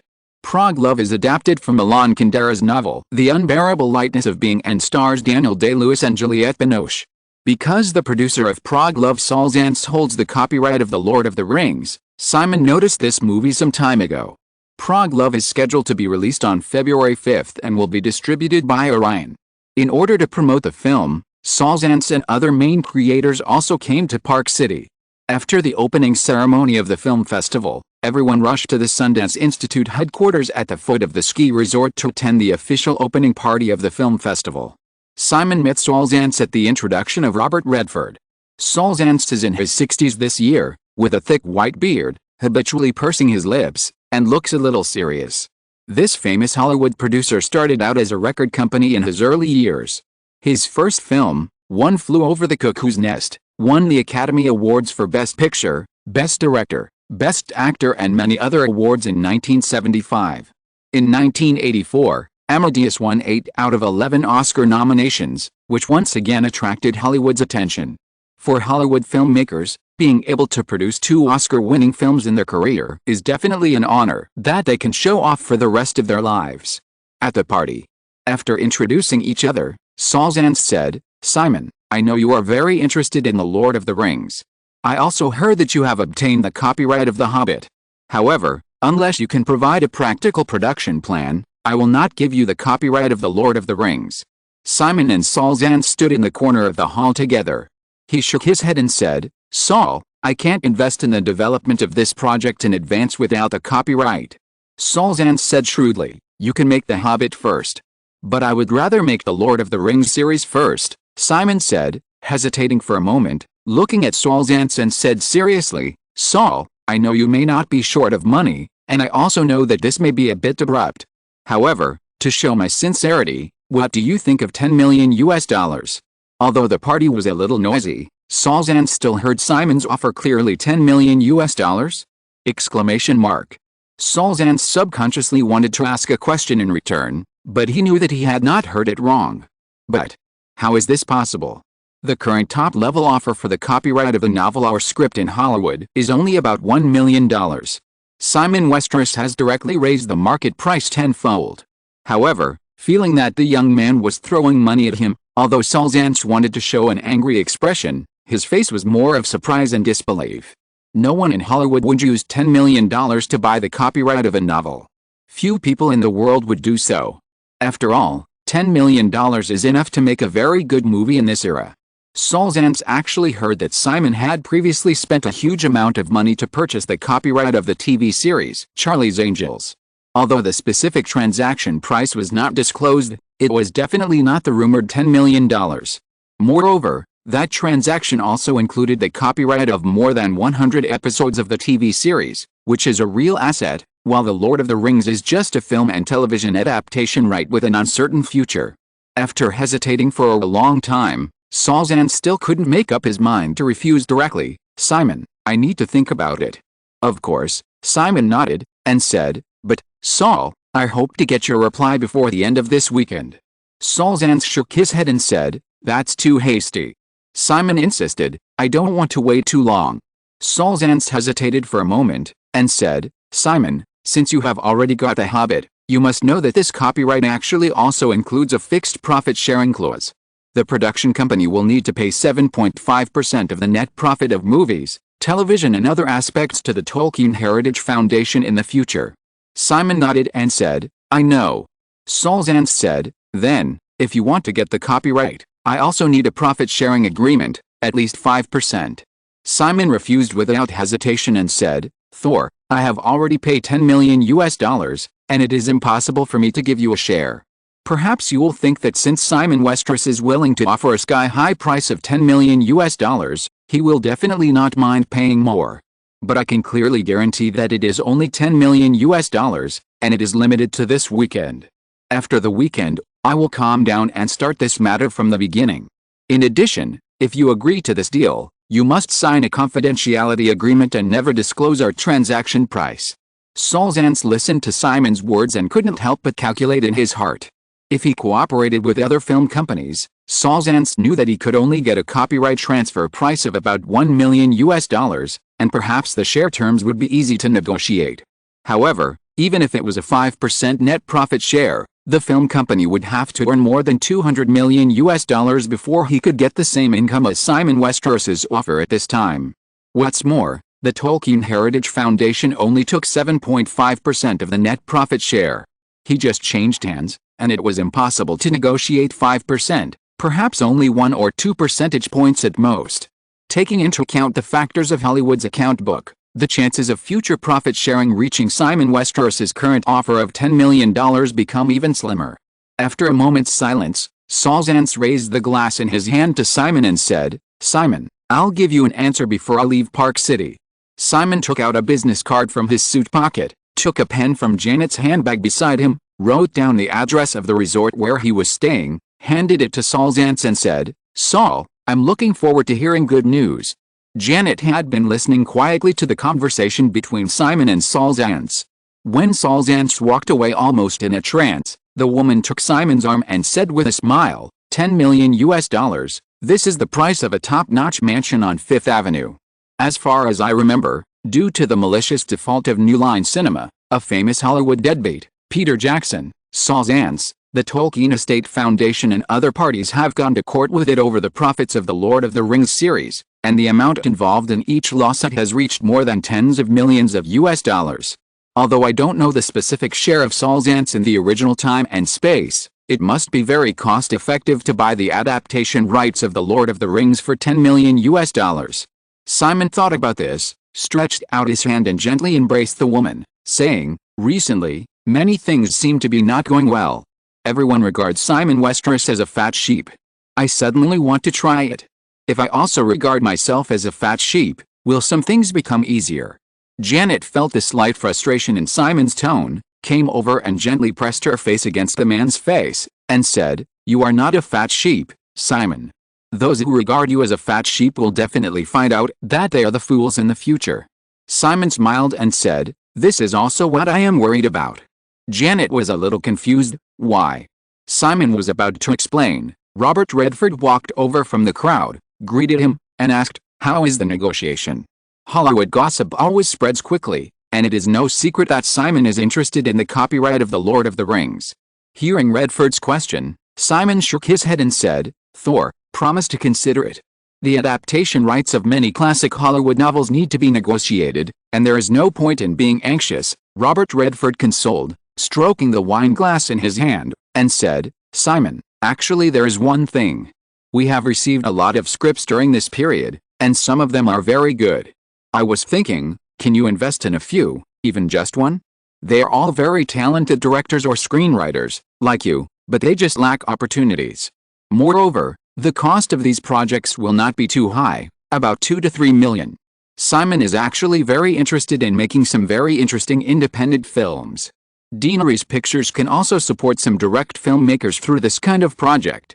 Without waiting for Redford to continue, he nodded readily and said, "I'll be in Park City this weekend, Bob. Just have someone send the script to me, and I'll pick a few to invest in."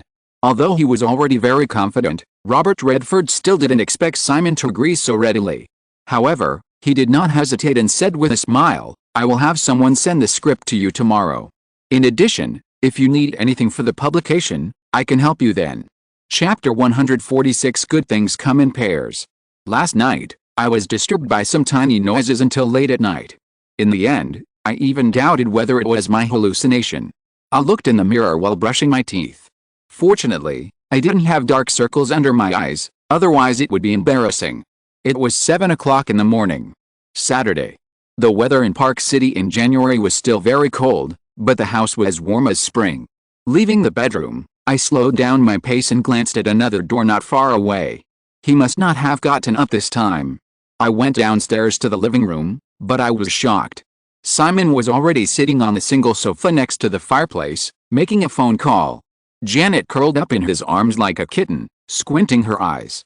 She was only wearing a long light pink wool sweater. Her two dazzling white long legs were sticking out from the hem of her clothes unscrupulously, showing her infinite spring. She stood blankly at the stairs for a few seconds until the man nodded to her. Then she reacted and walked over to sit on the sofa next to her as if nothing had happened. But her heart was sour. After he kissed her neck in the car that day, although there was no other intimate contact afterwards, she naturally thought that the two of them had some kind of connection. Now, Janet can curl up in his arms without any scruples. But Jennifer can only sit next to him, with a faint sense of guilt in her heart, as if she had stolen someone else's things. Simon chatted with a person on the other end for a while, put down the phone, and asked Jennifer, "How did you sleep last night?" Jennifer's mind resurfaced with some blushing noises, her eyes moved to the side, and she forced herself to nod calmly. "Very good. Who are you calling just now?" "Ed McCracken, CEO of Silicon Graphics," Simon said, and explained, "I suddenly realized one thing last night. I don't need to rely on acquiring other companies to make 3D animations and CG special effects. If I want to do these, I can recruit people and form a team myself, which is cheaper and allows me to control the direction of technological development more flexibly. Silicon Graphics supplies professional graphics workstations to many universities, companies and R&D teams, and happens to have connections in this area. I just asked McCracken to introduce some people to me." Jennifer listened to the man absent-mindedly, but suddenly realized something, looked up at Simon, and said, "You thought of these last night?" Simon nodded. "Yeah, what's wrong?" Before Jennifer answered, Janet, who was curled up in Simon's arms, couldn't help laughing. Simon figured it out in a flash, and looking at Jennifer, who was blushing, he had to add, "In fact, I had already had this idea when I left Pixar headquarters the day before yesterday." Jennifer felt even more embarrassed, and stood up, saying, "I'm going to prepare breakfast," and fled to the kitchen. Simon watched the somewhat flustered figure of the female assistant disappear, patted Janet, who was still squinting in his arms, and said, "Baby, go to the bedroom to sleep, okay? Be careful of catching a cold." Janet put her arms around Simon and said coquettishly, "Carry me over."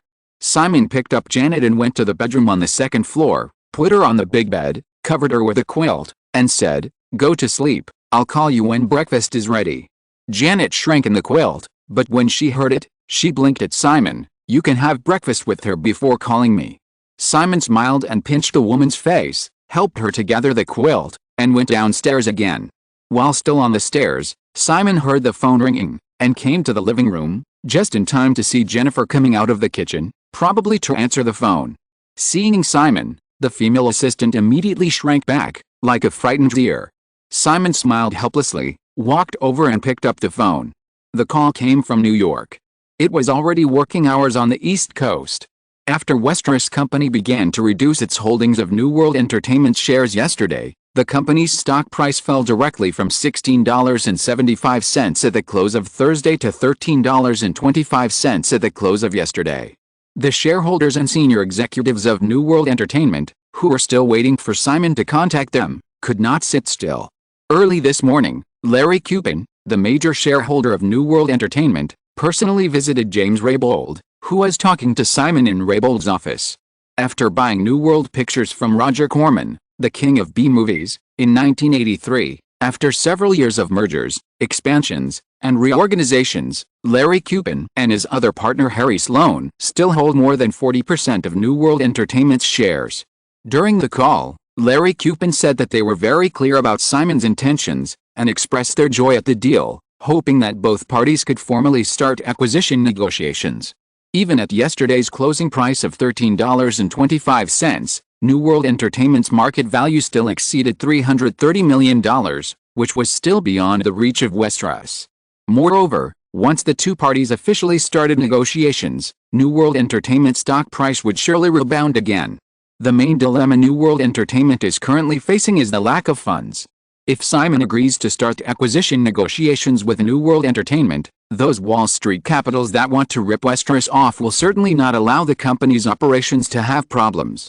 By then, it will be much easier for New World Entertainment to obtain working capital to get out of trouble. Therefore, Larry Cupin's thoughts are also very clear. As long as they can keep in touch with Simon, the big money bag, New World Entertainment has a good chance of overcoming the current difficulties, regardless of whether the deal is finally reached. Simon naturally couldn't be a scapegoat, simply perfunctorily answering the other party on the phone, and then handing the matter over to James. After breakfast, Simon took Janet and Jennifer to the city at 9 o'clock to attend the premiere of a movie called The Land of Dreams. Robert Redford also served as the executive producer of this film funded by the Sundance Institute. Simon also chatted with Michael Hoffman, the director of The Land of Dreams, at a party at Redford's house last year. Since it was his first feature film directed by an individual, Michael Hoffman's narrative technique was not yet mature enough. However, Simon really liked the film's exploration of disillusionment and confused reality under the cold lens. After the premiere of The Land of Dreams, Simon and Robert Redford and others left the Egyptian theater and were about to go to a nearby restaurant for dinner. As soon as they left the house, they were surrounded by a group of reporters. Simon didn't care too much at first, but after hearing the reporters' questions, he realized that these people's target was him. It turned out that this morning, WGA announced the nominations for the New Writers Guild of America Awards. Simon's 3 films last year, Run Lola Run, The Butterfly Effect, and Final Destination, were all ignored and did not receive a single nomination. Among the 3 films, although the plot of The Butterfly Effect was very novel, the film received very low reviews from critics last year, so it was natural that it was ignored by the awards.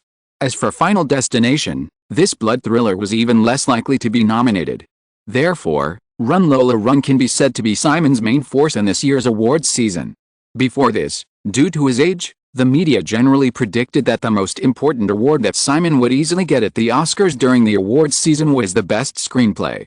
All 3 of Simon's films last year were among the top 10 in the annual box office charts, and he deserved this award. The main voting members for the Oscar Screenplay Award are concentrated in the Writers Guild of America. Now, the WGA has completely ignored Run Lola Run, and Simon will not be able to win any awards for screenwriting in the next Oscars, and it is even difficult to expect a nomination. Returning to the resort apartment in the afternoon, Simon also received more detailed information from Los Angeles. At the nomination press conference, facing the media's questioning, George Kogo, chairman of the Western Division of the WGA, explained that Run Lola Run was too focused on form and lacked content, so it failed to meet the award nomination standards. Simon just laughed it off. He did not expect that because he refused to join the WGA, the other party's killing stick would be so obvious. However, after a brief discussion, Simon only asked Pat Kingsley to say some clichés about respecting the WGA's decision. Simon himself does not care about the award, but he cannot help but consider the film produced by Deaneries Pictures.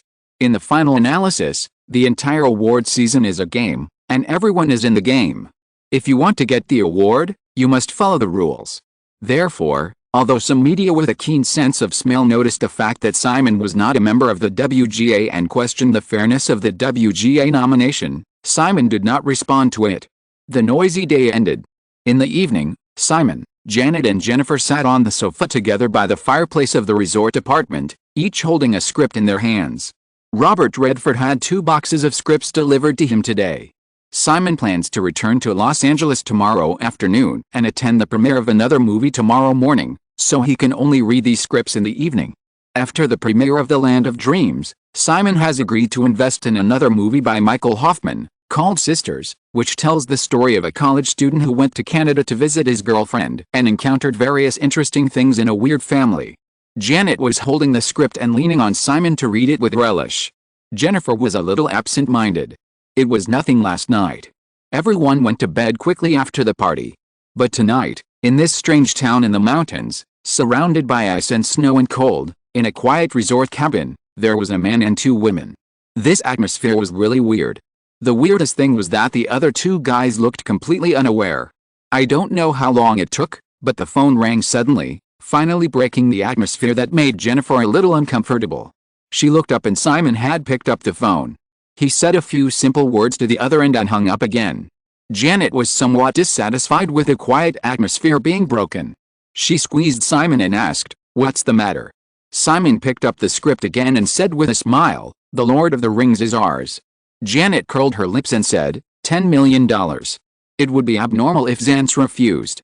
Jennifer didn't know about the communication between Simon and Saul Xantz last night.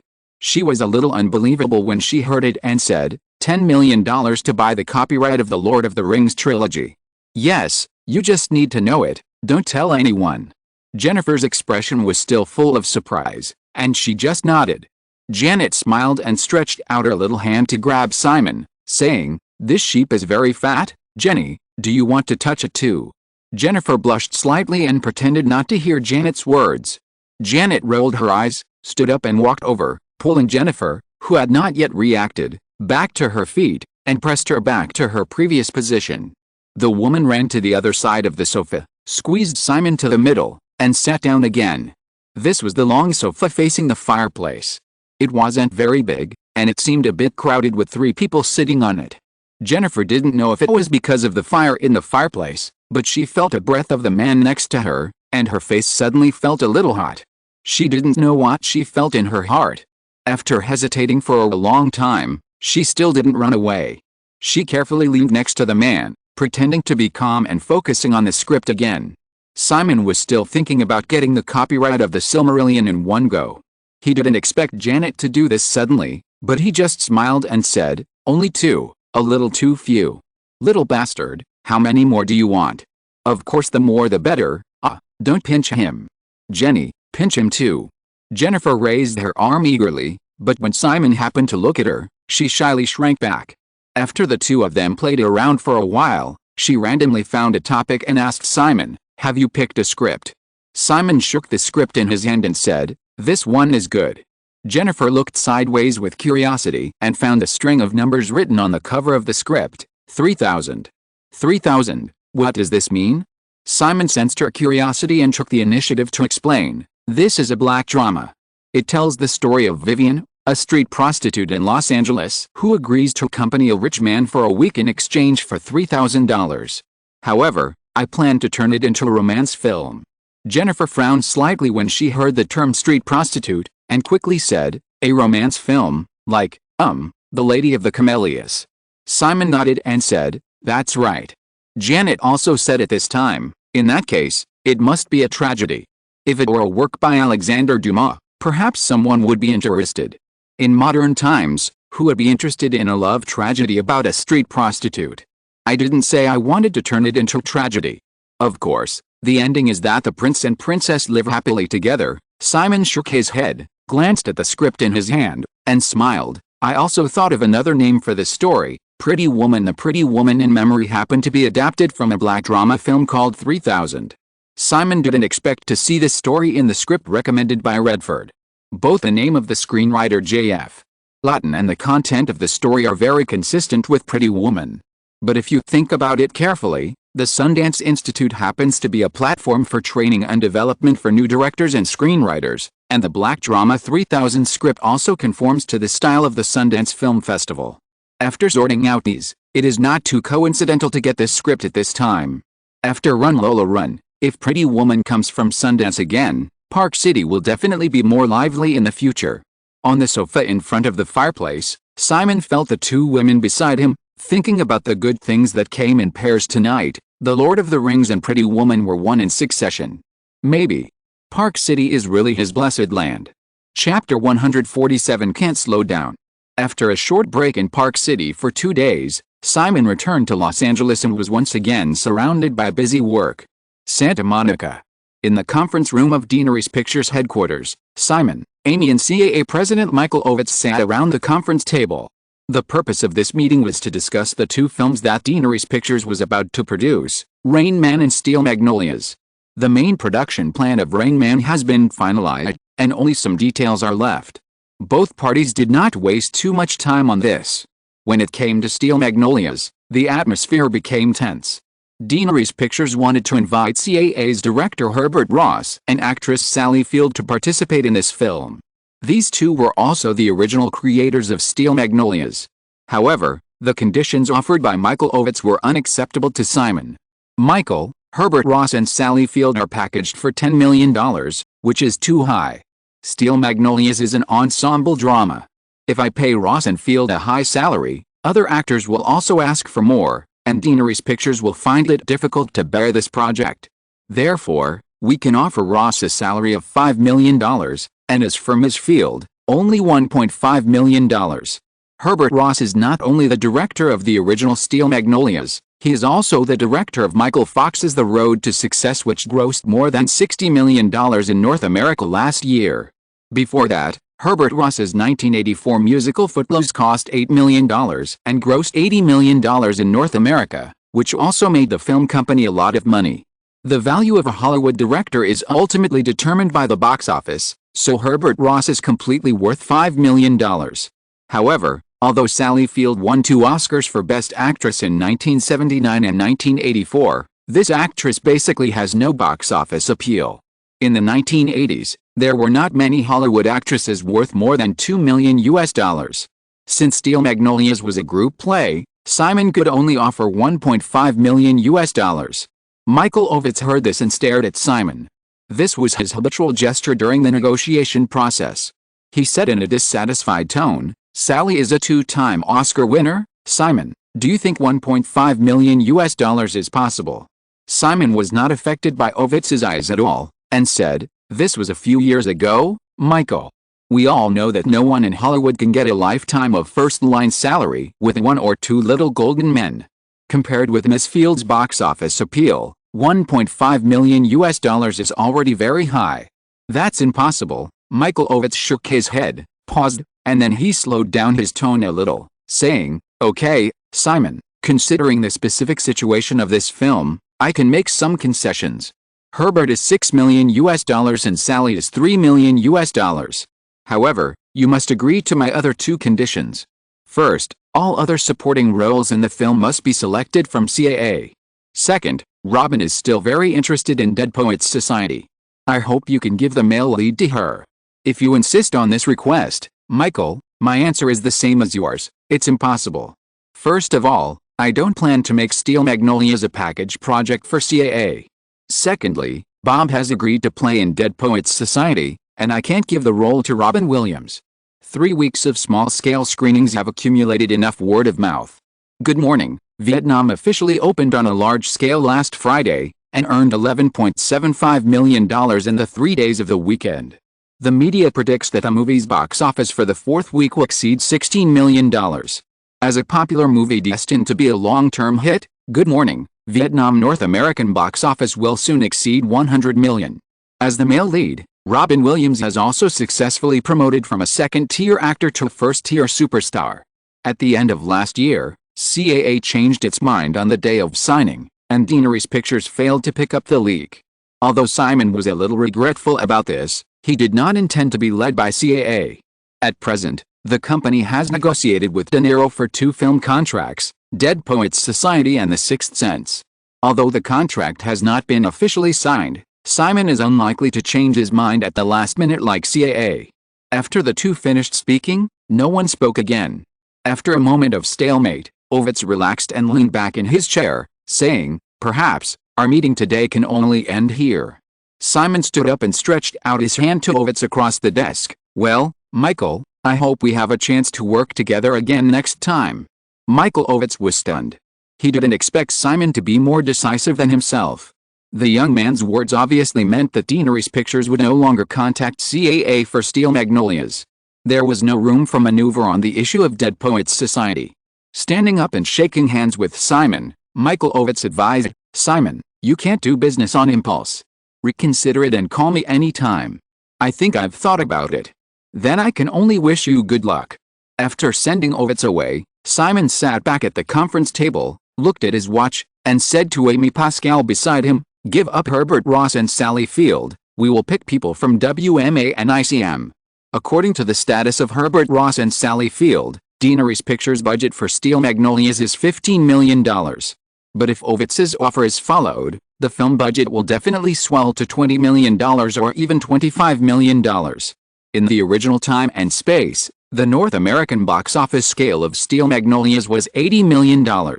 Even if calculated according to the $25 million production budget, Deanery's Pictures can still make a profit, but compared with the company's total investment in self-distribution, Simon can only expect profits from subsequent distribution through other channels, which will greatly extend the collection cycle. Although Amy Pascal likes Steel Magnolias, a story about the lives of women in a small town in the southern United States, her box office expectations for the film are much lower than Simon's. For commercial reasons, Amy actually wants to make this film a low-cost film with a budget of less than $10 million. Therefore, when she heard Simon's decision, Amy did not refute it, but talked about other things. "Simon, we have to talk about the company." Simon regained his spirits and said, "What's wrong?" Amy handed him a folder and said, "Take a look first." Simply put, the company's funds are no longer enough. Simon took the folder and opened it. Inside were budget sheets and other various expenditure reports for a series of film projects of Daenerys Pictures.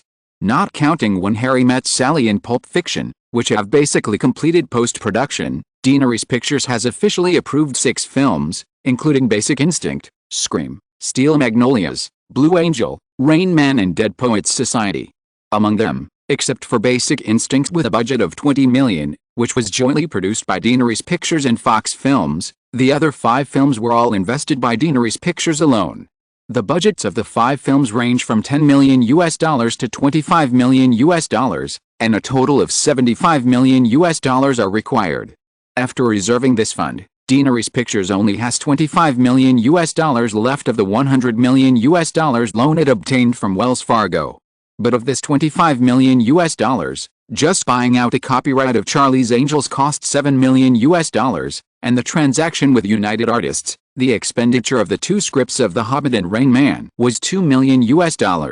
Recently, the copyright purchase expenditures such as Spider-Man and Teenage Mutant Ninja Turtles have also accumulated millions of dollars. Counting the company's various operating expenses, Daenerys Pictures can now use only a little over $10 million in working capital. Amy looked at Simon reading the documents and added, "Final Destination was closed last week, with a cumulative box office of $72.61 million in North America. According to the contract, we can get 10% of the box office share next month, which is $7.26 million. However, if we want to buy the rights to the Lord of the Rings series, according to your offer to Swansans, or the Silmarillion in the hands of the Tolkien estate, the funds we have will definitely not be enough. The scripts you selected in Park City, the planned TV shows, and the publicity and promotion costs of several future Scream movies will all require a large investment. Simon, I can feel your urgency about many things, but I think you should slow down. You will only be 20 years old next month. Compared to most people in Hollywood, you have enough time." Simon flipped through the documents in his hand, and suddenly he had a deeper understanding of why Canon Pictures, De Laurentiis Entertainment and now New World Entertainment suddenly fell into trouble amidst the prosperity. The entertainment industry is really too expensive, and the payment cycle of film and television projects is so slow that it makes people cringe. Once the income brought by the project cannot make up for the expenditure, and there is no funding from the outside, a company will immediately go to collapse. If he did not already have a large amount of assets, if he did not have the advantage of foresight in selecting projects, Simon was sure that Daenerys Pictures would definitely follow in the footsteps of companies such as Canon Pictures in the next few years. Simon actually understood the admonition in Amy's tone very well. But, can he slow down? After finishing his work here, he will soon meet with Warner Brothers. Pictures CEO Terry Semel to discuss Batman. If he slows down, if he gives up Batman, according to the original timeline, the film will be directed by Tim Burton and filmed at the end of this year, released in the summer of next year, and become the annual box office champion next year. By then, Batman, Superman and even the entire DC will have nothing to do with Simon Westeros. Due to the failure of Superman 4 last year, Warner's confidence in the adaptation of Batman is at its lowest point.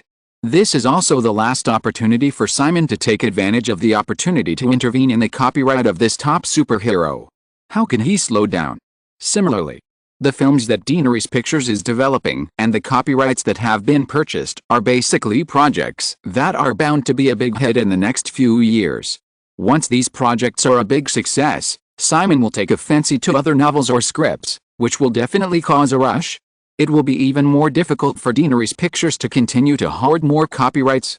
Simon must take advantage of the opportunity that many people still regard him as a fat sheep and take as many IPs as possible at a lower price.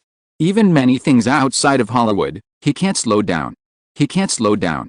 After flipping through the information in his hand, Simon had already made a decision and said, Amy, the expenses for buying The Lord of the Rings and the Silmarillion will go directly to the account of Westeros Company. I will let George be responsible for negotiating these matters with the copyright holder. The company will continue to move forward according to the original plan. The 3 scripts I brought back from Park City, Michael Hoffman's Sisters and Whit Stillman's Metropolitans, will be approved as soon as possible. The cost of these 2 films is very low, and the total cost may not exceed $6 million, which will not affect the overall situation. The script of 3000 will be shelved for the time being, and I have other arrangements. Moreover, these are just budget expenditures, and the money in the account will not be spent all at once, which leaves a lot of room for operation. When Harry Met Sally will be released at the end of March, and we will definitely have income in the future. If it really doesn't work, I will transfer a sum of money from Westeros Company, or we can continue to apply for a loan here. Amy felt Simon's firm attitude and knew that persuasion was useless, so she had to say, add 2 movies, that's 8, I'm totally too busy to handle it. Simon thought for a moment and said, after finishing Pulp Fiction, I will focus on the company's projects for the rest of this year. Signing a few more producers will definitely be enough. For example, for projects like Steel Magnolias and Dead Poets Society, since they have given up using the original crew, in order to maintain the original style and level of the film, Simon himself must put more energy into it. Simon actually wanted to try to see if these movies could still be as successful as in the original time and space without using the original creators. After all, there are many movies in the future, and Simon may not be able to get the original team together. He also doesn't like this invisible sense of being bound, and he doesn't want to be caught by CAA and other agencies because of a certain actor problem. After discussing with Amy for more than half an hour, Simon was worried that he would be late due to traffic congestion at noon. At about 11 o'clock, he set off from Santa Monica and rushed to Burbank in the San Fernando Valley in the north of the city. The lunch place agreed by Simon and Terry Semel was a restaurant near the Warner Brothers Studios in Burbank. When he arrived at the agreed restaurant, Terry Semel was already waiting for Simon. After they sat down and ordered, Terry Semel asked Simon with a smile, I heard that you gave up the acquisition of New World Entertainment. Simon nodded with a helpless expression and said with a wry smile, yes, they are all going to kill the fat sheep. A group of people have driven up the stock price to the point where I can't afford it at all, so I have to let it go. Today is Wednesday, January 20th. In New York, Westeros Company had already cleared out New World Entertainment's shares yesterday. However, perhaps those investors on Wall Street who heard the news still expected Simon to make a comeback, so at the close of yesterday, New World Entertainment stock price remained at a high of $11.50, far exceeding the $7.50 before the news was made public. After a short half-month operation, Westeros Company made more than $11 million after selling all the stocks, which was not in vain. On the New World Entertainment side, the attempt to formally initiate acquisition negotiations with Westeros Company was fruitless. Larry Cupin learned that Simon had cleared out all the stocks. In an interview with a newspaper yesterday afternoon, he threatened to sue Westeros Company for maliciously manipulating the stock price of New World Entertainment. There is no further news on this matter for the time being. In any case, Simon will definitely not give up New World Entertainment, at least Marvel in the hands of New World Entertainment. However, Simon does not plan to make another move in the short term. Compared with a mediocre film department, the main profitable business of New World Entertainment is still TV program production. However, the longest strike in Hollywood history will soon follow. Hollywood film companies often hoard a large number of scripts and will not be severely affected by the strike. Since TV series are usually produced while writing scripts, the situation in the TV industry will be very bleak. Once the strike continues, even if the funding problem can be solved, the TV production department of New World Entertainment will definitely be shut down due to the lack of screenwriters, which will further deteriorate the company's operating conditions. Therefore, in the second half of the year, when the strike reaches a certain extent, it will be the best time for Simon to make another move. Chapter 148 Batman. The biggest difficulty in adapting Batman is how to show the strength of Bruce Wayne. In the comic book setting, the intelligence and force of this superhero have reached the peak that humans can reach. He also has strong financial resources and various high-tech equipment to back him up. When necessary, He can even compete with superheroes such as Superman and Green Lantern. If it is a comic, animation or TV series, these can of course be shown bit by bit through the plot, but in a movie that is usually only about 2 hours long, it is very difficult to highlight these. If you are not careful, Batman may become very mediocre. Inheriting the memories of more than a dozen people, Simon's mind is very detailed about the various versions of Batman movies. Since Tim Burton's first Batman, Bruce Wayne has almost habitually been overshadowed by the villain. Even in the later Justice League, Batman, who was supposed to be the leader of the team, has completely fallen into a marginalized passerby role, and has not shown any charm that this enduring superhero should have. The character of Batman has been around for half a century since 1939. There have been some live-action versions during this period, but they have basically not left any impression on the audience. This is actually the main reason why Warner has many concerns about launching the movie version. Superman can also go to heaven and earth to show various superpowers, but Batman is just immortal after all. No one knows what techniques and styles should be used to bring this superhero to the big screen. In the restaurant, Terry Semel listened to Simon's analysis and asked, "Simon, do you think you can solve these problems?" Simon took a sip of the mineral water next to him, put down the cup, and said, "Of course, otherwise I would not be interested in the movie adaptation of Batman." Terry Semel showed a curious expression. "Tell me more about it." Simon's plan in his heart is actually to start the DC superhero universe in advance, linking characters such as Batman, Superman, and Wonder Woman to produce a series of superhero movies. Compared with the higher special effects technology requirements of Marvel superheroes, it is not too difficult for the current technical conditions to meet the DC universe. However, these certainly could not be revealed to Terry Semel, and Simon had prepared another statement in advance. In the half-century comic book creation, Batman has been given too many skills, which must have trade-offs. Therefore, I intend to focus on showing Batman's personal strength and the high-tech equipment he owns, such as the Batmobile, Batfighter, etc. Compared with Bruce Wayne's wisdom and strategy, these elements are most likely to amaze the audience. If Warner is willing to hand over this project to Daenerys Pictures, I will set up a special effects and technical team to solve these problems. Terry Semel shook his head and said, "Simon, your description is too general." Simon said, "This is not something that can be explained in 1 or 2 sentences. There are too many things involved. Take the display of personal strength as an example. Terry, in my opinion, Hollywood basically does not have a commendable action movie now. I plan to learn some experience from the martial arts movies on the other side of the ocean." "Martial arts movies, do you know?" Terry Semel nodded and said, "I know a little." Simon smiled and said, "If you are interested, I can recommend a few movies to you. Eastern martial arts have a history of thousands of years. Their martial arts novels are similar to superhero comics, telling stories about people who fight to uphold justice and punish evil. Moreover, compared to boxing and other techniques that have almost no aesthetic appeal, the impact of Eastern Kung Fu displayed on the screen will be very shocking." Terry Semel suddenly said, "I remember Bruce Lee." "Yes, it's the kind of Kung Fu of Bruce Lee." Terry Semel hesitated. "I still have some impression of Bruce Lee's movies. Simon, do you think his action skills can be used on Batman?" Simon said, "According to the settings in the comics, Batman has mastered more than 100 fighting skills, a large part of which are Eastern Kung Fu. And, of course, I won't copy Eastern martial arts movies. I will tailor a set of action designs for Bruce Wayne." Terry Semel looked at Simon. "You." Simon raised the cutlery and flexibly made a knife flower in his hand, smiling and said to Terry Semel, "Terry, I probably know some fighting skills. And, if necessary, I will also hire some more professional action directors." Simon had too many classic action scenes in his mind. He positioned Batman's fighting style as straightforward and sharp. It was easy for him to tailor a set of action designs for Bruce Wayne from the movies, TV and video games in his memory, and he didn't even need to specially invite an action director. In fact, there are no professional action directors in Hollywood at present. This profession gradually flourished in the late 1990s as filmmakers from the other side of the ocean entered Hollywood. Hollywood action movies also started to be worth watching after that. Now, the action scenes in Hollywood movies are basically at the level of drunk street fights.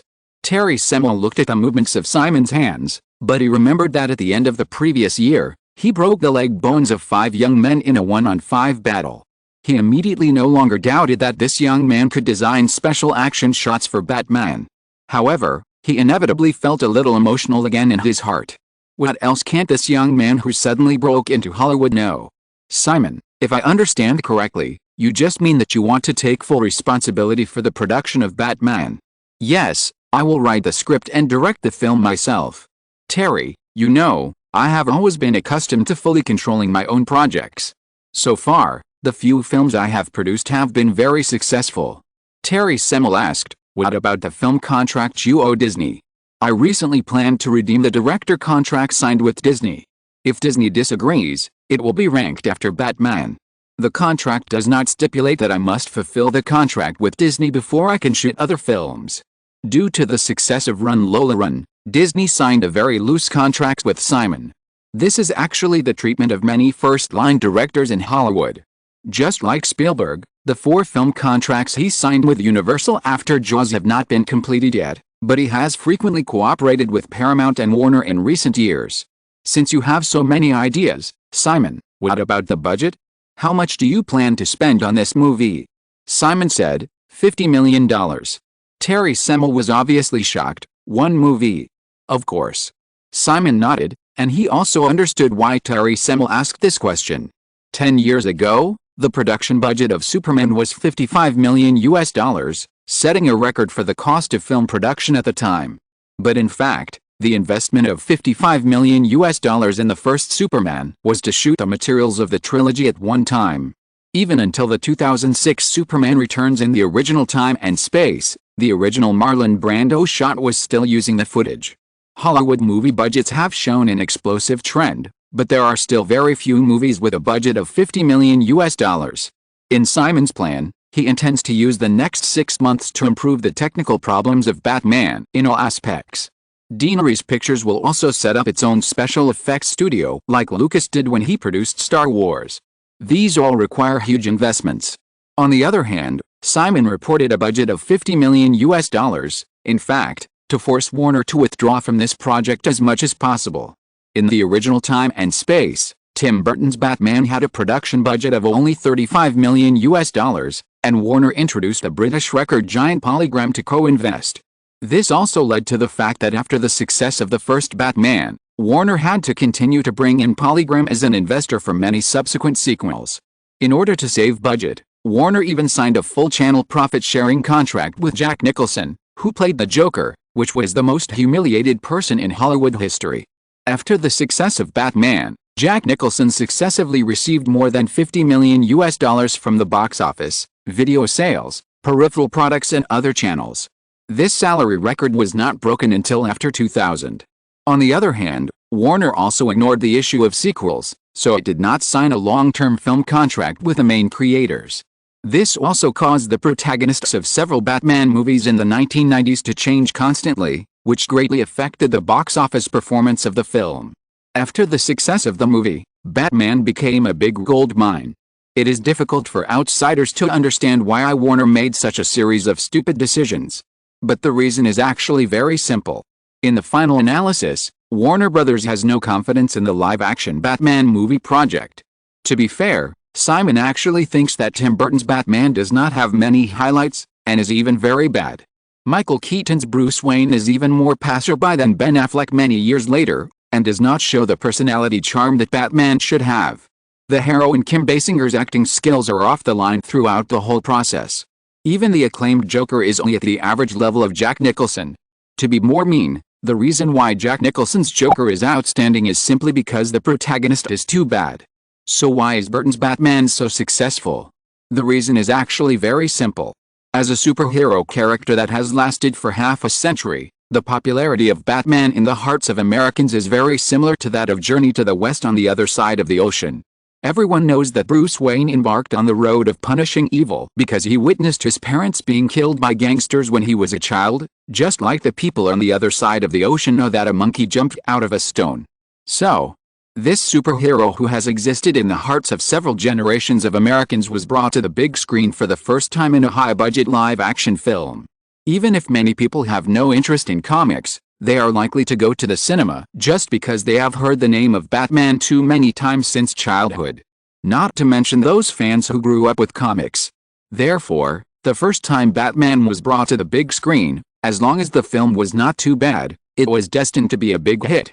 Tim Burton's film style always has a very strange naivety, which is not suitable for making superhero movies at all. The success of Batman was just a coincidence. Later facts also prove this point. The sequel Batman Returns, directed by Burton, more than doubled the budget cost, but the box office fell sharply compared to the first one. The subsequent Batman sequels that continued Burton's style were even worse than the previous one, and finally completely rotten after Batman and Robin in 1997. The Batman IP was not resurrected by Nolan until many years later, and then, DC was unsurprisingly led by Nolan to another big pit. At this time, in a restaurant near Warner Studios in Burbank, Simon confirmed his intention to invest $50 million to shoot Batman. Terry Semel indeed showed a hesitant look. Simon noticed Terry Semel's expression and did not show any eagerness. The two began to eat quietly. After 2 or 3 minutes, Terry Semel said again, "Simon, Warner is looking forward to you directing Batman, but we don't intend to let go of this project completely. At least, we must participate in part of the investment. In this case, the production budget of $50 million is too high." Simon shook his head and said, "Terry, for a superhero movie like Batman, we can only gain audience recognition if we are willing to invest more. Just like Superman, the production budget of the first Superman was $55 million, and the global box office exceeded $300 million. For last year's Superman 4, Canon Pictures cut the budget cost to $17 million, and the North American box office immediately dropped to just over $15 million, and there was no splash overseas. If we only care about the cost, the result will only be failure." Terry Semel obviously knew more about these situations than Simon. He was silent for a while and said, "Simon, why don't you write the script first, and we will evaluate it together. Maybe it doesn't need $50 million. According to my plan, $50 million will only be higher, never lower." Simon shook his head and said, "Terry, I know Warner can't bear the investment risk of $50 million, so I plan to do it myself. Leave Batman to me, maybe I can produce another annual box office champion like Lola Run. Of course, the distribution rights must belong to Warner. This is a win-win situation." Terry Semel thought for a moment again and said, "Simon, if you plan to produce Batman alone, you can, but Warner will only grant Deaneries Pictures the right to shoot, and the copyright will still belong to us." Simon asked, "Is it like Superman 4 co-produced by Canon Pictures and Sawkind?" In last summer's Superman 4, Canon Pictures only obtained the filming authorization for Superman, and the copyright is still in the hands of British producer Alexander Sawkind. Terry Semel nodded and said, "That's right." Simon shook his head. "Terry, I can't make a movie and then be kicked out by Warner." Terry Semel denied, "We definitely won't do that." Simon said, "How about this? We sign a 5-year licensing contract. If Deaneries Pictures fails to start a sequel within 5 years, the copyright will return to DC." Terry Semel thought about it and said, 3 years at most. In addition, Warner needs to retain the right to invest in the sequel. Simon insisted, "For a big-budget series, 3 years is too short. It must be 5 years. Moreover, if Warner wants the right to invest in the sequel, Deaneries Pictures must also retain certain distribution rights." The two bargained back and forth for more than 10 minutes and finally finalized a preliminary cooperation plan. Deaneries Pictures obtained the copyright of Batman for 5 years. After the project was launched, Deaneries Pictures could not produce a sequel within 5 years, and the copyright automatically returned to DC. However, Simon and Terry Semel have not yet reached an agreement on many details, such as the investment rights and distribution rights of the sequel and the distribution of profits from future peripheral products. The two sides need to conduct more detailed consultations in the future, but the result of this lunch has already made Simon overjoyed. Chapter 149 Live Broadcast. After Simon and Semel's lunch, Deaneries Pictures and Warner Brothers quickly began to negotiate the specific cooperation matters of Batman. Although money cannot guarantee the success of a movie, a high budget is obviously easier to make an excellent movie. Since Simon threw out $50 million with the temperament of an ignorant and fearless nouveau riche, Warner also decided to let Deaneries Pictures test the waters first. After getting Batman, Simon happily accepted the eyes of some people looking at him as a fat sheep, and continued to accelerate the promotion of other things in the plan as a fat sheep. On the other hand, the Saturday after Simon and Semmel reached an agreement on Batman, the 45th American Film and Television Golden Globe Awards was held at the Beverly Hills Hilton Hotel. Bertolucci's The Last Emperor became the biggest winner of this year's Golden Globe Awards without suspense, but all 5 nominations of Run Lola Run were lost. Regarding the experience of Run Lola Run at the Golden Globe Awards, the media's reactions included doubts, ridicule, regrets, and gloating, but Simon quickly passed it over lightly. The nomination for the Writers Guild of America Award was ignored, and he didn't have much expectation for the Golden Globe Awards, and he wouldn't have many regrets facing this result. Although Run Lola Run has the joint efforts of Warner and Orion, in terms of network resources and public relations strength, Run Lola Run is definitely not comparable to Spielberg's Empire of the Sun. Spielberg also returned empty-handed this time. However, the nominations for the 60th Academy Awards announced immediately after the Golden Globe Awards ceremony once again let Simon see the conservative side of Hollywood. Many people originally thought that even if Run Lola Run could not win the award, it would definitely win several heavyweight nominations, but the result was that Run Lola Run only received an insignificant nomination for Best Editing, and nothing else. After analysis, everyone believes that this is mainly due to Simon's current complex identity. If Simon was just a young director who had just risen in Hollywood, the Oscars would definitely not mind encouraging the newcomers with Run Lola Run's dazzling achievements. But now, in addition to being a director, Simon is also a super rich man with a net worth of more than $1 billion. The judges may feel that since Simon Westeros has made a huge amount of money in just over a year, it is not appropriate to give him honors immediately. In any case, no matter what the mentality is, Run Lola Run only received a technical nomination for the Best Editing. Of course, the nominee for this award is still Simon himself. In early February, the cooperation negotiations for Batman were still ongoing, but Westeros Company quietly signed another contract involving $20 million with the Tolkien Heritage Foundation in the UK. Although the price paid was twice that of the copyright of The Lord of the Rings, Simon actually got more. In addition to successfully winning the Silmarillion, Westeros Company also re-signed a licensing contract for several works of Tolkien with the Tolkien Heritage Foundation at a cost of $20 million. In the 1969 contract, the copyright holder needed to pay 7.5% of the net profit to the Tolkien estate. Now, Westeros paid $20 million in a lump sum, and the original profit-sharing clauses for The Lord of the Rings and The Hobbit were cancelled. The contract for the Silmarillion also did not contain profit-sharing clauses. Simon will hold the copyrights of these 3 works until the end of the statutory copyright protection period. In addition, the new contract also expanded the scope of products that Westeros can develop to avoid possible disputes in the future. In Simon's memory, because the 1969 contract did not clearly cover the right to develop digital games, the Tolkien estate claimed $80 million on the grounds that Time Warner violated the regulations to produce the online game series of The Lord of the Rings. Although the lawsuit between the 2 parties was settled privately, the amount of compensation involved is definitely not something that can be settled with the current $20 million. The managers of the Tolkien estate may not lack long-term vision, but when Simon increased the copyright transaction price of about $1 million by dozens of times, money played its due powerful power. Perhaps both parties felt that they had taken a great advantage. After the deal was reached, neither the Tolkien estate nor Westeros Company disclosed it publicly.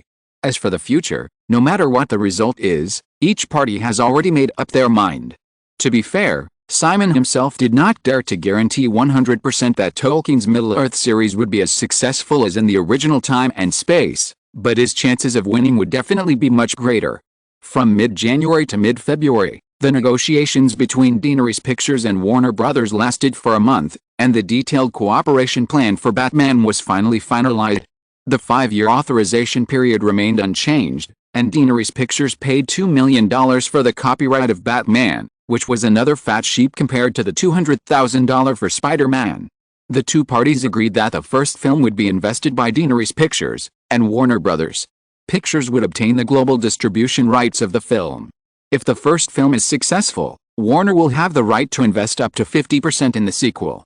However, after the sequel is approved, Warner must decide whether to participate in the investment within 1 month, and it will be deemed to have automatically given up if it exceeds the deadline. Warner's position on film distribution was very firm. Daenerys Pictures only won the opportunity to renegotiate the distribution commission for the sequel, but did not get the right to distribute it independently. In terms of peripheral products, because of the success of the Star Wars series peripherals, this part of the income became the focus of the two sides. In the final contract, more than 10 pages of ink were spent to confirm the details of the peripheral products from real people and comics, as well as the first and sequels. The conditions agreed by both parties were that DC Comics, a subsidiary of Warner Brothers, could obtain a one-time 10% share of the net profit of the peripheral products related to the Batman live-action movie in the future, and the rest of the income would be determined by the investment shares of both parties. In short, this is another cooperation plan that is very unfavorable to Daenerys Pictures, just like Rain Man some time ago. However, winning the copyright of Batman is an absolute victory for Simon. Since he has already eaten the copyright, he has never thought of spitting it out again. As long as he holds the copyright of Batman, the initiative of many things in the future will be destined to be on his side. In order to be more active, 1 week after Daenerys Pictures and Warner Brothers officially signed the contract, Simon once again spent money to buy the copyright of Superman from British producer Alexander Salkind. After obtaining Superman and Batman, and collecting Tolkien's Middle-earth series, Simon's operation of collecting copyrights has also come to an initial end. In the busyness, time came to the end of February, and a very special day also came. February 22nd. Simon's 20th birthday. In a mansion halfway up the hill in Beverly Hills, this is Sandra Bullock's new home. After impulsively kissing a guy one night, she had to change her residence in the face of the crazy pursuit and interception of paparazzi. Too many things have happened in the past 6 months. After Simon and Janet got back together, coupled with some guilty consciences, Sandra found that she inevitably became more estranged from Simon. However, today is his 20th birthday party. With such a legitimate reason, she must go. But it always feels a little weird. Thinking about my 20th birthday, I was still in college at that time and had no idea what my future would be like. His 20th-year-old Alice. Standing so high that no one can touch me, and I am not afraid of falling down. Humph. It was already 5 o'clock in the afternoon. I put on the carefully prepared aqua blue evening dress and just came out of the cloakroom when the doorbell rang. I had an appointment with a makeup artist to come to the house, and she just arrived now. Assistant Gina ran to open the door, and Sandra carefully sat down on the sofa in the living room with her skirt lifted. The TV in the living room had been on just now, and I noticed that the CNN host and the other two guests were talking about Simon.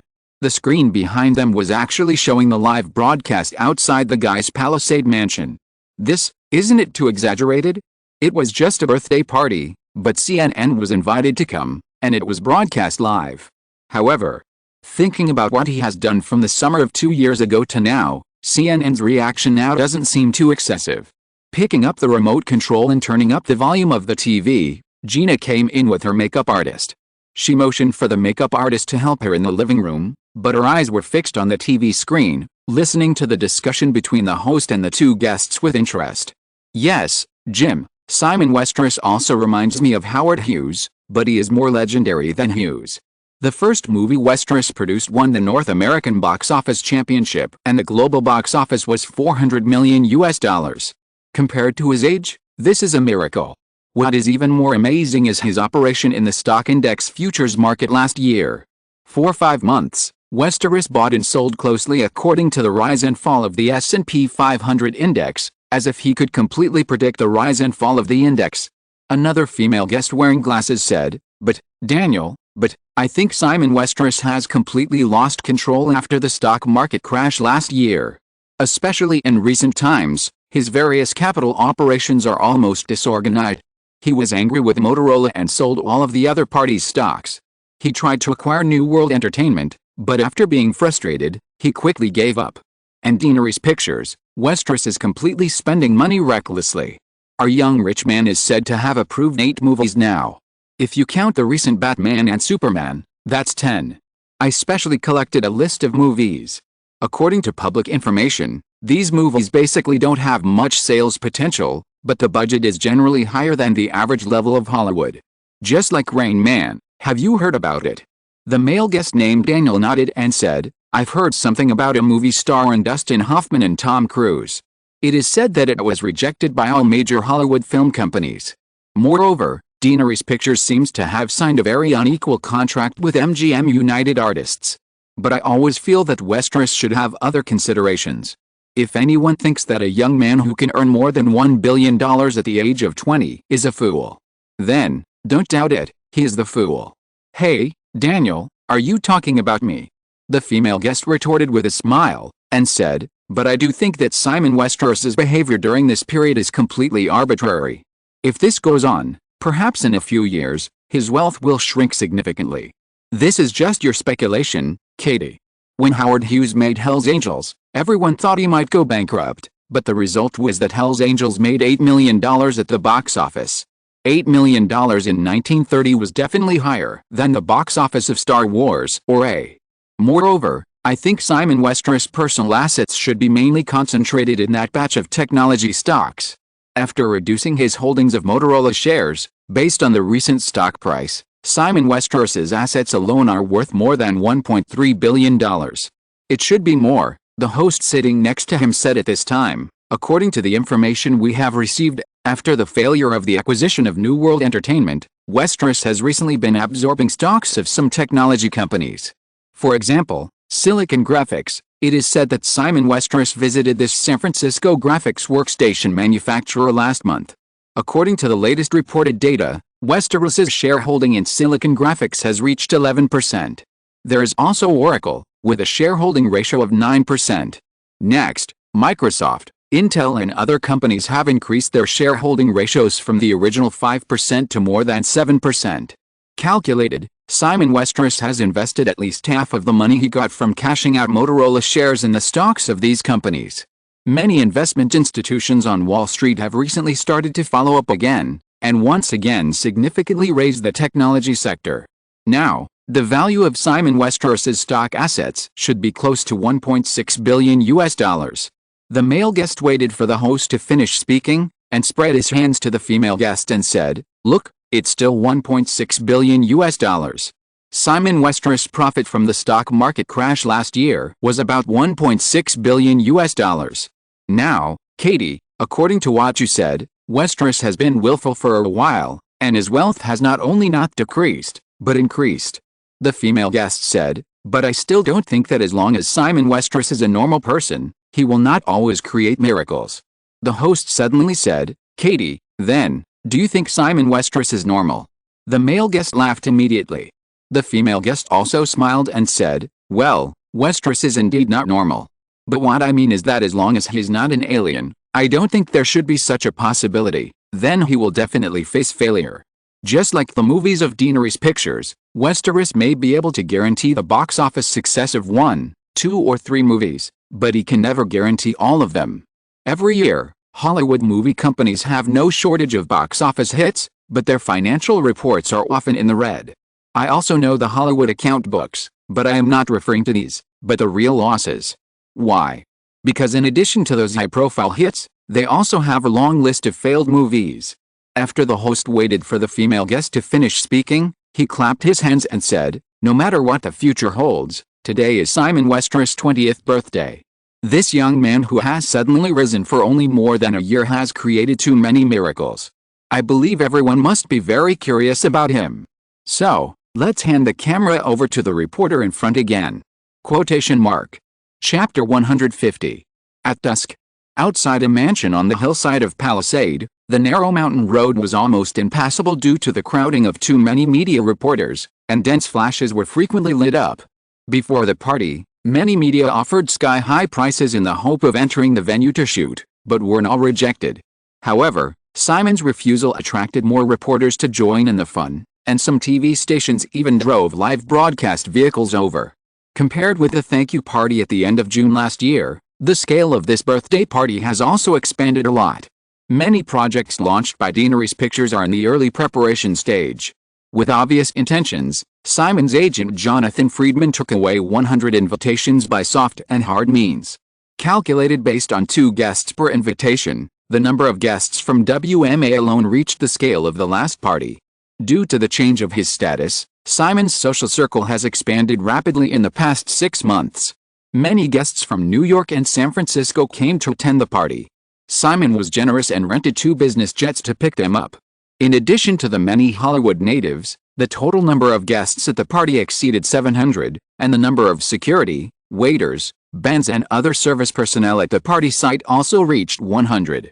As a result, the spacious manor, which originally covered an acre of land, immediately became crowded. When Sandra Bullock arrived, the party had not officially started yet, and the manor was already crowded with people. After searching in the crowd for a while, she found Simon.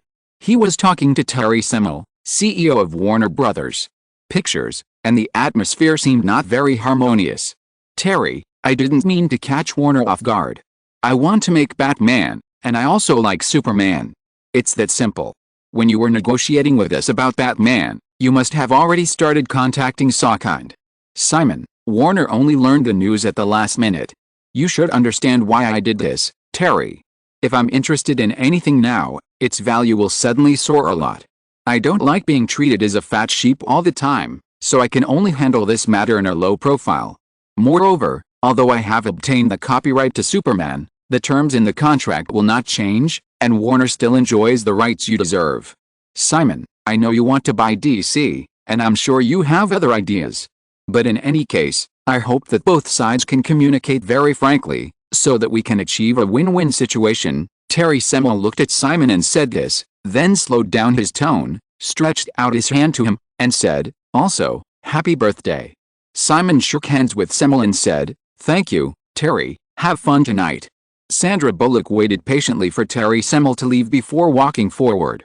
Simon had already turned around, hugged her and said, "Sandy, you look so beautiful tonight." "Thank you." Sandra separated from Simon, took a small step back to look at him, and said, "Happy birthday." Simon said, "So, where's the gift?" Sandra took a box out of her handbag and handed it to him. "Here." Simon took the exquisitely packaged mini box that was less than 2 centimeters square, put it in the palm of his hand and looked at it for a few times, pretending to be dissatisfied and said, "It's so small." Sandra said, "If you like it bigger, I'll prepare it for you next time." Simon looked at Sandra and nodded solemnly, "The bigger the better." Sandra felt a little embarrassed by Simon's look. "Can you stop staring at me when you talk like that?" Simon smiled and said, "I don't mean anything else." Sandra rolled her eyes at Simon and said, "How dare you have other intentions, coward." "Too provocative." Sandra repeated without hesitation, "Coward." Simon was immediately defeated. "Okay, I'm a coward." Sandra made a spineless contemptuous expression, glanced casually at the crowd around her, and continued to stand beside Simon and asked, "Your company has launched so many projects, there should be a role suitable for me this time, right? I still have half a year before Back to the Future starts shooting." Simon said, "Will you act in Scream?" Sandra immediately shook her head and refused. "No, it's such a stupid script." Simon said again, "What about Kathryn's Blue Angel?" Sandra thought of the ambiguous relationship between Simon and Kathryn, and felt weird, still shaking her head. I still don't think it's suitable. These 2 movies are all female protagonists. If you don't want to act, there will be no suitable ones for the time being." Simon shrugged and said, "You should have seen the other projects. These are all commercial films. It is impossible for you to play supporting roles." Sandra carefully recalled them, then glared at Simon. "It's all your fault. I can't even find a suitable role now. Disney had originally agreed to let me play the leading role in Tom Cruise's movie Cocktail, but then inexplicably changed their mind. Jonathan heard that Cruise thought I was too famous. That's just how Cruise is. What does it have to do with me?" Simon said innocently, "Besides, the movie A Fish Called Wanda that I recommended to you is also very good. If I hadn't had enough funds last year, I would have definitely snatched the script." After the box office success of Lola Run, although Sandra signed to films in the Back to the Future series, the film will not start shooting until the second half of this year. Naturally, Sandra could not sit idle and began to look for other projects. There was no role suitable for her in Pulp Fiction. After several rounds of selection, Sandra finally took on a very interesting black comedy, A Fish Called Wanda, at the recommendation of Simon. In Simon's memory, A Fish Called Wanda tells the story of 4 stupid thieves stealing a diamond worth millions of dollars through absurd and coincidental performance techniques and various cold humor of Anglo-American cultural conflicts. The film not only achieved great success at the box office, but also won many awards including the Oscars. When Sandra heard Simon mention this movie, she complained half truthfully, "What else can I say? For such a low-cost movie, $1 million plus 10% of the net profit share, I don't even know if I can get the share.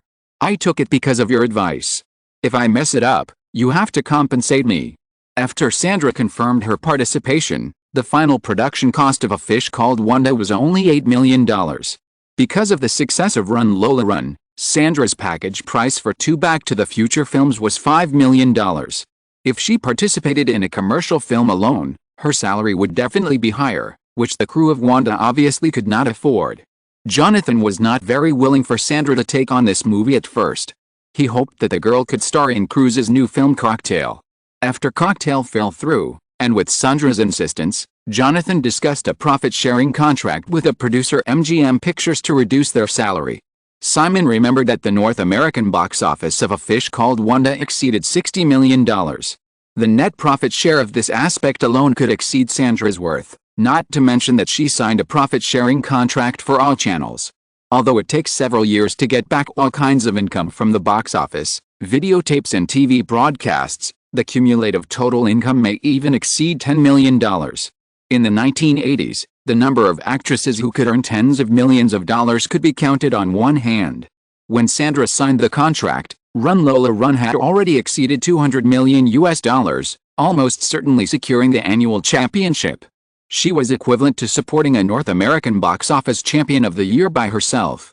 Therefore, MGM now attaches great importance to Sandra's film after Lola Run and has scheduled it for the next popular summer season.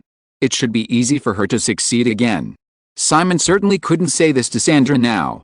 Listening to the girl's complaints, he just smiled and said, "Well, it really failed. I will compensate you." Sandra looked at Simon's somewhat elusive smile and couldn't help saying, "Then, compensate me with yourself." Simon's expression immediately became heavy. "Do you want it cooked?" "Jenny will definitely cook me." Sandra burst out laughing, and noticed that many people around her were looking at her. She quickly restrained her expression and nodded fiercely, "Yes." End of this chapter. Thank you so much for reading until the end. Don't forget to give it a like. Looking for more exclusive content and immediate access? Subscribe to our Patreon.